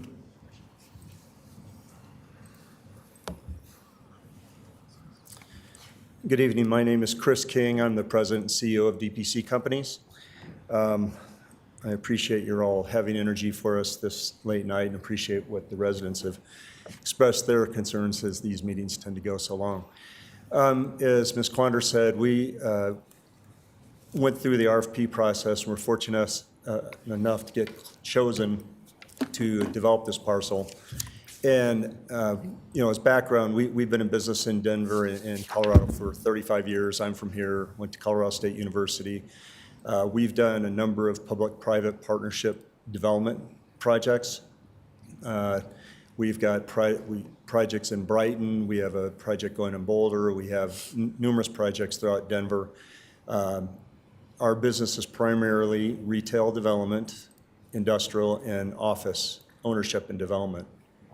We're very attuned to market conditions, development conditions, pricing, and really all the parameters that go into delivering a successful project that works for the city and the residents and can afford to be done where the users can make sense of a successful, you know, business operation.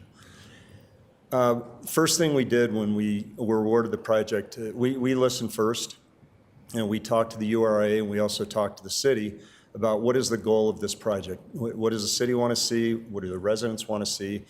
And overwhelmingly, it was food and restaurants and a place of community for the surrounding neighborhood. We pay particular attention to the Del West project and the homes that have gone in there, what's lacking. We're also very aware of the highway exposure, the main exposure across the street from the King Supers, and really formulated a plan of what makes sense fundamentally for the community, and then what is it going to cost to deliver, what are the site parameters that are going to be included, so we know what to present to the users. We hire national brokers who go out to the tenants and show what the opportunity is and discuss what is available here and what is needed and what is desired. And then the national tenants kind of tell us, you know, what they want to do and what they're willing to do. So we started on this project about 2 years ago and then went under contract probably about 15 months ago, 14 months ago, something like that. Went through numerous discussions with national tenants, sit-down restaurants, you know, maybe the QSR, quick serve kind of people, things like that. And much like the presentation you heard earlier tonight, the restaurant industry, and really the retail industry, has changed significantly since COVID.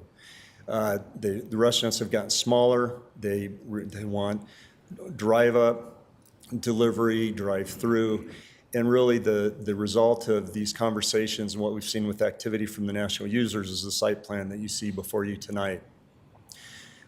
We know that there's concerns about, vehicular traffic and drive-through concepts and things like that. So we've paid quite a bit of attention to the landscaping on the site, the screening around the buildings and the driveways. Particular attention to pedestrian pathways tying into the rest of the community and the park and the rest of the homes, and up to and including the hotel that's existing right now. On a micro level, we spend quite a bit of time thinking about wayfinding signage so that when people come in to go to a restaurant and come and do commerce, they know directly where to go. We make the parking extremely convenient. In and out and convenience is very important to these retailers. And it's tough, the construction costs are high, labor is high, food costs is high, and they are so squeezed on their economics, it's very difficult to put any kind of business proposition together. We've been successful, we've shown here, it works, we've got businesses interested in these sites, and with your approval tonight, we can move forward and put these projects together.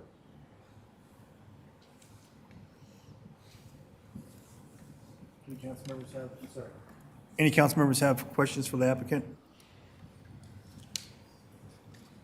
Councilmember Douglas? Thank you. What does limited drive-through uses mean? Limited drive-through uses? Yeah, that's what this has been described as. So I was just curious what the word limited. This is Tony Kill, my associate. Thank you. So the proposal in front of you, after discussion with planning staff, they did want to impose a limit on the number of the buildings within the development that could have a drive-through. So what the agreement was that there were two either restaurant or coffee shops, one of each that could have a drive-through, and then a potential for a financial institution like a bank or a credit union that might need a drive-up or an ATM drive-through. So 2 food and beverage drive-throughs and 1 potential credit union Very or good. financial That would have institution. probably less Okay. traffic. Okay, thank you. Any other council members have questions? I had a question. So the size of the restaurants, we're looking at 4,000 square feet and almost 55,600 square feet? Correct. Okay. And then as far as another drive-through, I just see one here with a coffee. Where would the other drive-through go that could be ATM? Where your cursor is right now, there's a drive-through there, That'd be a food and beverage drive. food and beverage, and then where the coffee is that you pointed out is the other. And then The building straight above the coffee shop, that one right there, that's potentially going to be a 2-tenant building.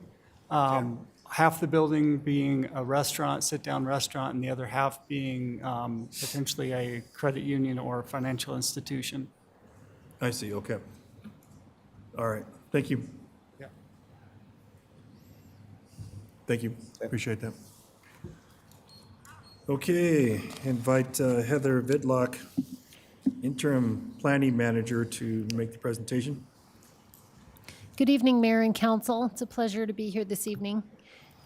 So this project is located at 62nd Avenue and Elm Street. It is a request for a PUD amendment to allow the 2 drive-through restaurants and a coffee shop and 1 financial institution. The zoning is PUD, and the future land use designation for this property is mixed use, corridor, and commercial. The original Mile High Greyhound Park PUD was approved in 2013. Amendment number 1, which was to allow an update to land uses, was approved in 2021. And this is amendment number 2 that pertains to parcel B, pertaining to drive-throughs. This aerial map just shows you the location, and this zoning map shows you the location as well. You can see the PUD for all of Mile High Greyhound Park. This is the parcel B that the amendment 2 pertains to. It's just the one corner of the property. And as I indicated, the proposed parcel B amendment pertains to 2 drive-through for restaurants, coffee sales, and a bank or institution, financial institution. Staff is also requiring that enhanced landscape screening is required to mitigate the visual impacts of the drive-throughs. Planning Commission reviewed this on September 3rd of this year and voted 4-1 to recommend approval to City Council. Considerations for you this evening are that allowing drive-throughs for commercial uses will promote commercial development. Drive-through uses were discouraged in the original vision for Mile High Greyhound Park due to desire to make the site more walkable. The proposal includes a limitation on the number and location of drive-throughs, and no changes are proposed to the PUD besides the land use table for Planning Area B. The staff report included in your packet outlines the approval criteria in detail and has staff's findings. And we're available to answer any further questions that you have this evening. Okay. Any council members have any questions for staff?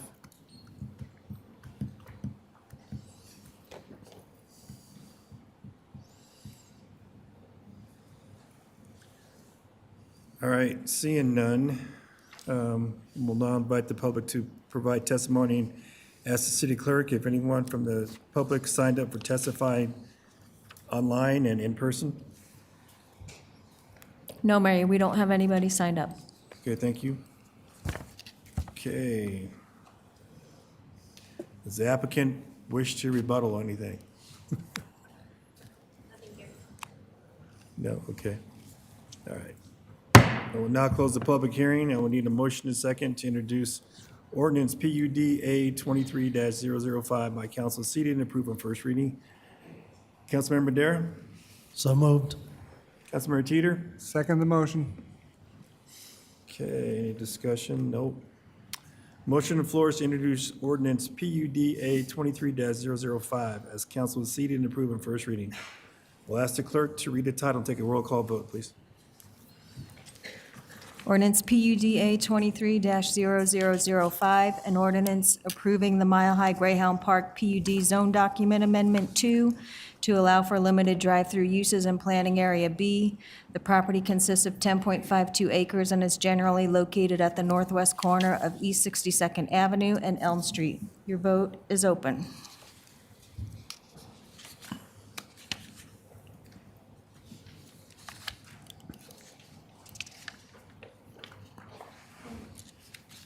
Okay, to pass unanimously, 9-0. Thank you.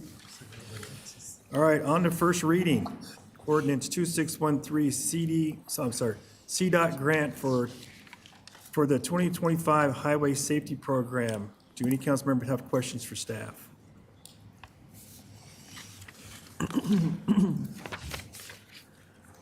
All right, I need a motion and second to introduce ordinance 2613 by council seated and approved on first reading. Councilmember Dukes. I'd like to make a motion to approve ordinance 2613 and approve on first reading. Councilmember Dara. Second. Any discussion? Okay, is, the motion on the floor is to introduce ordinance 2613 by council seated and approved on first reading. Will the city clerk read the title and take a roll call vote?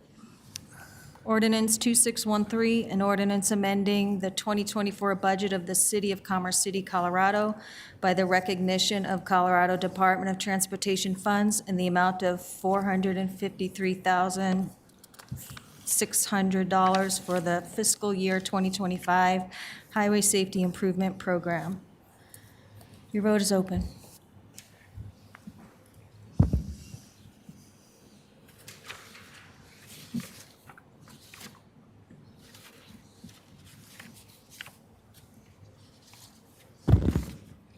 Okay, to pass unanimously, 9 yeses. All right, on to ordinance 2619, approving the Colorado local entitled Air Network Grant.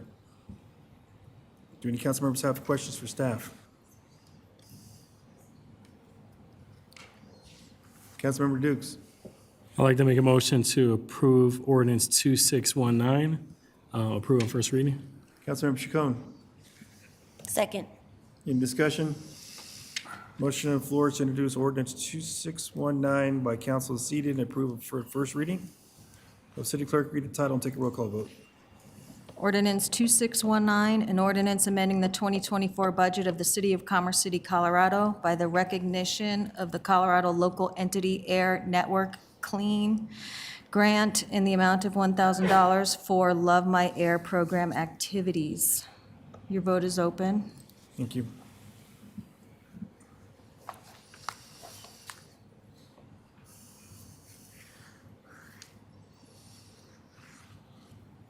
Okay, that passed unanimously.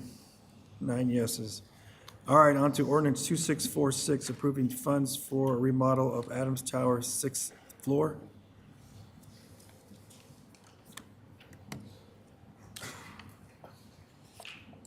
We'll invite City Manager Rogers to introduce this item. Thank you, Mayor. On August 26, City Council approved ordinance 2620 on second reading, authorizing myself to execute a lease agreement for the 6th floor of Adams Tower. With this direction from City Council, I executed a 5-year lease agreement beginning September 1st of 2024. In order to accommodate the city staff working at Adams Tower, the following equipment and installation that was outlined in your council communications are necessary for us to occupy that space.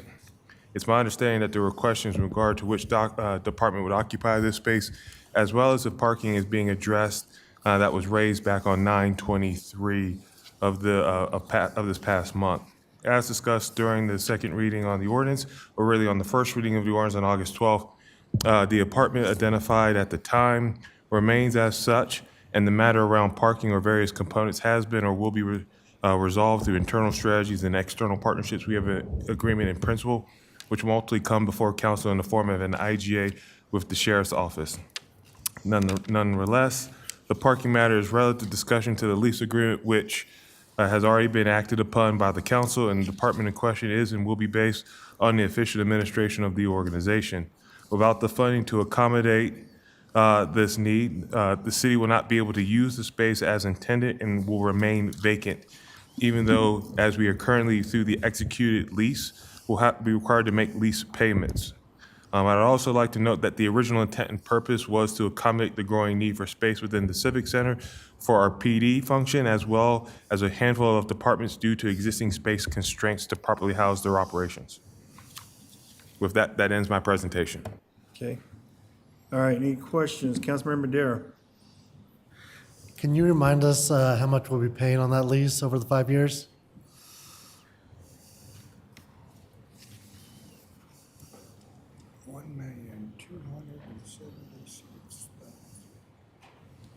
I will have to pull that up for you for the 5-year lease agreement itself. I only have the numbers readily available for the end through this year.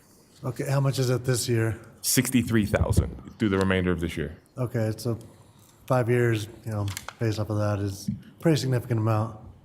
Correct. And we already have that funded, correct?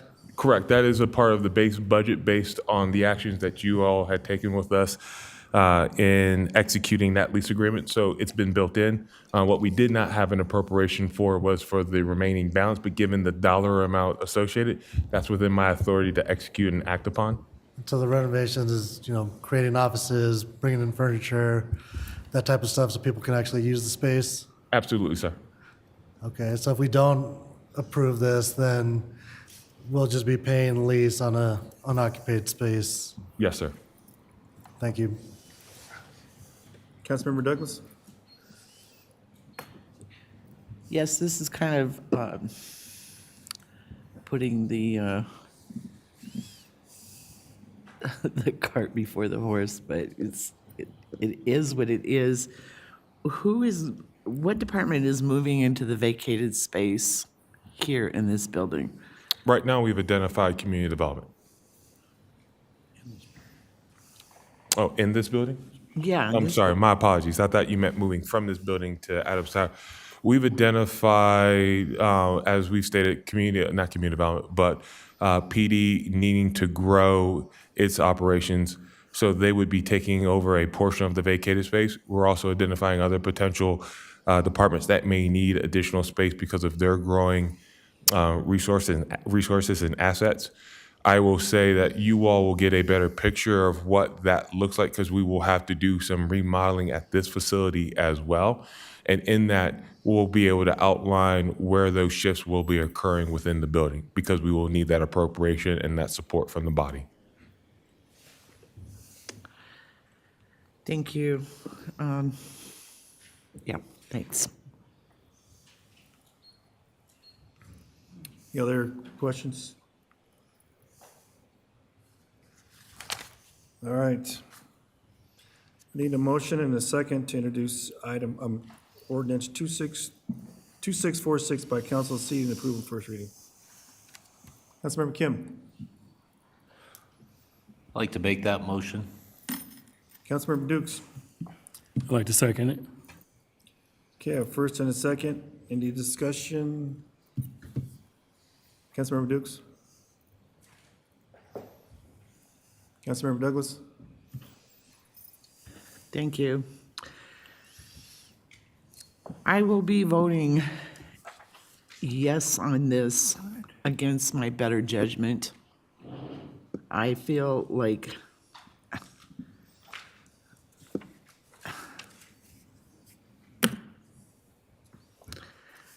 I won't go into it, but I will be a yes vote, but it's not one that I'm feeling good about. Thank you. Any council members? I had a question, City Manager Rogers. You stated that the police department might be occupying that space across the hallway there, but then we just approved leasing of the corner of Highway 2 and 104th. Yes, sir. So to me, it seems like if we're that growing city and we have economic development, a lot of other departments, permits, we're trying to, that's going to be ramped up. Wouldn't that be best used as it is right now for what the needs are? No, sir. Okay, and you believe the police department would do okay over there and at both spots? Yes, sir. We've had that conversation internally. Okay. All right, thank you. Okay, motion on the floor is to introduce ordinance 2646 by council seat and approve on first reading. Will city clerk read the title and take a roll call vote? Ordinance 2646, an ordinance amending the 2024 budget of the City of Commerce City, Colorado by appropriating unencumbered fund balance in the general fund in the amount of $1,276,250 for use on the Adams Tower sixth floor renovation, including specified interfund transfers and authorization of the expenditures thereof. Your vote is open.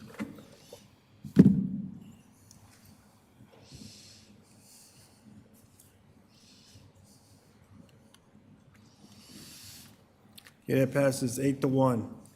All right, ordinance, second reading, ordinance 2616, Commerce City 2045 Comprehensive Plan. This ordinance was not approved unanimously and was therefore not placed on the consent agenda.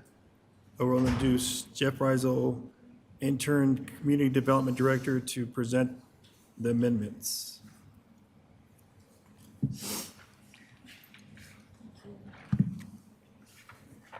Thank you. Thank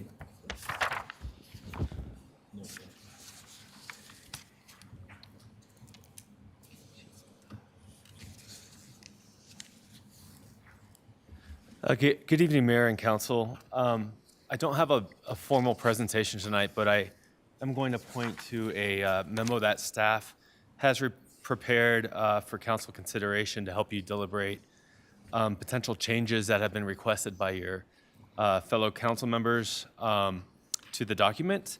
And these changes were documented in this memo for council consideration. And so if council desires to make these changes, they can either discuss them and adopt them as a whole or can discuss and adopt them individually as potential conditions to approving the comprehensive plan on second reading.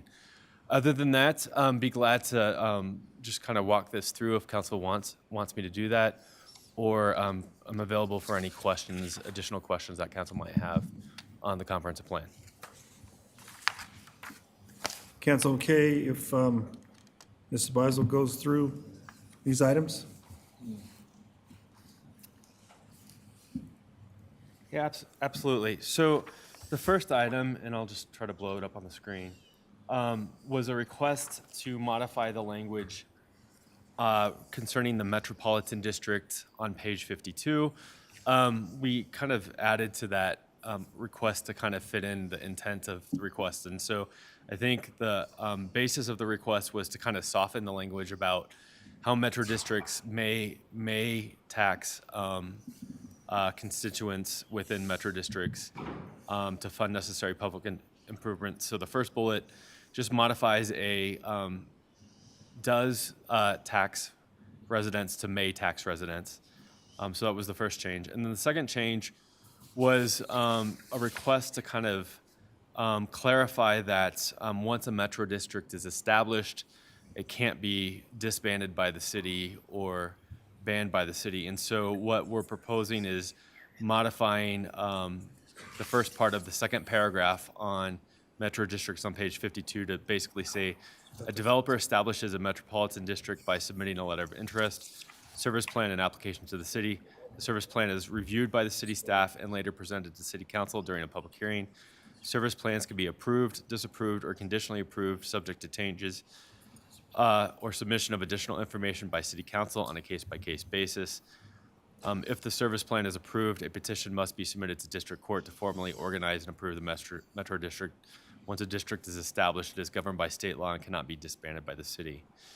And then continue the rest of that section. And so I basically went back and looked at state law and used language from state law around metro districts just to clarify how they're formed. The original draft of the comp plan had just a very high level discussion of that, and this just adds a little bit more specificity about council's authority and then how metro districts are formally constituted through district court, and then once they're formally constituted, the city council doesn't have the ability to disband a metro district. So that was the first change requested. Jeff? Yes. Could we do one of these at a time and then take a vote on each one? That's up to the Is that okay with council? leisure of council. All right. Can we go through them first and then do that? There's time. You We have a wanna time do- crunch. You want to vote all at one then, once? Go through all of them and Okay. then do it. All right, go ahead, continue. Okay. The next changes are a little bit more straightforward. So on page 53, this is the annexation and growth boundaries map. A copy of that map is attached to this memo as well. And so there's some proposed changes to this map to retitle it from annexation priority areas to eligible annexation areas.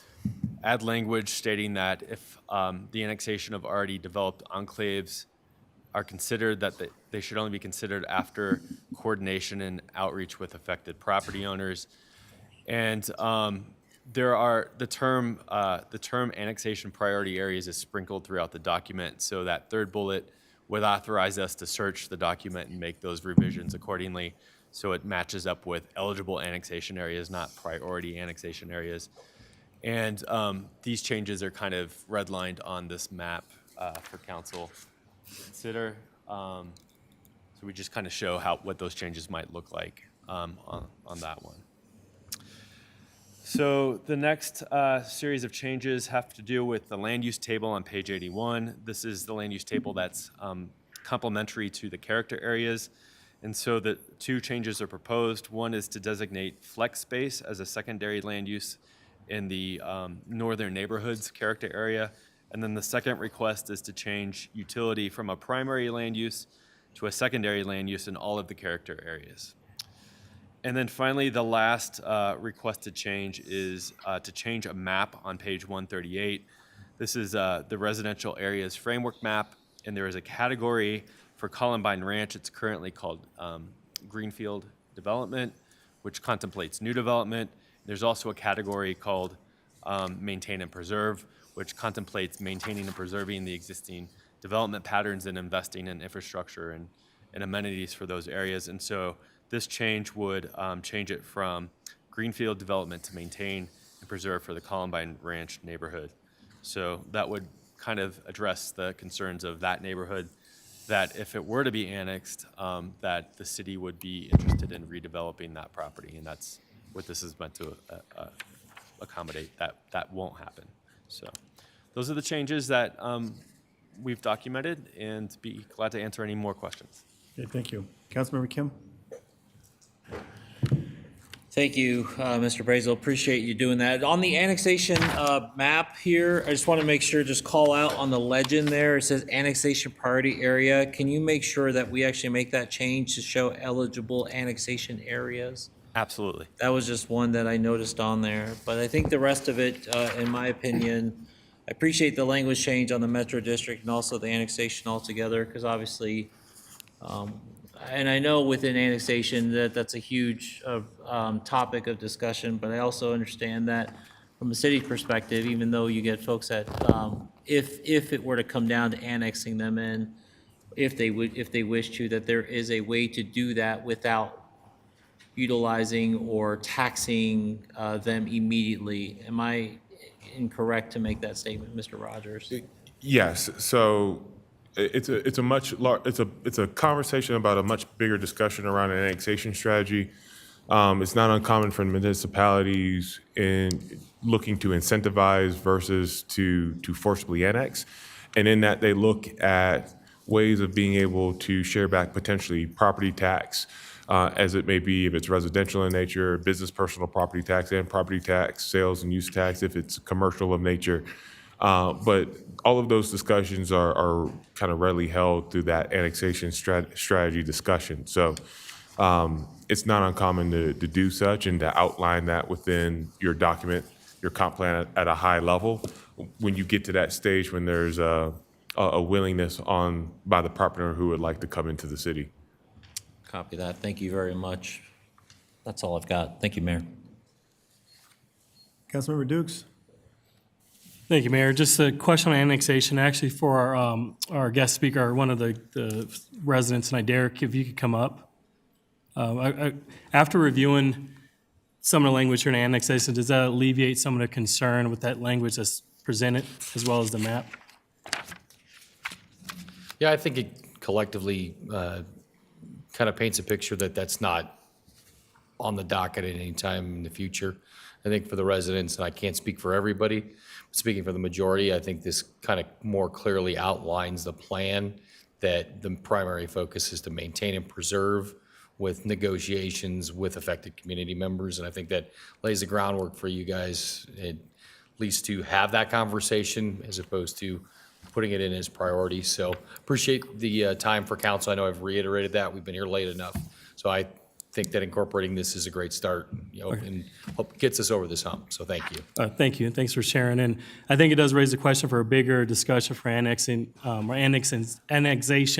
policy that I'll be working on later on with the council's approval, kind of work with the city manager and city attorney. Well, like, what is our process for annexation? What is our standard? Because it's one thing to have it in our comp plans, but I think it would be great to have something in writing to say we do not want to annex without folks' approval or without a conversation, and have that in writing that proceeds us in the long term. So thank you for your voice. Thank you for sharing, and I hope that meets the needs. Oscar, Sorry, I had one more question. As far as the switching some of the designations to, where was it at, third or second, or so flex space, can you describe the designated flex space from secondary land use in character area 8? Like, why is that important, and what feedback did you get to make that change? Yeah, let me just forward to that. So this is a definition of flex space. And so these are buildings that can be used for a variety of purposes: office, retail, occasionally residential live work. And it's often used in like a mixed use type development. And the discussion around it was, is that in the northern neighborhoods that they wanted that type of use. Okay. It wasn't just residential, just it wasn't commercial or office, but they wanted this flexible type of use that could evolve and provide those amenities for the neighborhoods out there. I'm gonna ask council or Mayor Pro Tem if I captured the spirit of that change. That's very fair, Mr. Brazel. Okay, thank you. Thank you, Mayor. I yield my time. Thank you. Councilmember Madera? I'll move to adopt ordinance 2616 by council of the city with the changes proposed in this memorandum, as well as the change to the legend proposed by Councilmember Kim. Okay, Councilmember Chacon. Sorry, I still had one more comment on the changes. One change that I Sorry, did see. sorry, point of order. There's a motion on the floor. We have to vote on the motion. I wasn't called on. No, there wasn't a second. I called on her, she was next. I know, sorry, but there's a motion on the floor, so the first and a second in discussion.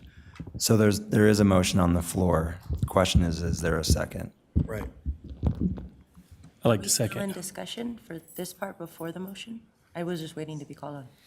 We can you can have discussion after. The motion. Correct, I'd like to make a second. And I was just trying to get the motion because we're going to automatically adjourn, like now. Mayor Pro Tem Noble? Thank you. Councilmember Madera, are you are you suggesting all of these changes are approved? Great. Thank you very much. I'm happy to hear that. And I second that. Okay, got a first and second, Councilmember Chacon, did you?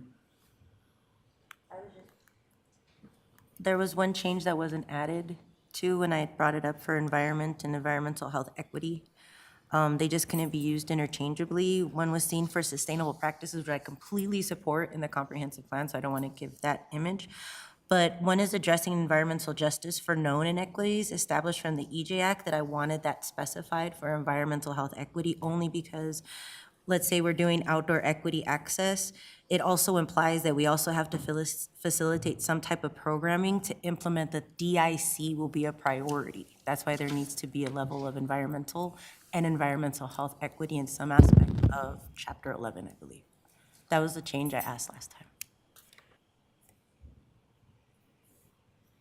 So, city manager, city attorney, so should we vote on this, since there's a motion on the floor, and then come back and have council? So the first question is whether or not this is considered by the body as a friendly amendment to the motion that's on the floor. I will accept that. Any other? Yeah, I will accept that. I don't understand the motion or the Can you amendment. restate the motion, please? Or, I'm sorry, I don't understand Councilmember Chacon's request. If I could get clarification, Yes, what would we add? thank you. Yes, for Chapter 11, there's sometimes that it mentions just environment for Little closer to your sustainable, for sustainable practices, but I'm asking for specific ones like the outdoor equity space to have environmental health equity. For the Colorado EJ Act, it specifies that then you can start establishing program, we can go for grants to prioritize disproportionately impacted communities. And is that throughout the whole document, changing its environmental health It equity? interchanges sometimes, but the main one is for the outdoor equity access that I'm targeting, because I'm okay with the rest of the sustainable practices of the comprehensive plan. And you add outdoor equity, Environmental health equity. okay.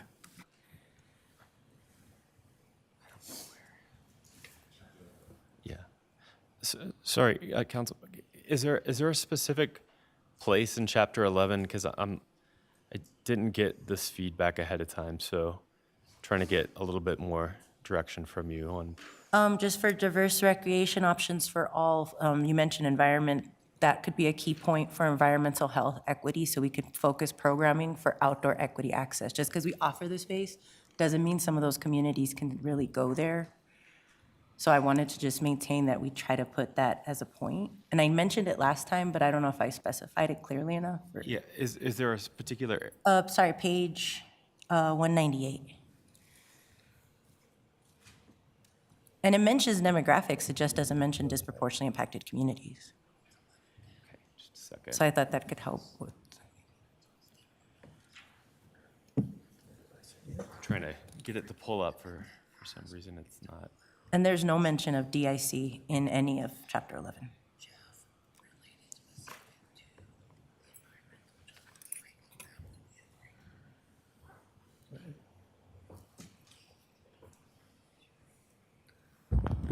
Would you like to do a friendly amendment to? Just work with include Jeff? environmental health And equity. then you guys could work on that because we have 10 minutes.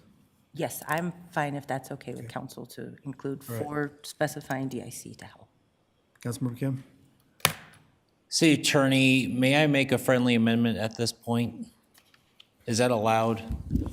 I see clarification on this. Yes, you may make a friendly amendment. Copy that.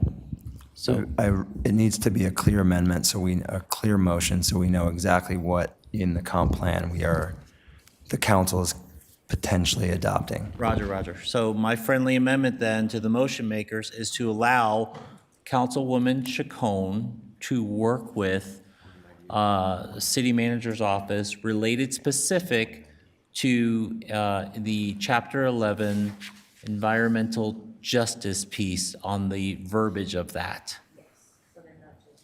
Because I know that I can understand that this may end up going a little bit more. So I think allowing Councilwoman Chacon to work with that, with the city manager's office on the verbiage of that to adopt. So I'm just wondering if the motion makers would be willing to accept that friendly amendment. I will accept that if there's no denial.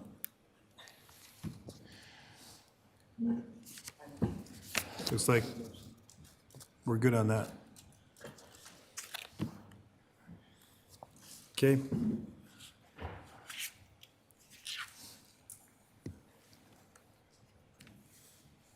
All right, the motion's been made to approve ordinance 2616 on second and final reading with the additional amendments and also allowing Councilmember Chacon to work with Jeff Breisel on page 198? Page 198.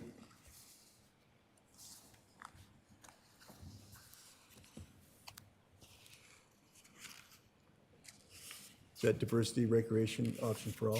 Okay.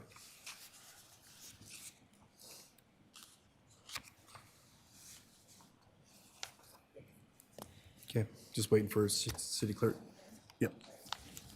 Ordinance 2616, an ordinance adopting the Commerce City 2045 Comprehensive Plan as amended. Your vote is open.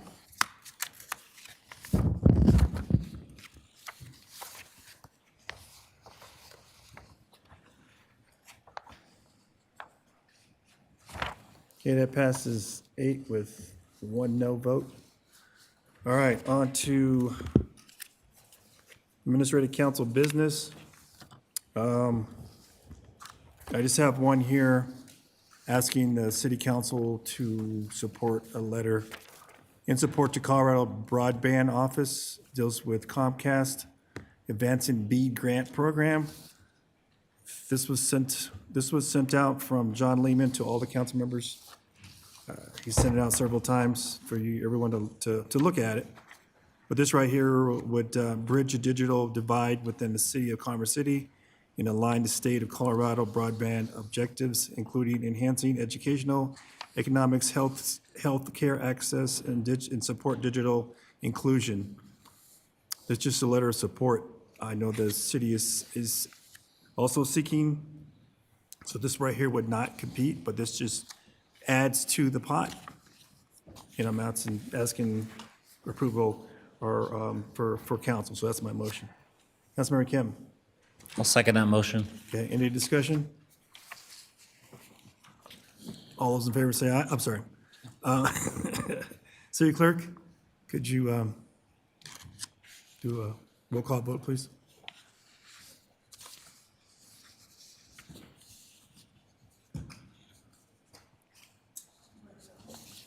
Your vote is open. Thank you.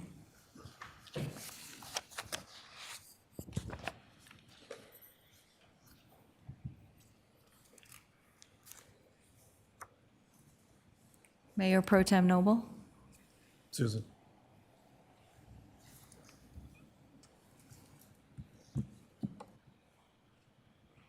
Okay, that passed unanimously, 9 votes. All right, is there any other administrative council business? Okay, city manager's report. Councilmember Chico, did you? Okay. City manager Rogers, you got a report? One quick item for your consideration. Sent an email to you all last week based on our preliminary meeting with the development community around your request for a developer/council meeting. I sent to you all some priorities and themes within that email that we are taking away that they would like for you to discuss with you all. But the bigger question is they would like to have more intimate individual meetings, 2-on-2 with council members, as opposed to a large discussion that they believe would be a little bit more forthright, open, and honest to have with you all. So the direction I need from the full body is to schedule 2-on-2 meetings with the development community throughout the day or after the work hours. Or if you all would still like to pursue a larger meeting, but in that larger meeting, their preference would still be to meet during the week and not on the weekend. Councilmember Kim? I personally would appreciate the 2-on-2. However, I would also state that we need to have that larger meeting. So whether it's a larger meeting with all of us here to include them, and I say them as in the development community, and to have little small breakout sessions, maybe we go that route. But I think we still need to be here as a body to have that discussion. My personal preference. Councilmember Dukes? I don't mind having a 2-on-2 meetings that lead up to a larger meeting. But if we have the 2-on-2 meetings, I would like someone on staff to just capture the key themes so that we can share out to the community, like, here's some of the themes that that got brought up. And so when we have our bigger meeting, we can talk about how to solve those major themes together.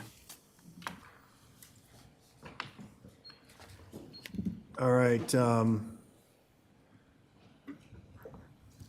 Would the council entertain adding 10 minutes for reports? 10, 15 minutes, reports? You have any problem with that? Need a motion to extend the meeting by 15 minutes? So Motion moved. is to extend it by 15 minutes. I got a So second? moved. Okay, I got a second? All right. Motion to extend the meeting for 15 minutes. I made a motion, Councilmember Chacon, second. Any discussion, Councilmember Dukes?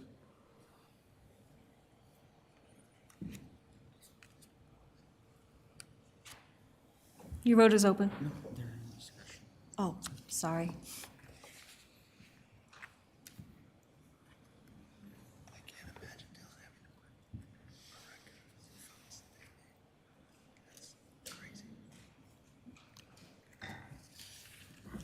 Your vote is Okay, one more open. time. You'll have to do a revote.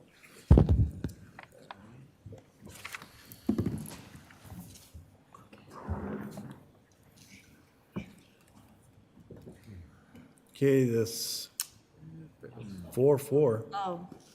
Councilmember Douglas, your vote didn't capture.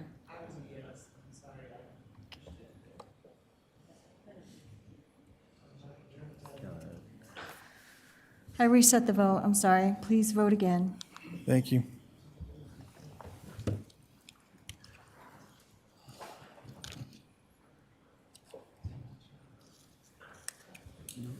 We're waiting for Mayor Pro Tem Noble. Mayor Pro Tem.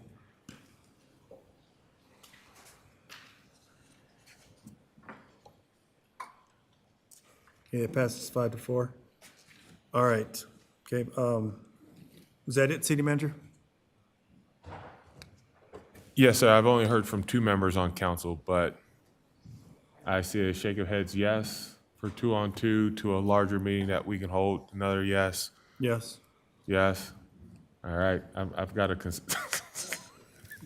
I've got a shaking head no from Councilmember Teeter, but I've got enough to be able to take direction. Okay, thank you. All right, City Attorney Zozeki. Oh, yeah, Councilmember Ford. Yeah, I just wanted to I'm supportive of the 2-on-2. Because of my work schedule, I would prefer that to be in the evenings.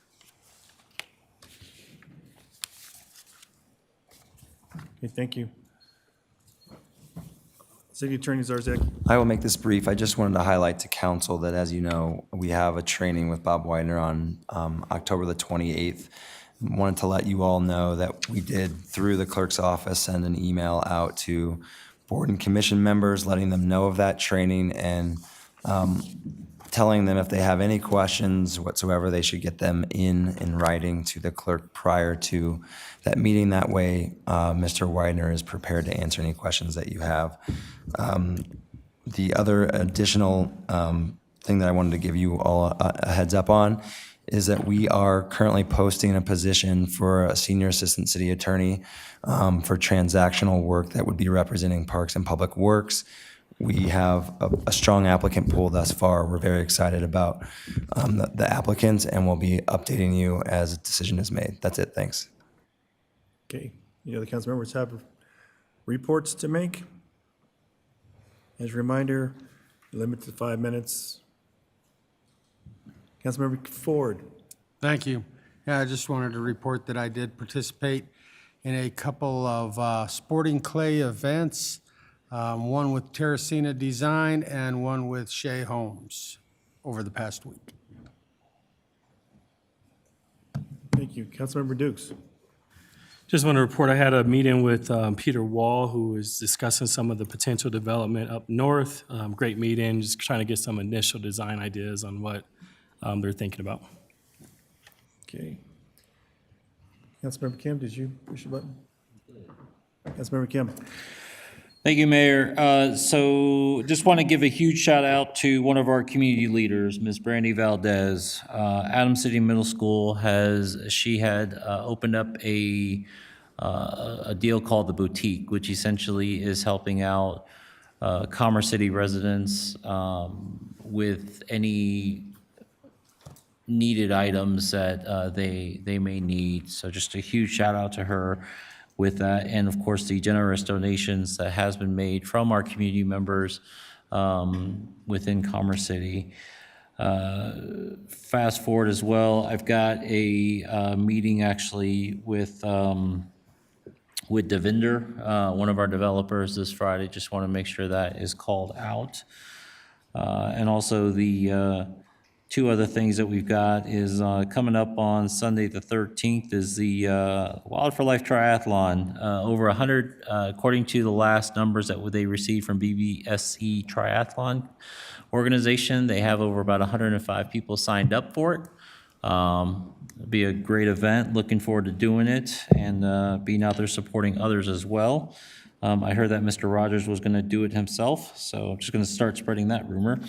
And then finally, there's a Aces High Classic Car Show and Motorcycle at Poor Tap House on Sunday the 13th from 11 to 3 o'clock. Hopefully you guys can make it. Be a great event. That's all I've got. Okay. Mayor Pro Tem Noble. Thank you. Policy and Governance held a meeting last week, and so there'll be some items coming forward to the City Council. And secondly, I was happy to participate in the Leadership Day. The Adams 14 Foundations group was really wonderful because it was very mixed this time. There were men and women. The last time I did it, it was all women. So this is a big change, and happy to participate with them. I was not alone. There were 3 other council members with me. Okay, Councilmember Chacon.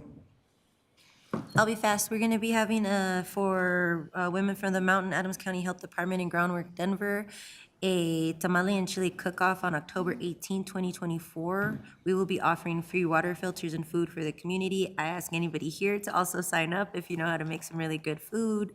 We will have Ballet Folclórico and Grupo Raíces de Mi Tierra at Hope Family Resource Center off of 6500 East 72nd Avenue. First place for the best tamale and chile for both, that's 2 sections, is $150 prize. So it's from 6 to 9 on the 18th of October.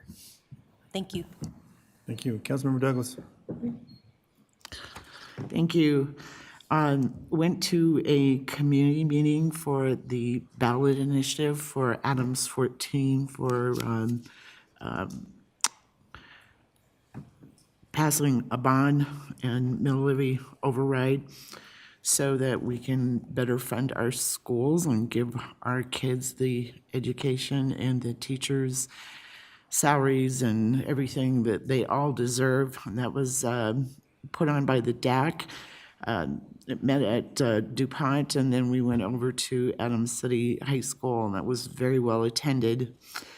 Next day, I went to the Bobby Yar commemoration, and that was to recognize the Holocaust victims who were lost in that city. I believe there were like 31,000 that were executed, and it was that park is absolutely beautiful, and it was a very special commemoration, and I was so glad that I was able to attend by the invitation of our Attorney General, Phil Weiser, and then attended the State House Talk Around Town that same day, and that was great interaction with the citizens. I always like to be able to talk to people one-on-one. I will tell you, though, that with some of the proposed apartments that are coming in, people are saying that they're going to put their houses on the market because they're feeling like we're getting saturated with apartment buildings. So I just want that to be on everyone's radar. I went to the EPAC meeting the next day, and let's see. Then I also attended the grand opening of the boutique that Brandy Valdez has worked so hard on, and that was amazing to see people go in and be able to get either gently used or brand-new items that they needed for their families and their household. And so I want to congratulate Brandy and Elizabeth, who is also the co-chair for DAC, for working so hard on that, but Brandy especially because she's put in a lot of hard work. And then I went to an energy and environment leadership symposium, a 2-day event in Greeley. This is the 4th one that's been put on. The second one I've been able to attend, and it was really well worth it. The message is the house is on fire, and we better do something about it quickly, because the next generations are not going to have a livable environment. So I'd like to share as much information about what I picked up at that symposium with the rest of council. And then I attended the Fall Fest last Saturday at Veterans Park with Eagle Point Recreation Center opened up for all of the different nonprofits and organizations that are here that serve in Commerce City, plus some people who do home crafts that they got to set up tables and sell their wares. It was a very well-attended event, and I would say it was highly successful, so congratulations to the city and the city staff for another successful event for the community. And I know the community really, really appreciates that the city is holding things like that for the community. So that's all I have. Thank you. Okay, thank you. Tuesday, I went as well over to Adams City Middle School, and shout out to Brandy Valdez for inviting me to that function along with Councilmember Douglas and Councilmember Kim. There was a lot of people. We walked up to an event, and people are in need, and they had all kinds of products, shoes, clothes for kids. soap, you name it, diapers, wipes. And then on Wednesday, had a Metro Mayor's Caucus meeting and Dr. Cog workshop session. We talked about it again. Dr. Cog was awarded almost $200 million for Environmental Protection Agency Climate Pollution Reduction Program. So right now we are putting several committees together to see how the money could be put out to the communities. As low as 3.5 million, as high as $34.8 million of tranches. I also attended the Energy and Environment Leadership Symposium in Greeley.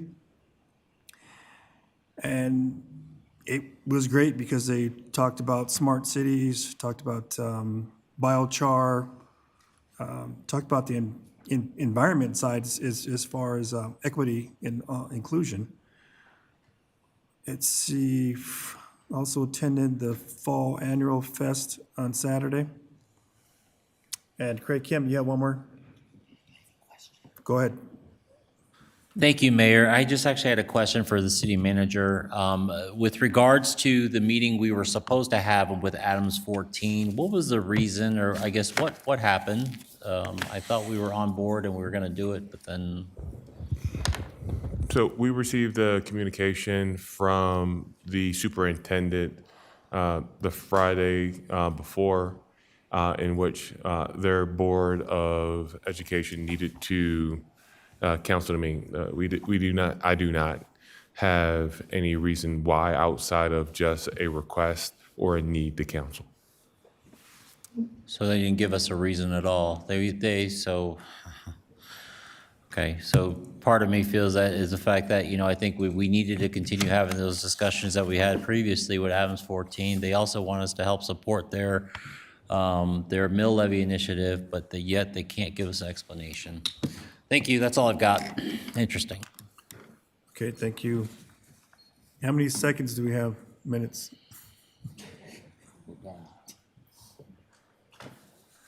1 minute and 20 seconds. Hey, just wanted to make sure, I received this in the mail from City Attorney Sozecki about the Federal Emergency Management Agency. And I believe that our floodplain throughout the city has changed, especially in the north through Second Creek. And so I'm going to share this with the city manager and send this out to all the council members. Plus Brighton Fire District, they want to terminate their intergovernmental agreement for the assessment collection, remitment of emergency service impact. And this was from the state. What was that? Senate Bill 24-194, the Greater Brighton Fire District Board Directors intent to adopt impact fee schedule.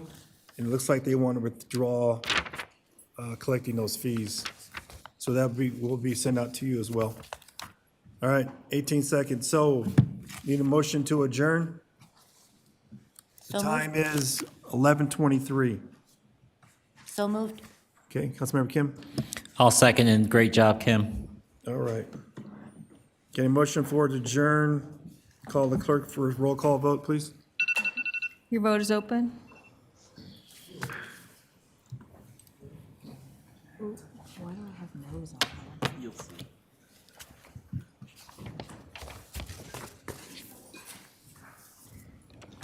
All right, that passes 6 with 3 noes. Why wouldn't you want to adjourn?